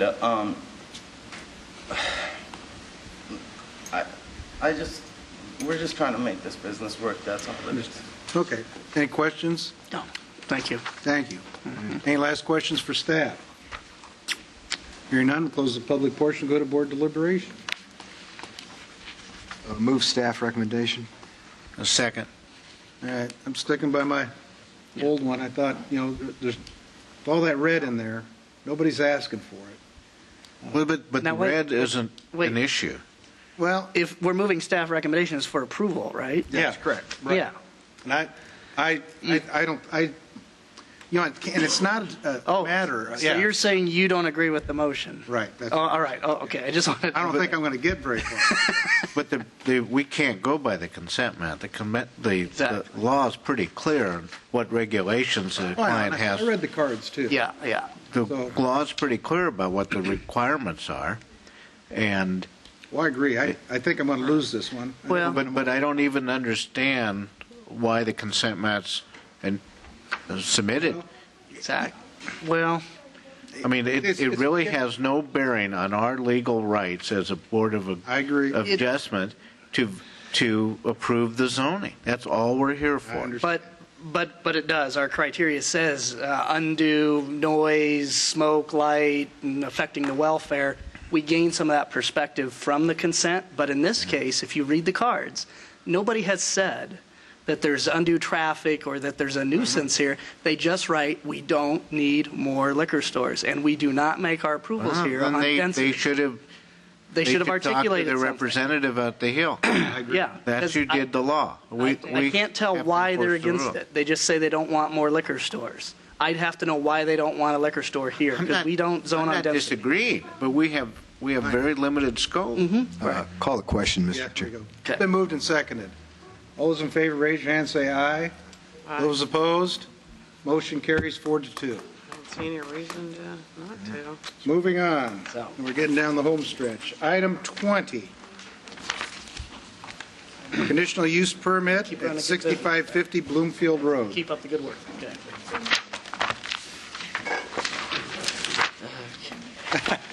Just one question, Mr. You still the number one selling in Iowa? Just wanted to check and make sure.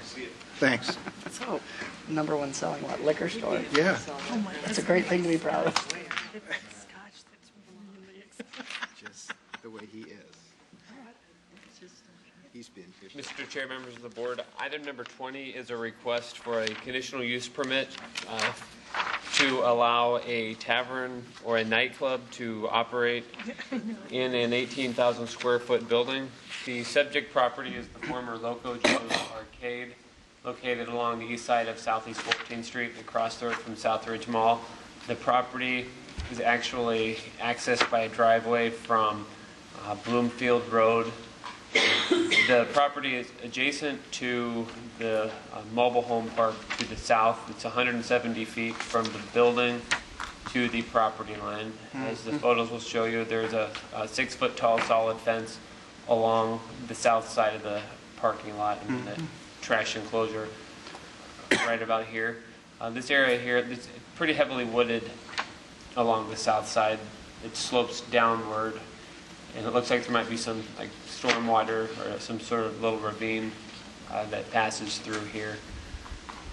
Here's a photo of the premises from the parking lot. This is looking towards the southeast. But Snow.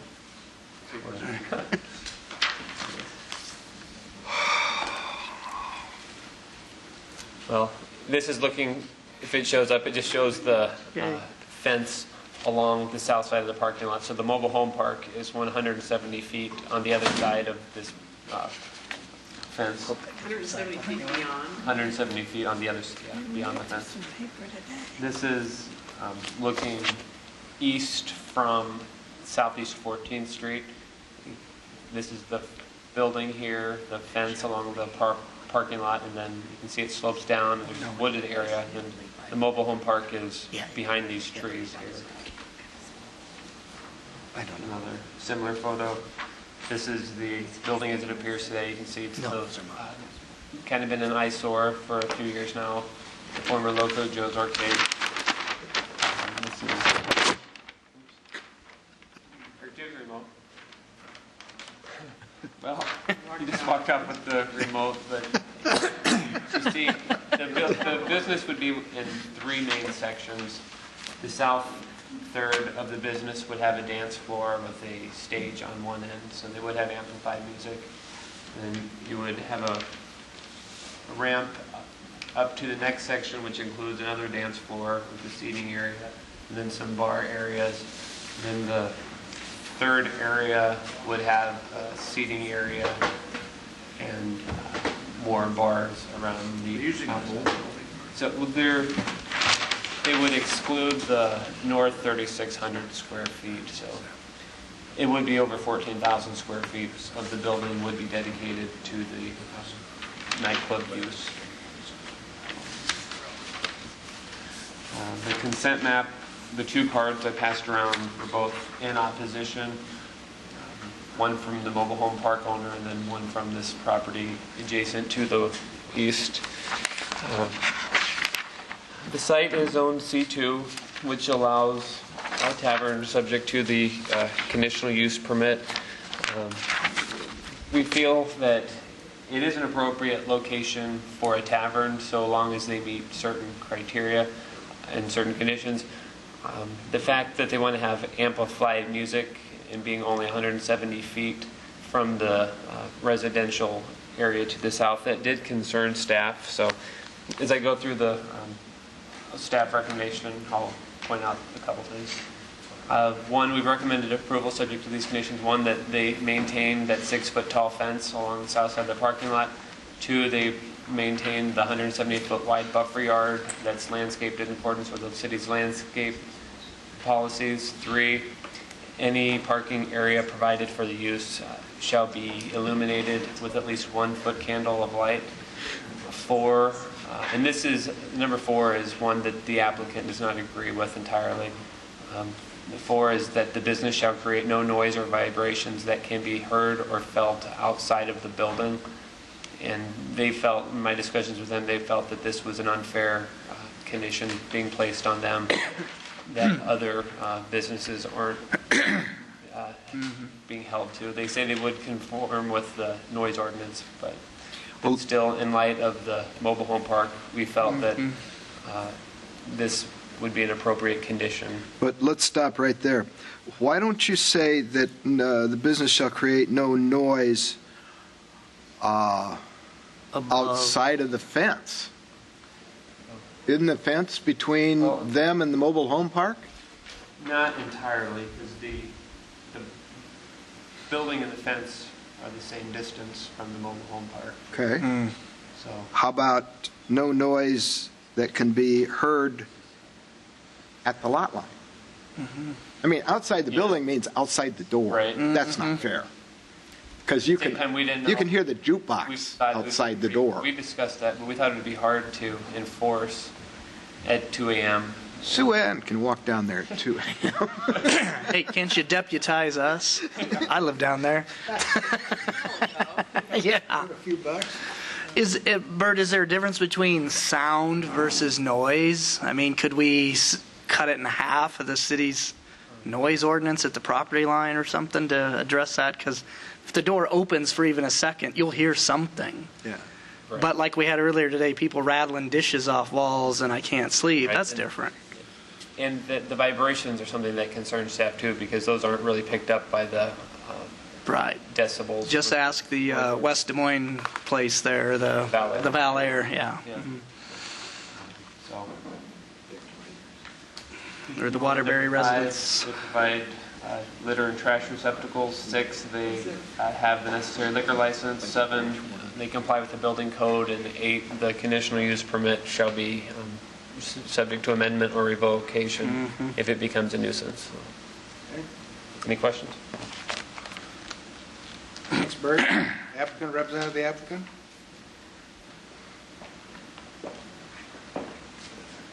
I hesitate in saying good evening, but I guess I'll go almost that far. Rick Messerschmidt. I'm Executive Vice President, First Bank, West Des Moines, 5625 Mill Civic Parkway. We are the owner of this property through foreclosure, and with me is our prospective tenant, and I'm going to leave a lot of the talking, quite frankly, to him as far as the conceptual operation and how this is going to work and what have you. But Dennis did approach us through our realtor with a proposal to make this facility into a nightclub. I was extremely impressed through my interaction with Dennis regarding his background and expertise and knowing how to effectively run one of these operations properly. Needless to say, you're concerned about, it's kind of ironic that you're concerned about West Des Moines and West Des Moines' challenge with the noise out of the Valair, and believe me, I know a little bit about that one too. And we're also equally concerned about, your concerns, which is controlling, things that you don't want to have happen within your community. And I think that obviously that is a very, very valid concern for anybody that is going into this type of an operation. And believe me, Dennis shares my concern, our concern, because the last thing I want to see happen is a locally owned financial institution be involved in a situation where we have certain things going on that we really would just as soon not talk about tonight. So the opportunity is here for you guys to help us deal with the building that I think we all recognize today has some challenges from a couple of standpoints. One of the standpoints is just simply the general location and just the way the whole thing was put together initially. I think the other thing which is very unfortunately was very well detailed in the pictures is the building has been sitting vacant for a while. It needs some TLC. Dennis is prepared to, I think, put a fairly substantial amount of money of his own into the building to make it look good again, give it some attractive appeal, if you will, to the people in that area. And we'd like to think that we're through this process, we're going to give you something that's going to hopefully make some of the Southsiders feel good again about that specific area in southeast Des Moines. So with those comments in mind, I'll turn it over to Dennis, and he can talk to you about what he's proposing to do. And thank you all very, very much for your time, and we appreciate it and what you do for the city of Des Moines. Thank you. Thank you.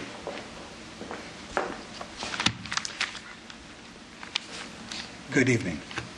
My name is Dennis Laughlin. My address is 71 Dogwood Drive, Bella Vista, Arkansas, at present. And I approached the bank a little while ago about the location because I don't often listen to my wife, but she fell in love with the location for doing what I'd like to do. I plan on opening a Hispanic nightclub only on Friday and Saturday night because that's all that's needed there. But I plan on making it more of an event center for the Hispanic community that's over there and anyone else that would like to utilize the facility. From 15-year-old birthday parties, which the Hispanic community really likes for their daughters, to anyone else that would like to rent the facility for it. And I've gone over the wants from the gentleman here and Bert, and I don't have any complaint with any of it. The only complaint I have, and I believe you, sir, spoke up for me on behalf of me, talking about the distance factor. The distance factor is 150 feet, I believe, from or the sound ordinance, and all of my managers carry a sound meter. And whenever we'll only have live music maybe once or twice a month. The rest of the time it'll all be recorded music. And I designed the building so that the music, when it's being played, is faced away from the ground swell retention center down there and then into the mobile home park. So the music will be going the other way, but of course it can rebound. But to restrict me from when my door is open and someone's walking in and out, and at times I do hope I have lines, because I don't design or do a nightclub where I won't have lines at certain times to get in. Everybody goes out at 10 o'clock at night or 10:30. So the door's going to be open some. But I assure you that your dB rating for noise ordinance in this county is 65 dB from property line. And I will never, I was back there and I showed Sue Ann when she was up here just talking to you, she was violating at times by going over 65 dB, which I'm violating right now at my voice. I'm over 65 dB. She needs to be able to do that as the enforcement officer. If she's too mild, we can't have that. So I assure you, with my background, I've been in the liquor business and basically nightclub business. I consider myself in the entertainment business, not necessarily the bar business. That's just a form of making an income. But I like making people happy, and I've always had live entertainment in most of my places. A couple of locations in Florida where I've been from for the last 40 years, 30 years, 35. And it's easier to follow the law than not follow the law. I learned that a long time ago. And so you'll never be asked to come to my property by a policeman that goes to the property line and says, well, he went over consistently the 65 dB. And so I should be allowed to have the same rights as any other individual in this county or in this state and set it at my property line, because that's the code. And I don't mind living within that. And that's the only disagreement I have. All the other conditions, I think, are fair conditions. Making the place look good and building the fence back up and making it sturdy. I plan on going beyond what your city requires as a landscape ordinance. 2 trees for a residential home, and every home out here has 2 trees. I think they should make them bigger or nicer. But anyway, if you have any questions, go ahead and fire them at me. I've got 35 years experience in this business. I can have impeccable references from Budweiser to the head of the general counsel for the state of Florida, which supervised 44,000 licensed liquor establishments down there. And he's in private practice now. And Harry said he'd send a letter to anybody and tell him, he's been my attorney for over 20 years down there. And I don't have anything else to say except that I like the community. I think you got a fine town here. And I only have one other thing I'd like to interject.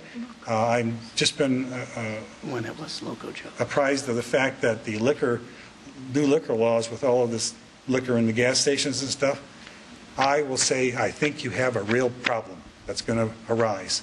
It should be tied into a population or something for hard liquor, because you're going to be in trouble when you cannot have enough agents to supervise all the liquor that can be sold at every single gas station in this town. And that's what I have to say. And I would be happy to tell you the laws of Florida and several other states that I've dealt with that address it in one sentence. I do have a Anyway, couple of go ahead. questions for you, sir.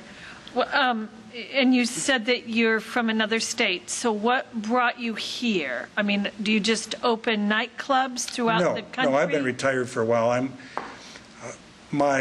What brought me here, it's a long story, and it's late, and I'm not going to bore you with it. I just want to know, you're not going to live here, though? Oh, yes, I am. I'm moving here. Oh, you are moving Yes, here? yes. Okay. Okay. You know it's cold in the winter? I'm originally from Michigan, but I've been in Florida since 1969. Okay, so you're I going have to too many be liver here. spots from the sun. And are you going to be on site and manage it, or? To some degree. I'll have managers, but I train my people right. And in the last 25 years, I work part-time at it because I train my managers properly, my security properly. I put TV cameras in my bars where I can watch and sit at home, and I can have television going and also be watching what's going on at my club. And do you have other locations now? No, Do you own? no. So you don't own any other Not at present. nightclubs at this point? No, I've Okay. been- So you're going to move to Des Moines and open this nightclub? Okay. Thank you. Dennis, I live about 9 blocks west of here, so I'd be able to keep an eye on you pretty good. Okay. I have kept an eye on the property, and it's been disappointing there has not been a use. I'd like to find a use for this place. But I'm curious, the benefits this site has for you, there's plenty of good ones. One way in, one way out. You already got a hard service lot. You got a lot of open ground space. That's good in a way, but I'm also concerned in another way. If you have a large event, how are you going to make sure people aren't parking in the grass and just parking wherever they want? How are you going to control your parking? I will limit my events based upon my success and my growth. Okay. It's wintertime, and the asphalt companies, the two that are in this town, I've already checked with, and they've closed down. Okay. I already have a price to add 1 acre of parking on the property, Okay. so I can add another 93 spaces. Yep. And then that's all I'll need to be where I want to be financially with the property. But I can't do that. I couldn't do that until next summer anyway. Got it. I can't do the landscaping for you Okay. if it needs more landscaping until next summer.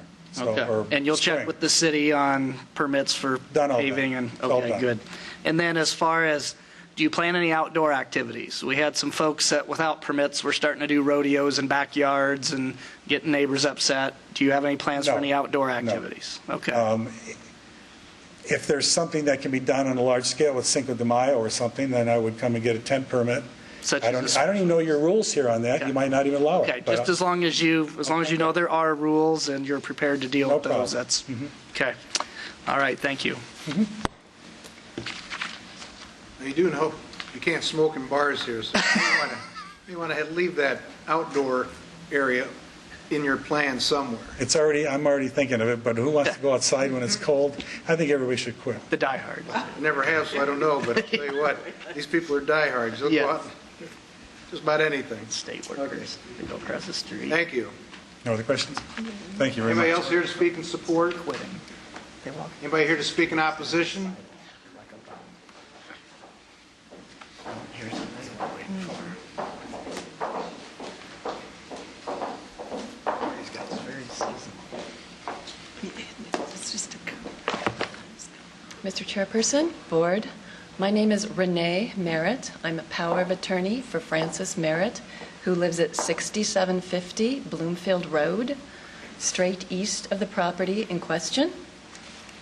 And as I understand it, Chapter 134, Section 954 of the Municipal Code states that the business is sufficiently separated from the adjoining residential area by distance, landscaping, walls, or structures to prevent any noise, vibration, or light generated in the business. There is no fence between our property and his property. There is to the south, which is the trailer courts, but none to the south, none to the east. Can you point to where? Yeah, give us an idea where you're at. This is her property right here, Is there a single-family dwelling there? between us. Now, do you have like trees back in there, or? There's shrubs, but that's not going to Shrubs, prevent okay. noise at all. Okay. If he's going to have amplified noise for a salsa club or whatever he's doing, that's going to reverberate back, even though there are back doors back there. Anytime he opens that up in the middle of the night, boom, we're going to hear it. Are you on, is it on the same plane, or is it a? Yes. It Yes, is? His back doors open, actually, to the front of the house. I have pictures on my iPad, but if you're going to confiscate that, I don't want to show them. Because I know you're very, very specific on your exhibits. Oh, I see what the house. Is there a way, if she said she would email those to you, that you'd allow her to show them? Okay, perfect. And if she doesn't, then you confiscate the iPad? Yeah, Merry Christmas.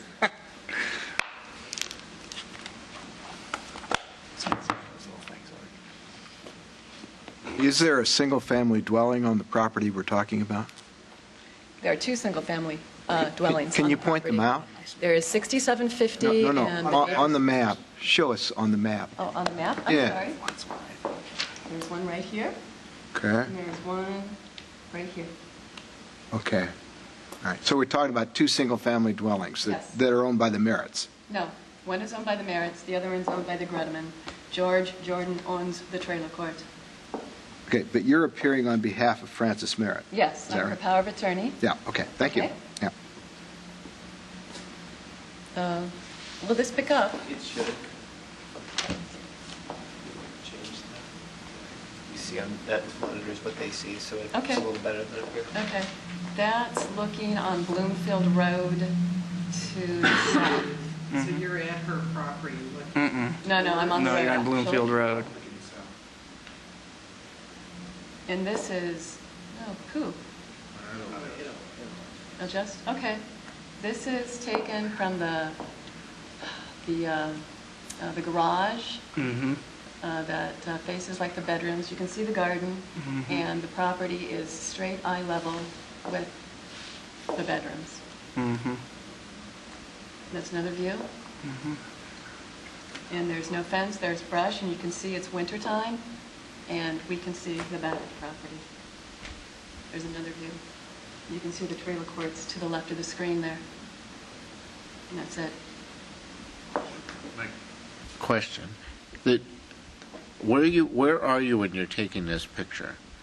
I am standing at, well, it'd be, Oh, pick up your iPad and show us on the map where you're standing. No, I mean, are you standing in the house or on the no, front? I'm standing on the garage. By the garage? Yes, by Yep. the garage. Point to us from your property where you're standing when you take the picture. Oh, no. No, that one you got in your hand. Yeah. No. Where were you standing when you took those pictures? From here, correct? Yeah. Yeah. Is the garage that little piece that abuts there? No. Here's where I was standing. Oh, that's the garage? Uh-huh. Okay. This is the attached garage. Mhm. This would be the back portion of the house, so it'd be right there. All right. Where you can see the white, Mhm. that's the pavement. Okay. Yeah. So your concern is that there should be a fence for the noise? Well, there should be a noise barrier, absolutely. If they can build a fence for the trailer court, they should be able to build a fence in the back of the property. Even Okay. though the noise is going to amplify, according to Mr. Laughlin, to the front. There will be some... Well, but my question earlier was, it looks like there's a drop-off between the properties. Yeah, there's So even with the fence, I don't know much about sound, but I would think the sound would carry over the fence. And what? Well, it would, unless you built it high enough. Okay. 14 foot as opposed to 6 foot? I don't know. I don't know if that's in your codes. I don't know. But Okay. if he's going to operate this on a Friday and Saturday night, you know, I sincerely hope that it doesn't interrupt anyone's sleep. Ma'am, I have a question. Yes. I know that this has been a nightclub or bar or something in the past, and, Yeah. and I know that that doesn't have anything to do with today, but did Mrs. Merritt, was she able to hear sound when the other bars were there? I mean... No, it was a video arcade that sold okay. beer. Okay. So it's there was mainly no... minors. The only thing we noticed was wait an a minute. increase in trash to our property. when that Okay, was- okay, so they didn't have anything that you would have experience No, with no, sound? they did not Okay. have live music Okay. whatsoever. Okay, thank you. No. Okay. And how far is it from the back of the building to, let's say, the back of her house? is there, do we know what that distance is? Does anybody, can you guess? I know that's 170 feet, so looks like just over 170 feet. Okay, a couple maybe hundred 200 feet maybe. It looked like.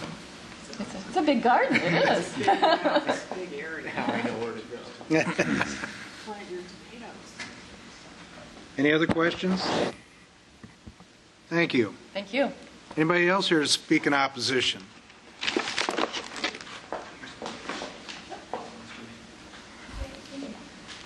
Swap, you can get 2 or 3 minutes to either sum up or refute anything, or answer any questions if you want them. Yeah, my question. Well, first of all, we don't know the exact, what my name again? Dennis Laughlin. We don't know that from the house it's 170 feet or 160 feet, but I'm sure it's far enough, and it's also considered residential, so that distance from a church or a school doesn't apply.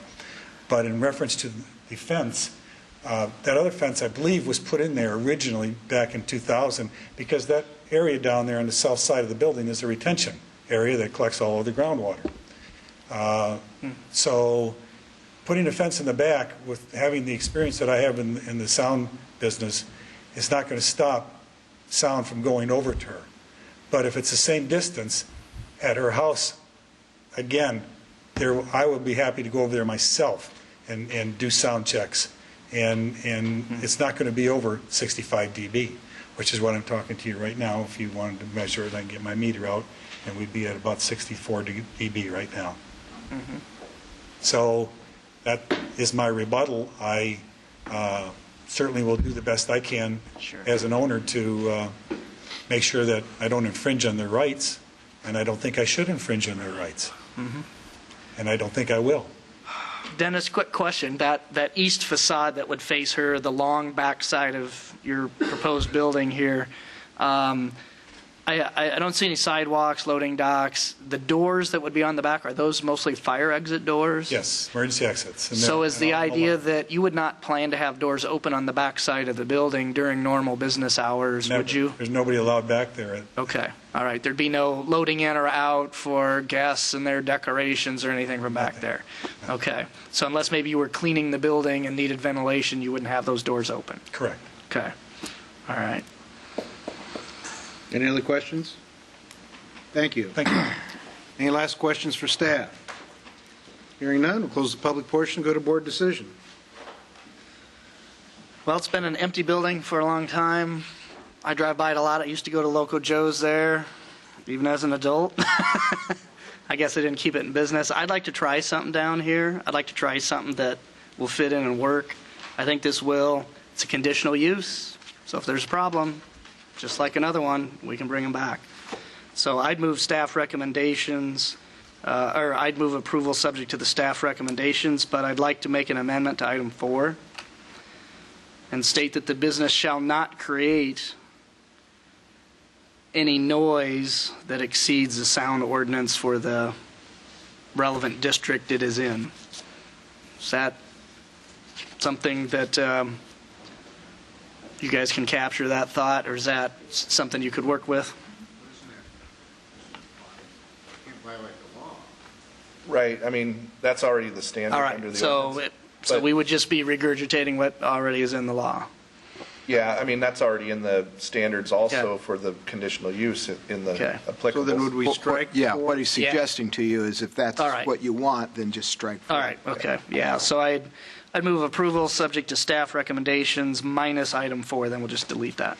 Could we add something about putting a fence? I mean, we've got in here that about the fence being on the south side, don't we? But the Along- fence is there, and that's, Okay. they want to But keep it there. Can we add something along the residential property right there? I mean, I think she does have a right to have something there. We require screening, the building screens the parking. Right. So we wouldn't normally require a fence there, but under the site plan ordinance that he's going to have to follow, we're going to require a certain number of evergreens per lineal foot. So there will be some evergreen plantings. he may be able to take credit for some other existing trees in there to meet his overstory tree plantings. I'm not sure the fence is going to, Make a difference. make a huge sound. That's one of the reasons I asked about his entrances and exits back there, and it doesn't sound like that's where the sound would be coming from. You're probably asking for, close to a $10,000 to $15,000 improvement that may not do a whole lot for the neighbor. But and it would the board could do that. But I know that as part of site plan, we're going to impose, let's see, 1 overstory and 3 evergreens per 50 lineal feet. So there's going to be some plantings he's going to need to do that might soften that. Some of that he'll be able to take credit for because it's already there. Well, and it is a conditional, so she knows who the landlord is, Exactly. she knows who the person is. The other thing is that, the neighbors can call Sue Ann Donovan and have her come out and sit down in the evening. 1 in the morning? Sue, come on down. We'll sit on the curb. 9 o'clock at night or 10 o'clock. She can take comp time. If she gets any. All right. Are we done? Well, we got a motion. Mel's got a motion. Do I hear a second? Second. It's been moved and seconded. Is there any further discussion? All those in favor, raise your hand and say aye. Motion carries 6-0. Item 21 is variance at 4351 Merle Hay Road.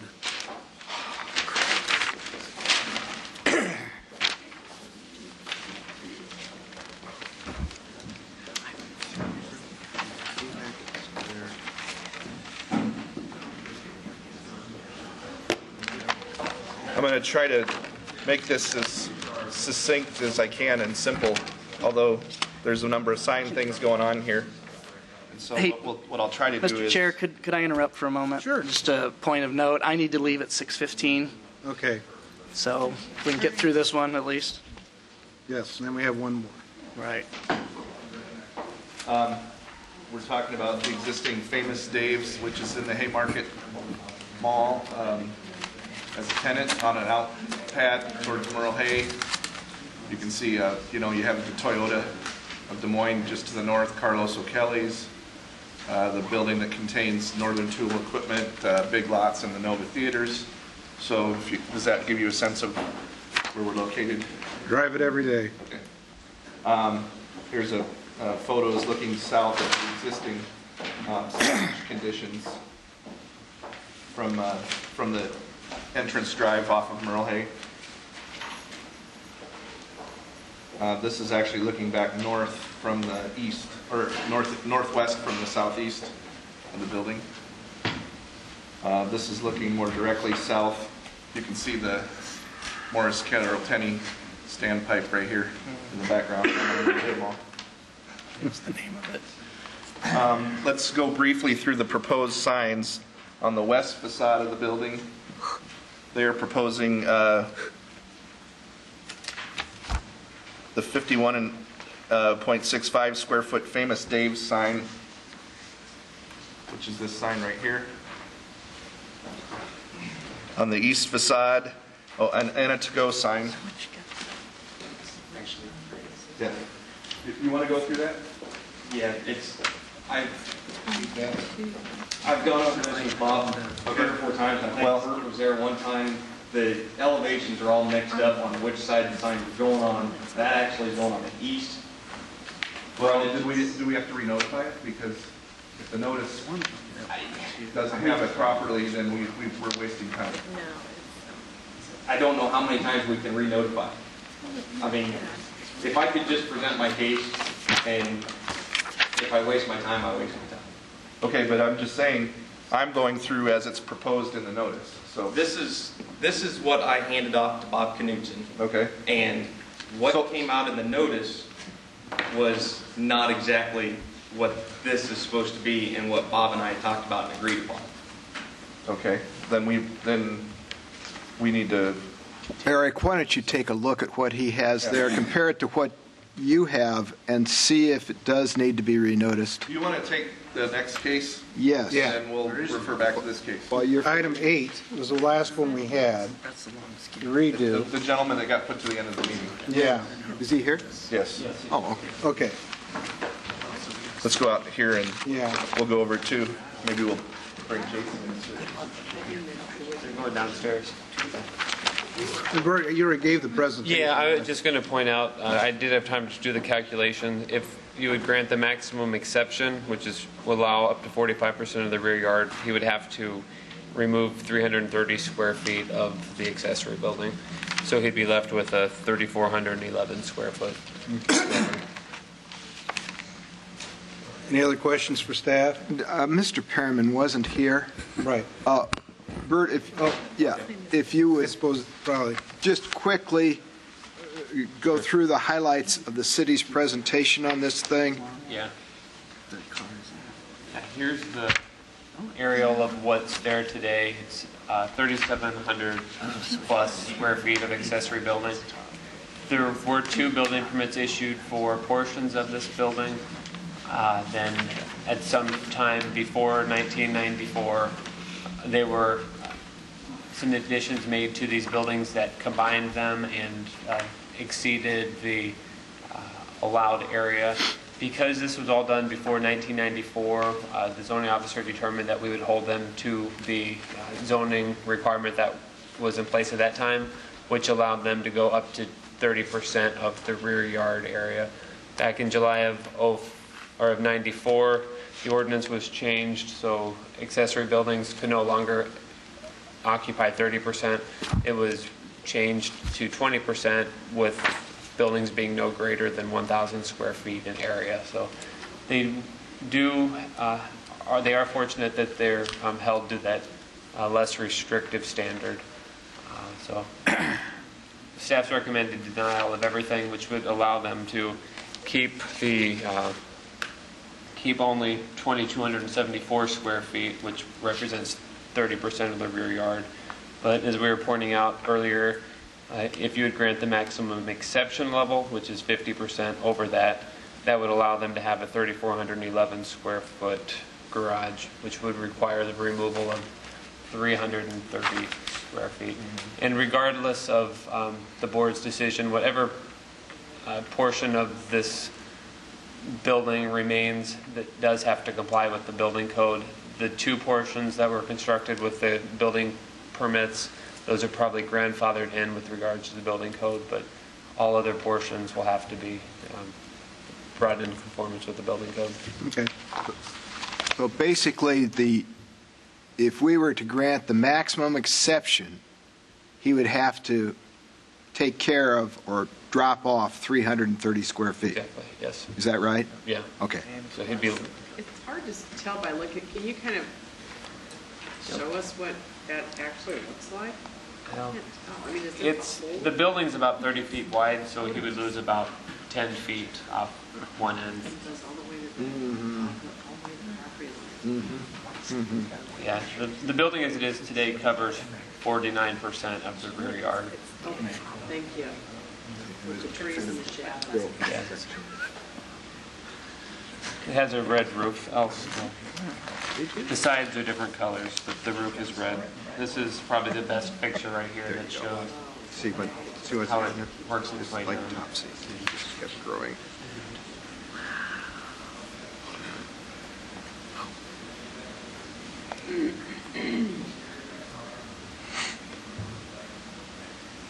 Oh, how nice.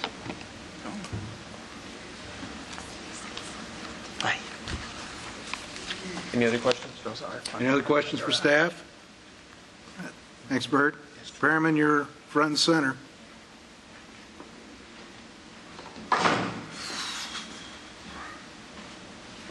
I'm Ed Perryman, live at 1517 East Creston, and I did build these back in the 60s, and I just don't, kind of surprised I've had a problem now at this time. I just keep nice cars in there. I just always collected antique cars and stuff and restored them. And it's just a storage for those, that's all it is. And Questions? When was the last time you built an addition or an extra garage on? Do you remember the last year? It was prior to 1970. Okay. The city staff, did you have an opportunity to read the staff recommendations on your property? No. Okay. The city staff, in investigating your property, said that permits were issued for a 24 by 28 foot, which was built in about 1960, and then for a 22 by 24 foot detached garage built in 1979. I'm sorry, yeah, I did read that. Yeah, and then it says an analysis of the aerial photography shows that the additions to the garages were built sometime between 1970 and 1990. And I think the real complaint of the city centers around that you only had 2 permits, right, which would allow you to build these garages, okay?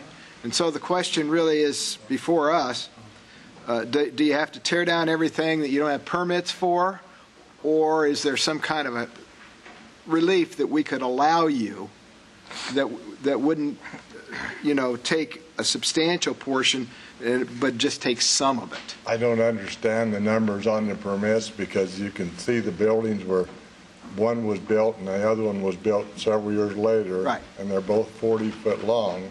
Okay. And they were built at that time, and how he got them small numbers, the 22s and 24s. All he's talking about is what's on the permit. Right. He's not talking about what you built, okay? Okay. Well, the inspector did come out. I remember I had quite a deal on the first building. The inspector did come out and they approved them and everything, so. Rick's got his code. But what the city's claim here is that part of it was built without permits. Okay? No, because the main garage was there when I bought the property. Which is the main garage? The white one? The white one? Right, the one up front with the side door on it there. And then the red buildings are the ones I built later, the 2. They were built at 2 different times. They're pole buildings, metal pole buildings.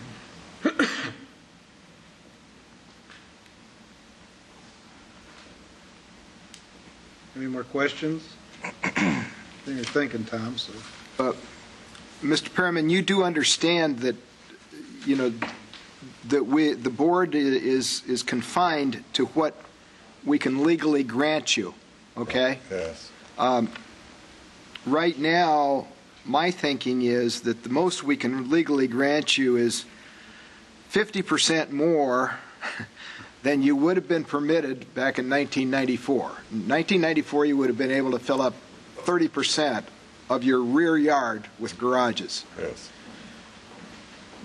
50% more than that, you'd be able to fill up 45% of your backyard with garages. All right. That means that you have to cut down the size of of the structures there by about 330 square feet. Okay. Probably, 10 by 30, something like that. I don't know how wide are your buildings? Okay. Yeah, I'll just have to do that if that's what, yeah. Okay. That's really what we wanted to explain to you. You weren't here. We'd called this case early on. If you'd have been here, you wouldn't have to sit here till 6 o'clock. Okay. I didn't mean to. No, that's all right. Do you have anything else you want to add? I don't believe so. Okay. And Mr. Clark, nice job of framing the issue there. He'd also have to make sure that what remains meets the building code that's appropriate. He'd have to work with the city to make sure you got the right footings and stuff for what you do keep. All right. So if you built it really well, hopefully you'll be okay. Okay. Good. Thank you. Okay. Yeah. Any last questions for staff? Yeah. Does this square footage count the garage that was there when the gentleman bought the property? Yeah, I'm sure it does, yeah. So that's part of the equation. It's not the additional garage. Part of the deal. Okay. And from the applicant, it says this has it's been this way since the 1970s. Right, and ironically, how this came about was last year we had a similar garage on this block, and during the review of that, this structure was pointed out. Mm-hmm. So. Why is he going to do it? Bert, since the structures are kind of attached to each other, right? Yeah. If he's got to like cut off, 300 feet of the end there, wherever he wants to take that off, does he have to meet current building code on all of it, or just the building code that would have been applicable at the time of each part? Building code is what's applicable at the time the building permit is issued. Since there was never a building permit issued for anything other than those two sections that are in there somewhere. Okay. The rest would have to meet the current building code. So you'll have to do a little kind of homework, probably on site with him, with your building folks, to figure out what went in when. Yeah, and the building inspector was supposed to meet with him yesterday, but it didn't. Okay. Didn't All right. happen. I'm sure that will be helpful for both parties to work through that. Okay. Any other questions? No. Thanks, Bert. Close the public portion, go to board decision. Move to grant the applicant an exception that will allow retention of 3,411 square foot detached garage within the rear yard area. And this would comprise approximately 45% of the rear yard. And subject to the removal of the garage complying with the applicable building code. I don't know if I understand. Two of these buildings were built and had permits, correct? Mm-hmm. So how do you know why the building code? How do we know the building code even has been violated? The code that was in existence at the time, not the current code, okay? The code that was in existence at the time said you can't fill up more than 30% of your backyard with these structures, okay? Now that's been for a long time. And so what we're saying to him is the most we can grant you under the exception rules is to grant you can fill up 45% of your backyard. Right. Okay? No, I understand that. I'm not sure I understand the building code question. Which structures is he going to have to bring up to code, if any? He can pick anything. He's got to go over it with the building inspector, but he can pick any. He can delete anything he wants. And I'm guessing that some of the aerial photos over time will help determine what was there when. What is there? Oh, they're too blurry. Okay, all right. And I know sometimes there's a gap of a decade or more between shots, but okay. But I think that the city will be generous under the circumstances. It says Menards on the city span. generous in the same sentence. The city will be generous in its interpretation. That's different. The Minnesota lumber or whatever. Okay, we got a motion on the floor. Do I hear a second? I'll second. All right, been moved and seconded. Any further discussion? All those in favor, raise your hand, say aye. Aye. Aye. Those opposed?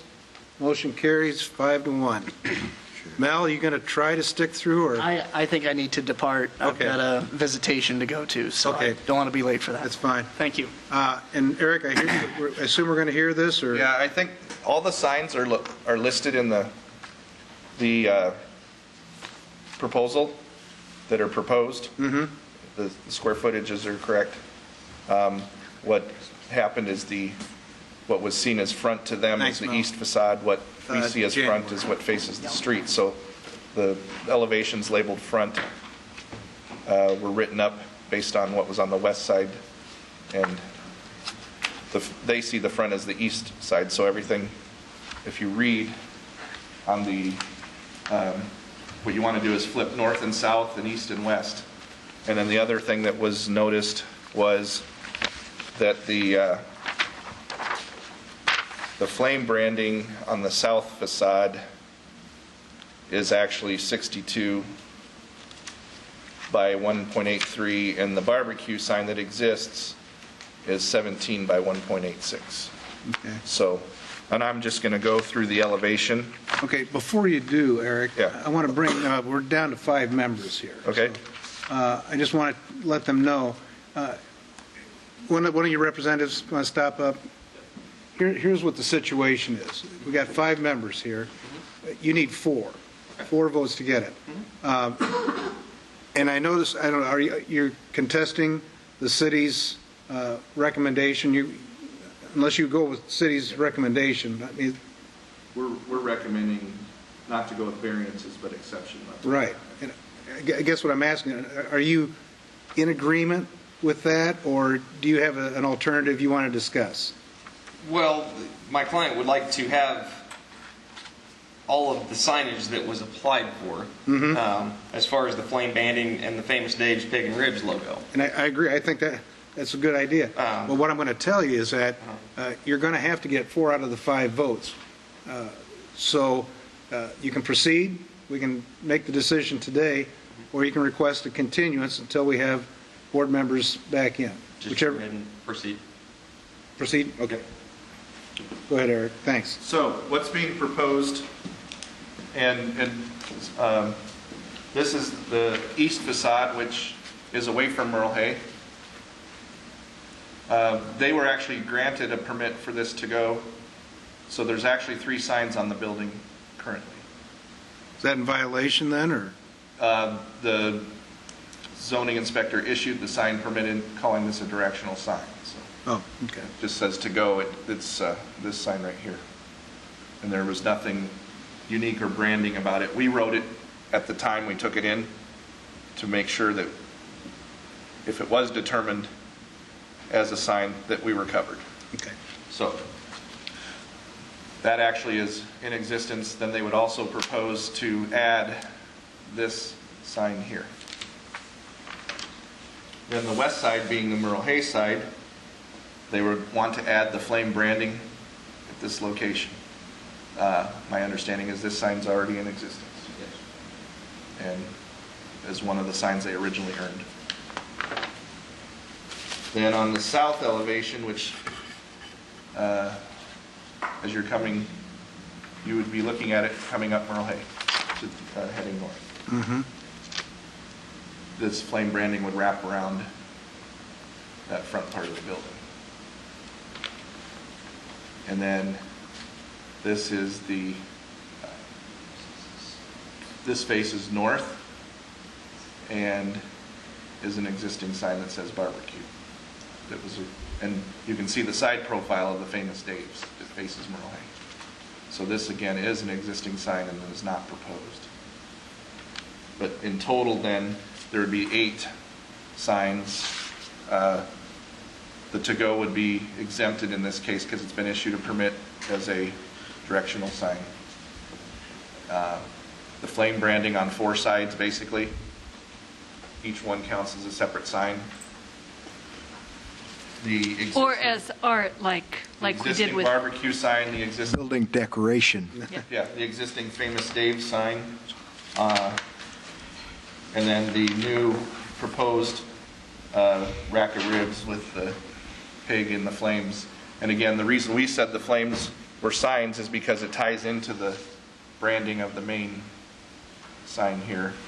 If it was just a simple light strip, you know, like you see on the side of a Quick Trip canopy or something, we wouldn't have called it a sign. So the flames, you're saying that the flames are tied into the branding, so we've interpreted it as a separate sign. So if they painted out the flames on next to the pig, you'd be okay with it? I don't know, that would be a Sioux interpretation. Well, I mean, isn't that really what you're saying? You're saying that the only reason that you count them as signs is because it ties into the flames next to the Certainly pig. that strengthened our determination that there was a direct correlation of the flame branding on the edges and then the flames within the main logo sign. So you're saying that the flames are not a decorative thing, they're part of their brand? Yes. And that somebody seeing flames on the building is going to know that it's Famous Dave's? Yes, and that's what they're intending. Do you remember how many? You got to be kidding me. No. Do you remember how many legs a horse has if you call the tail a leg. Yeah, it has 4 because it doesn't make any difference. My question, so I'm serious about this. There's no wording on the flames whatsoever. It's just the flames. That's right. Which probably is going to make the building look better than it looks today. But the city... That's for the board to determine. The city... Thank you, Eric. The city feels that that's part of the branding, and so they consider it a sign. Correct. So... That's why we've written it, took the most conservative view of it so that they would have the amount of notification they would need to get the signage that the board felt compelled to grant the variances. So I just wanted to make it clear how we came to that decision. If we decide that all of the flames are building decoration and are not signs, then doesn't that eliminate all of the problems here? It would still need the exception of the one sign. Yeah, the one that over the, yeah. Okay. So yes. So we can make a finding here. I believe you could, yes. That the flames were decoration. Yes, you could. Yes, you could. Art. That's... It enhances the roof. I heard that many times. I don't know if it'll change the way staff looks at these from here on forward, but it would be based on this individual determination, yes. Is this change due to a logo change or something, or maybe that's... I don't know, you might want to ask the applicant when they come up. We can ask them when they come up. Any other questions for staff? Thanks, Eric. Applicant or representative of the applicant? The question was asked why they want to do this, if it's a new logo or branding or whatnot. My client just spent... Yeah, before you go... I'm sorry. Travis DeWitt. Yeah.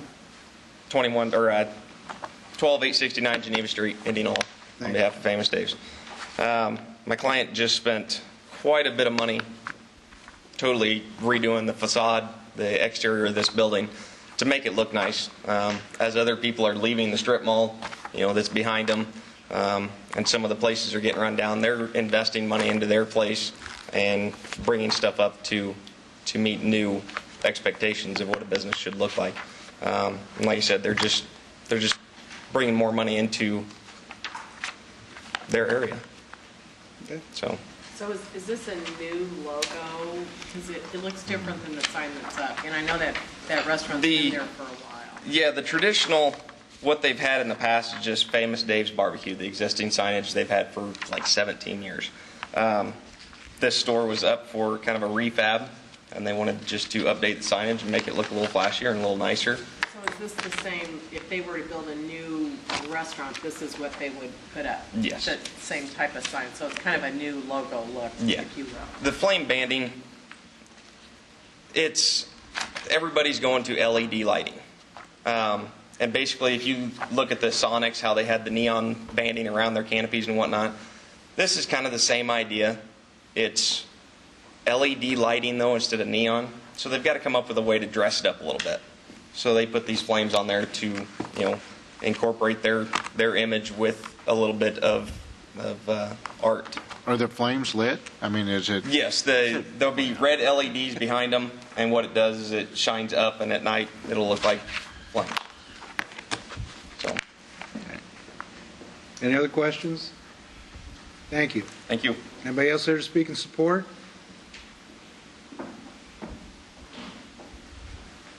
Good evening. I'm Joe White, 98 West 66th Street from Richfield, Minnesota, on behalf of Bricksmore Property Group, the owners of the land and the Haymarket Square building. From our standpoint, we like what Famous Dave's is doing out there, trying to bring this facility up to their new standards. And we have some challenges at that property, and anything that we can do to kind of enhance the neighboring area, and we certainly are in support of. So we do appreciate you hearing this, and hopefully we can proceed with getting this store rebranded as a new store. Great, thank you. Anybody else here to speak in support? Anybody here to speak in opposition? Any last questions for staff?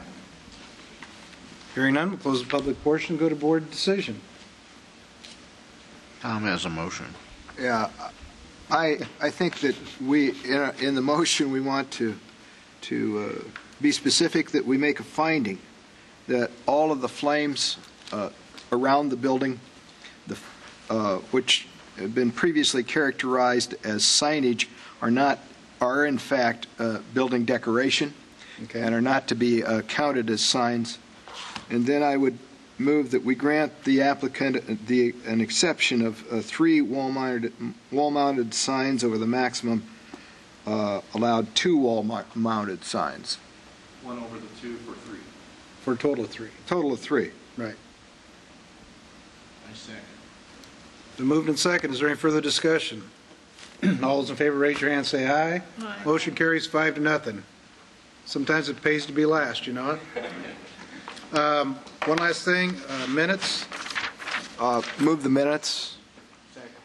All those in favor, raise your hand, say aye. Aye. Motion carries 5-0. Meeting's adjourned. Thank you.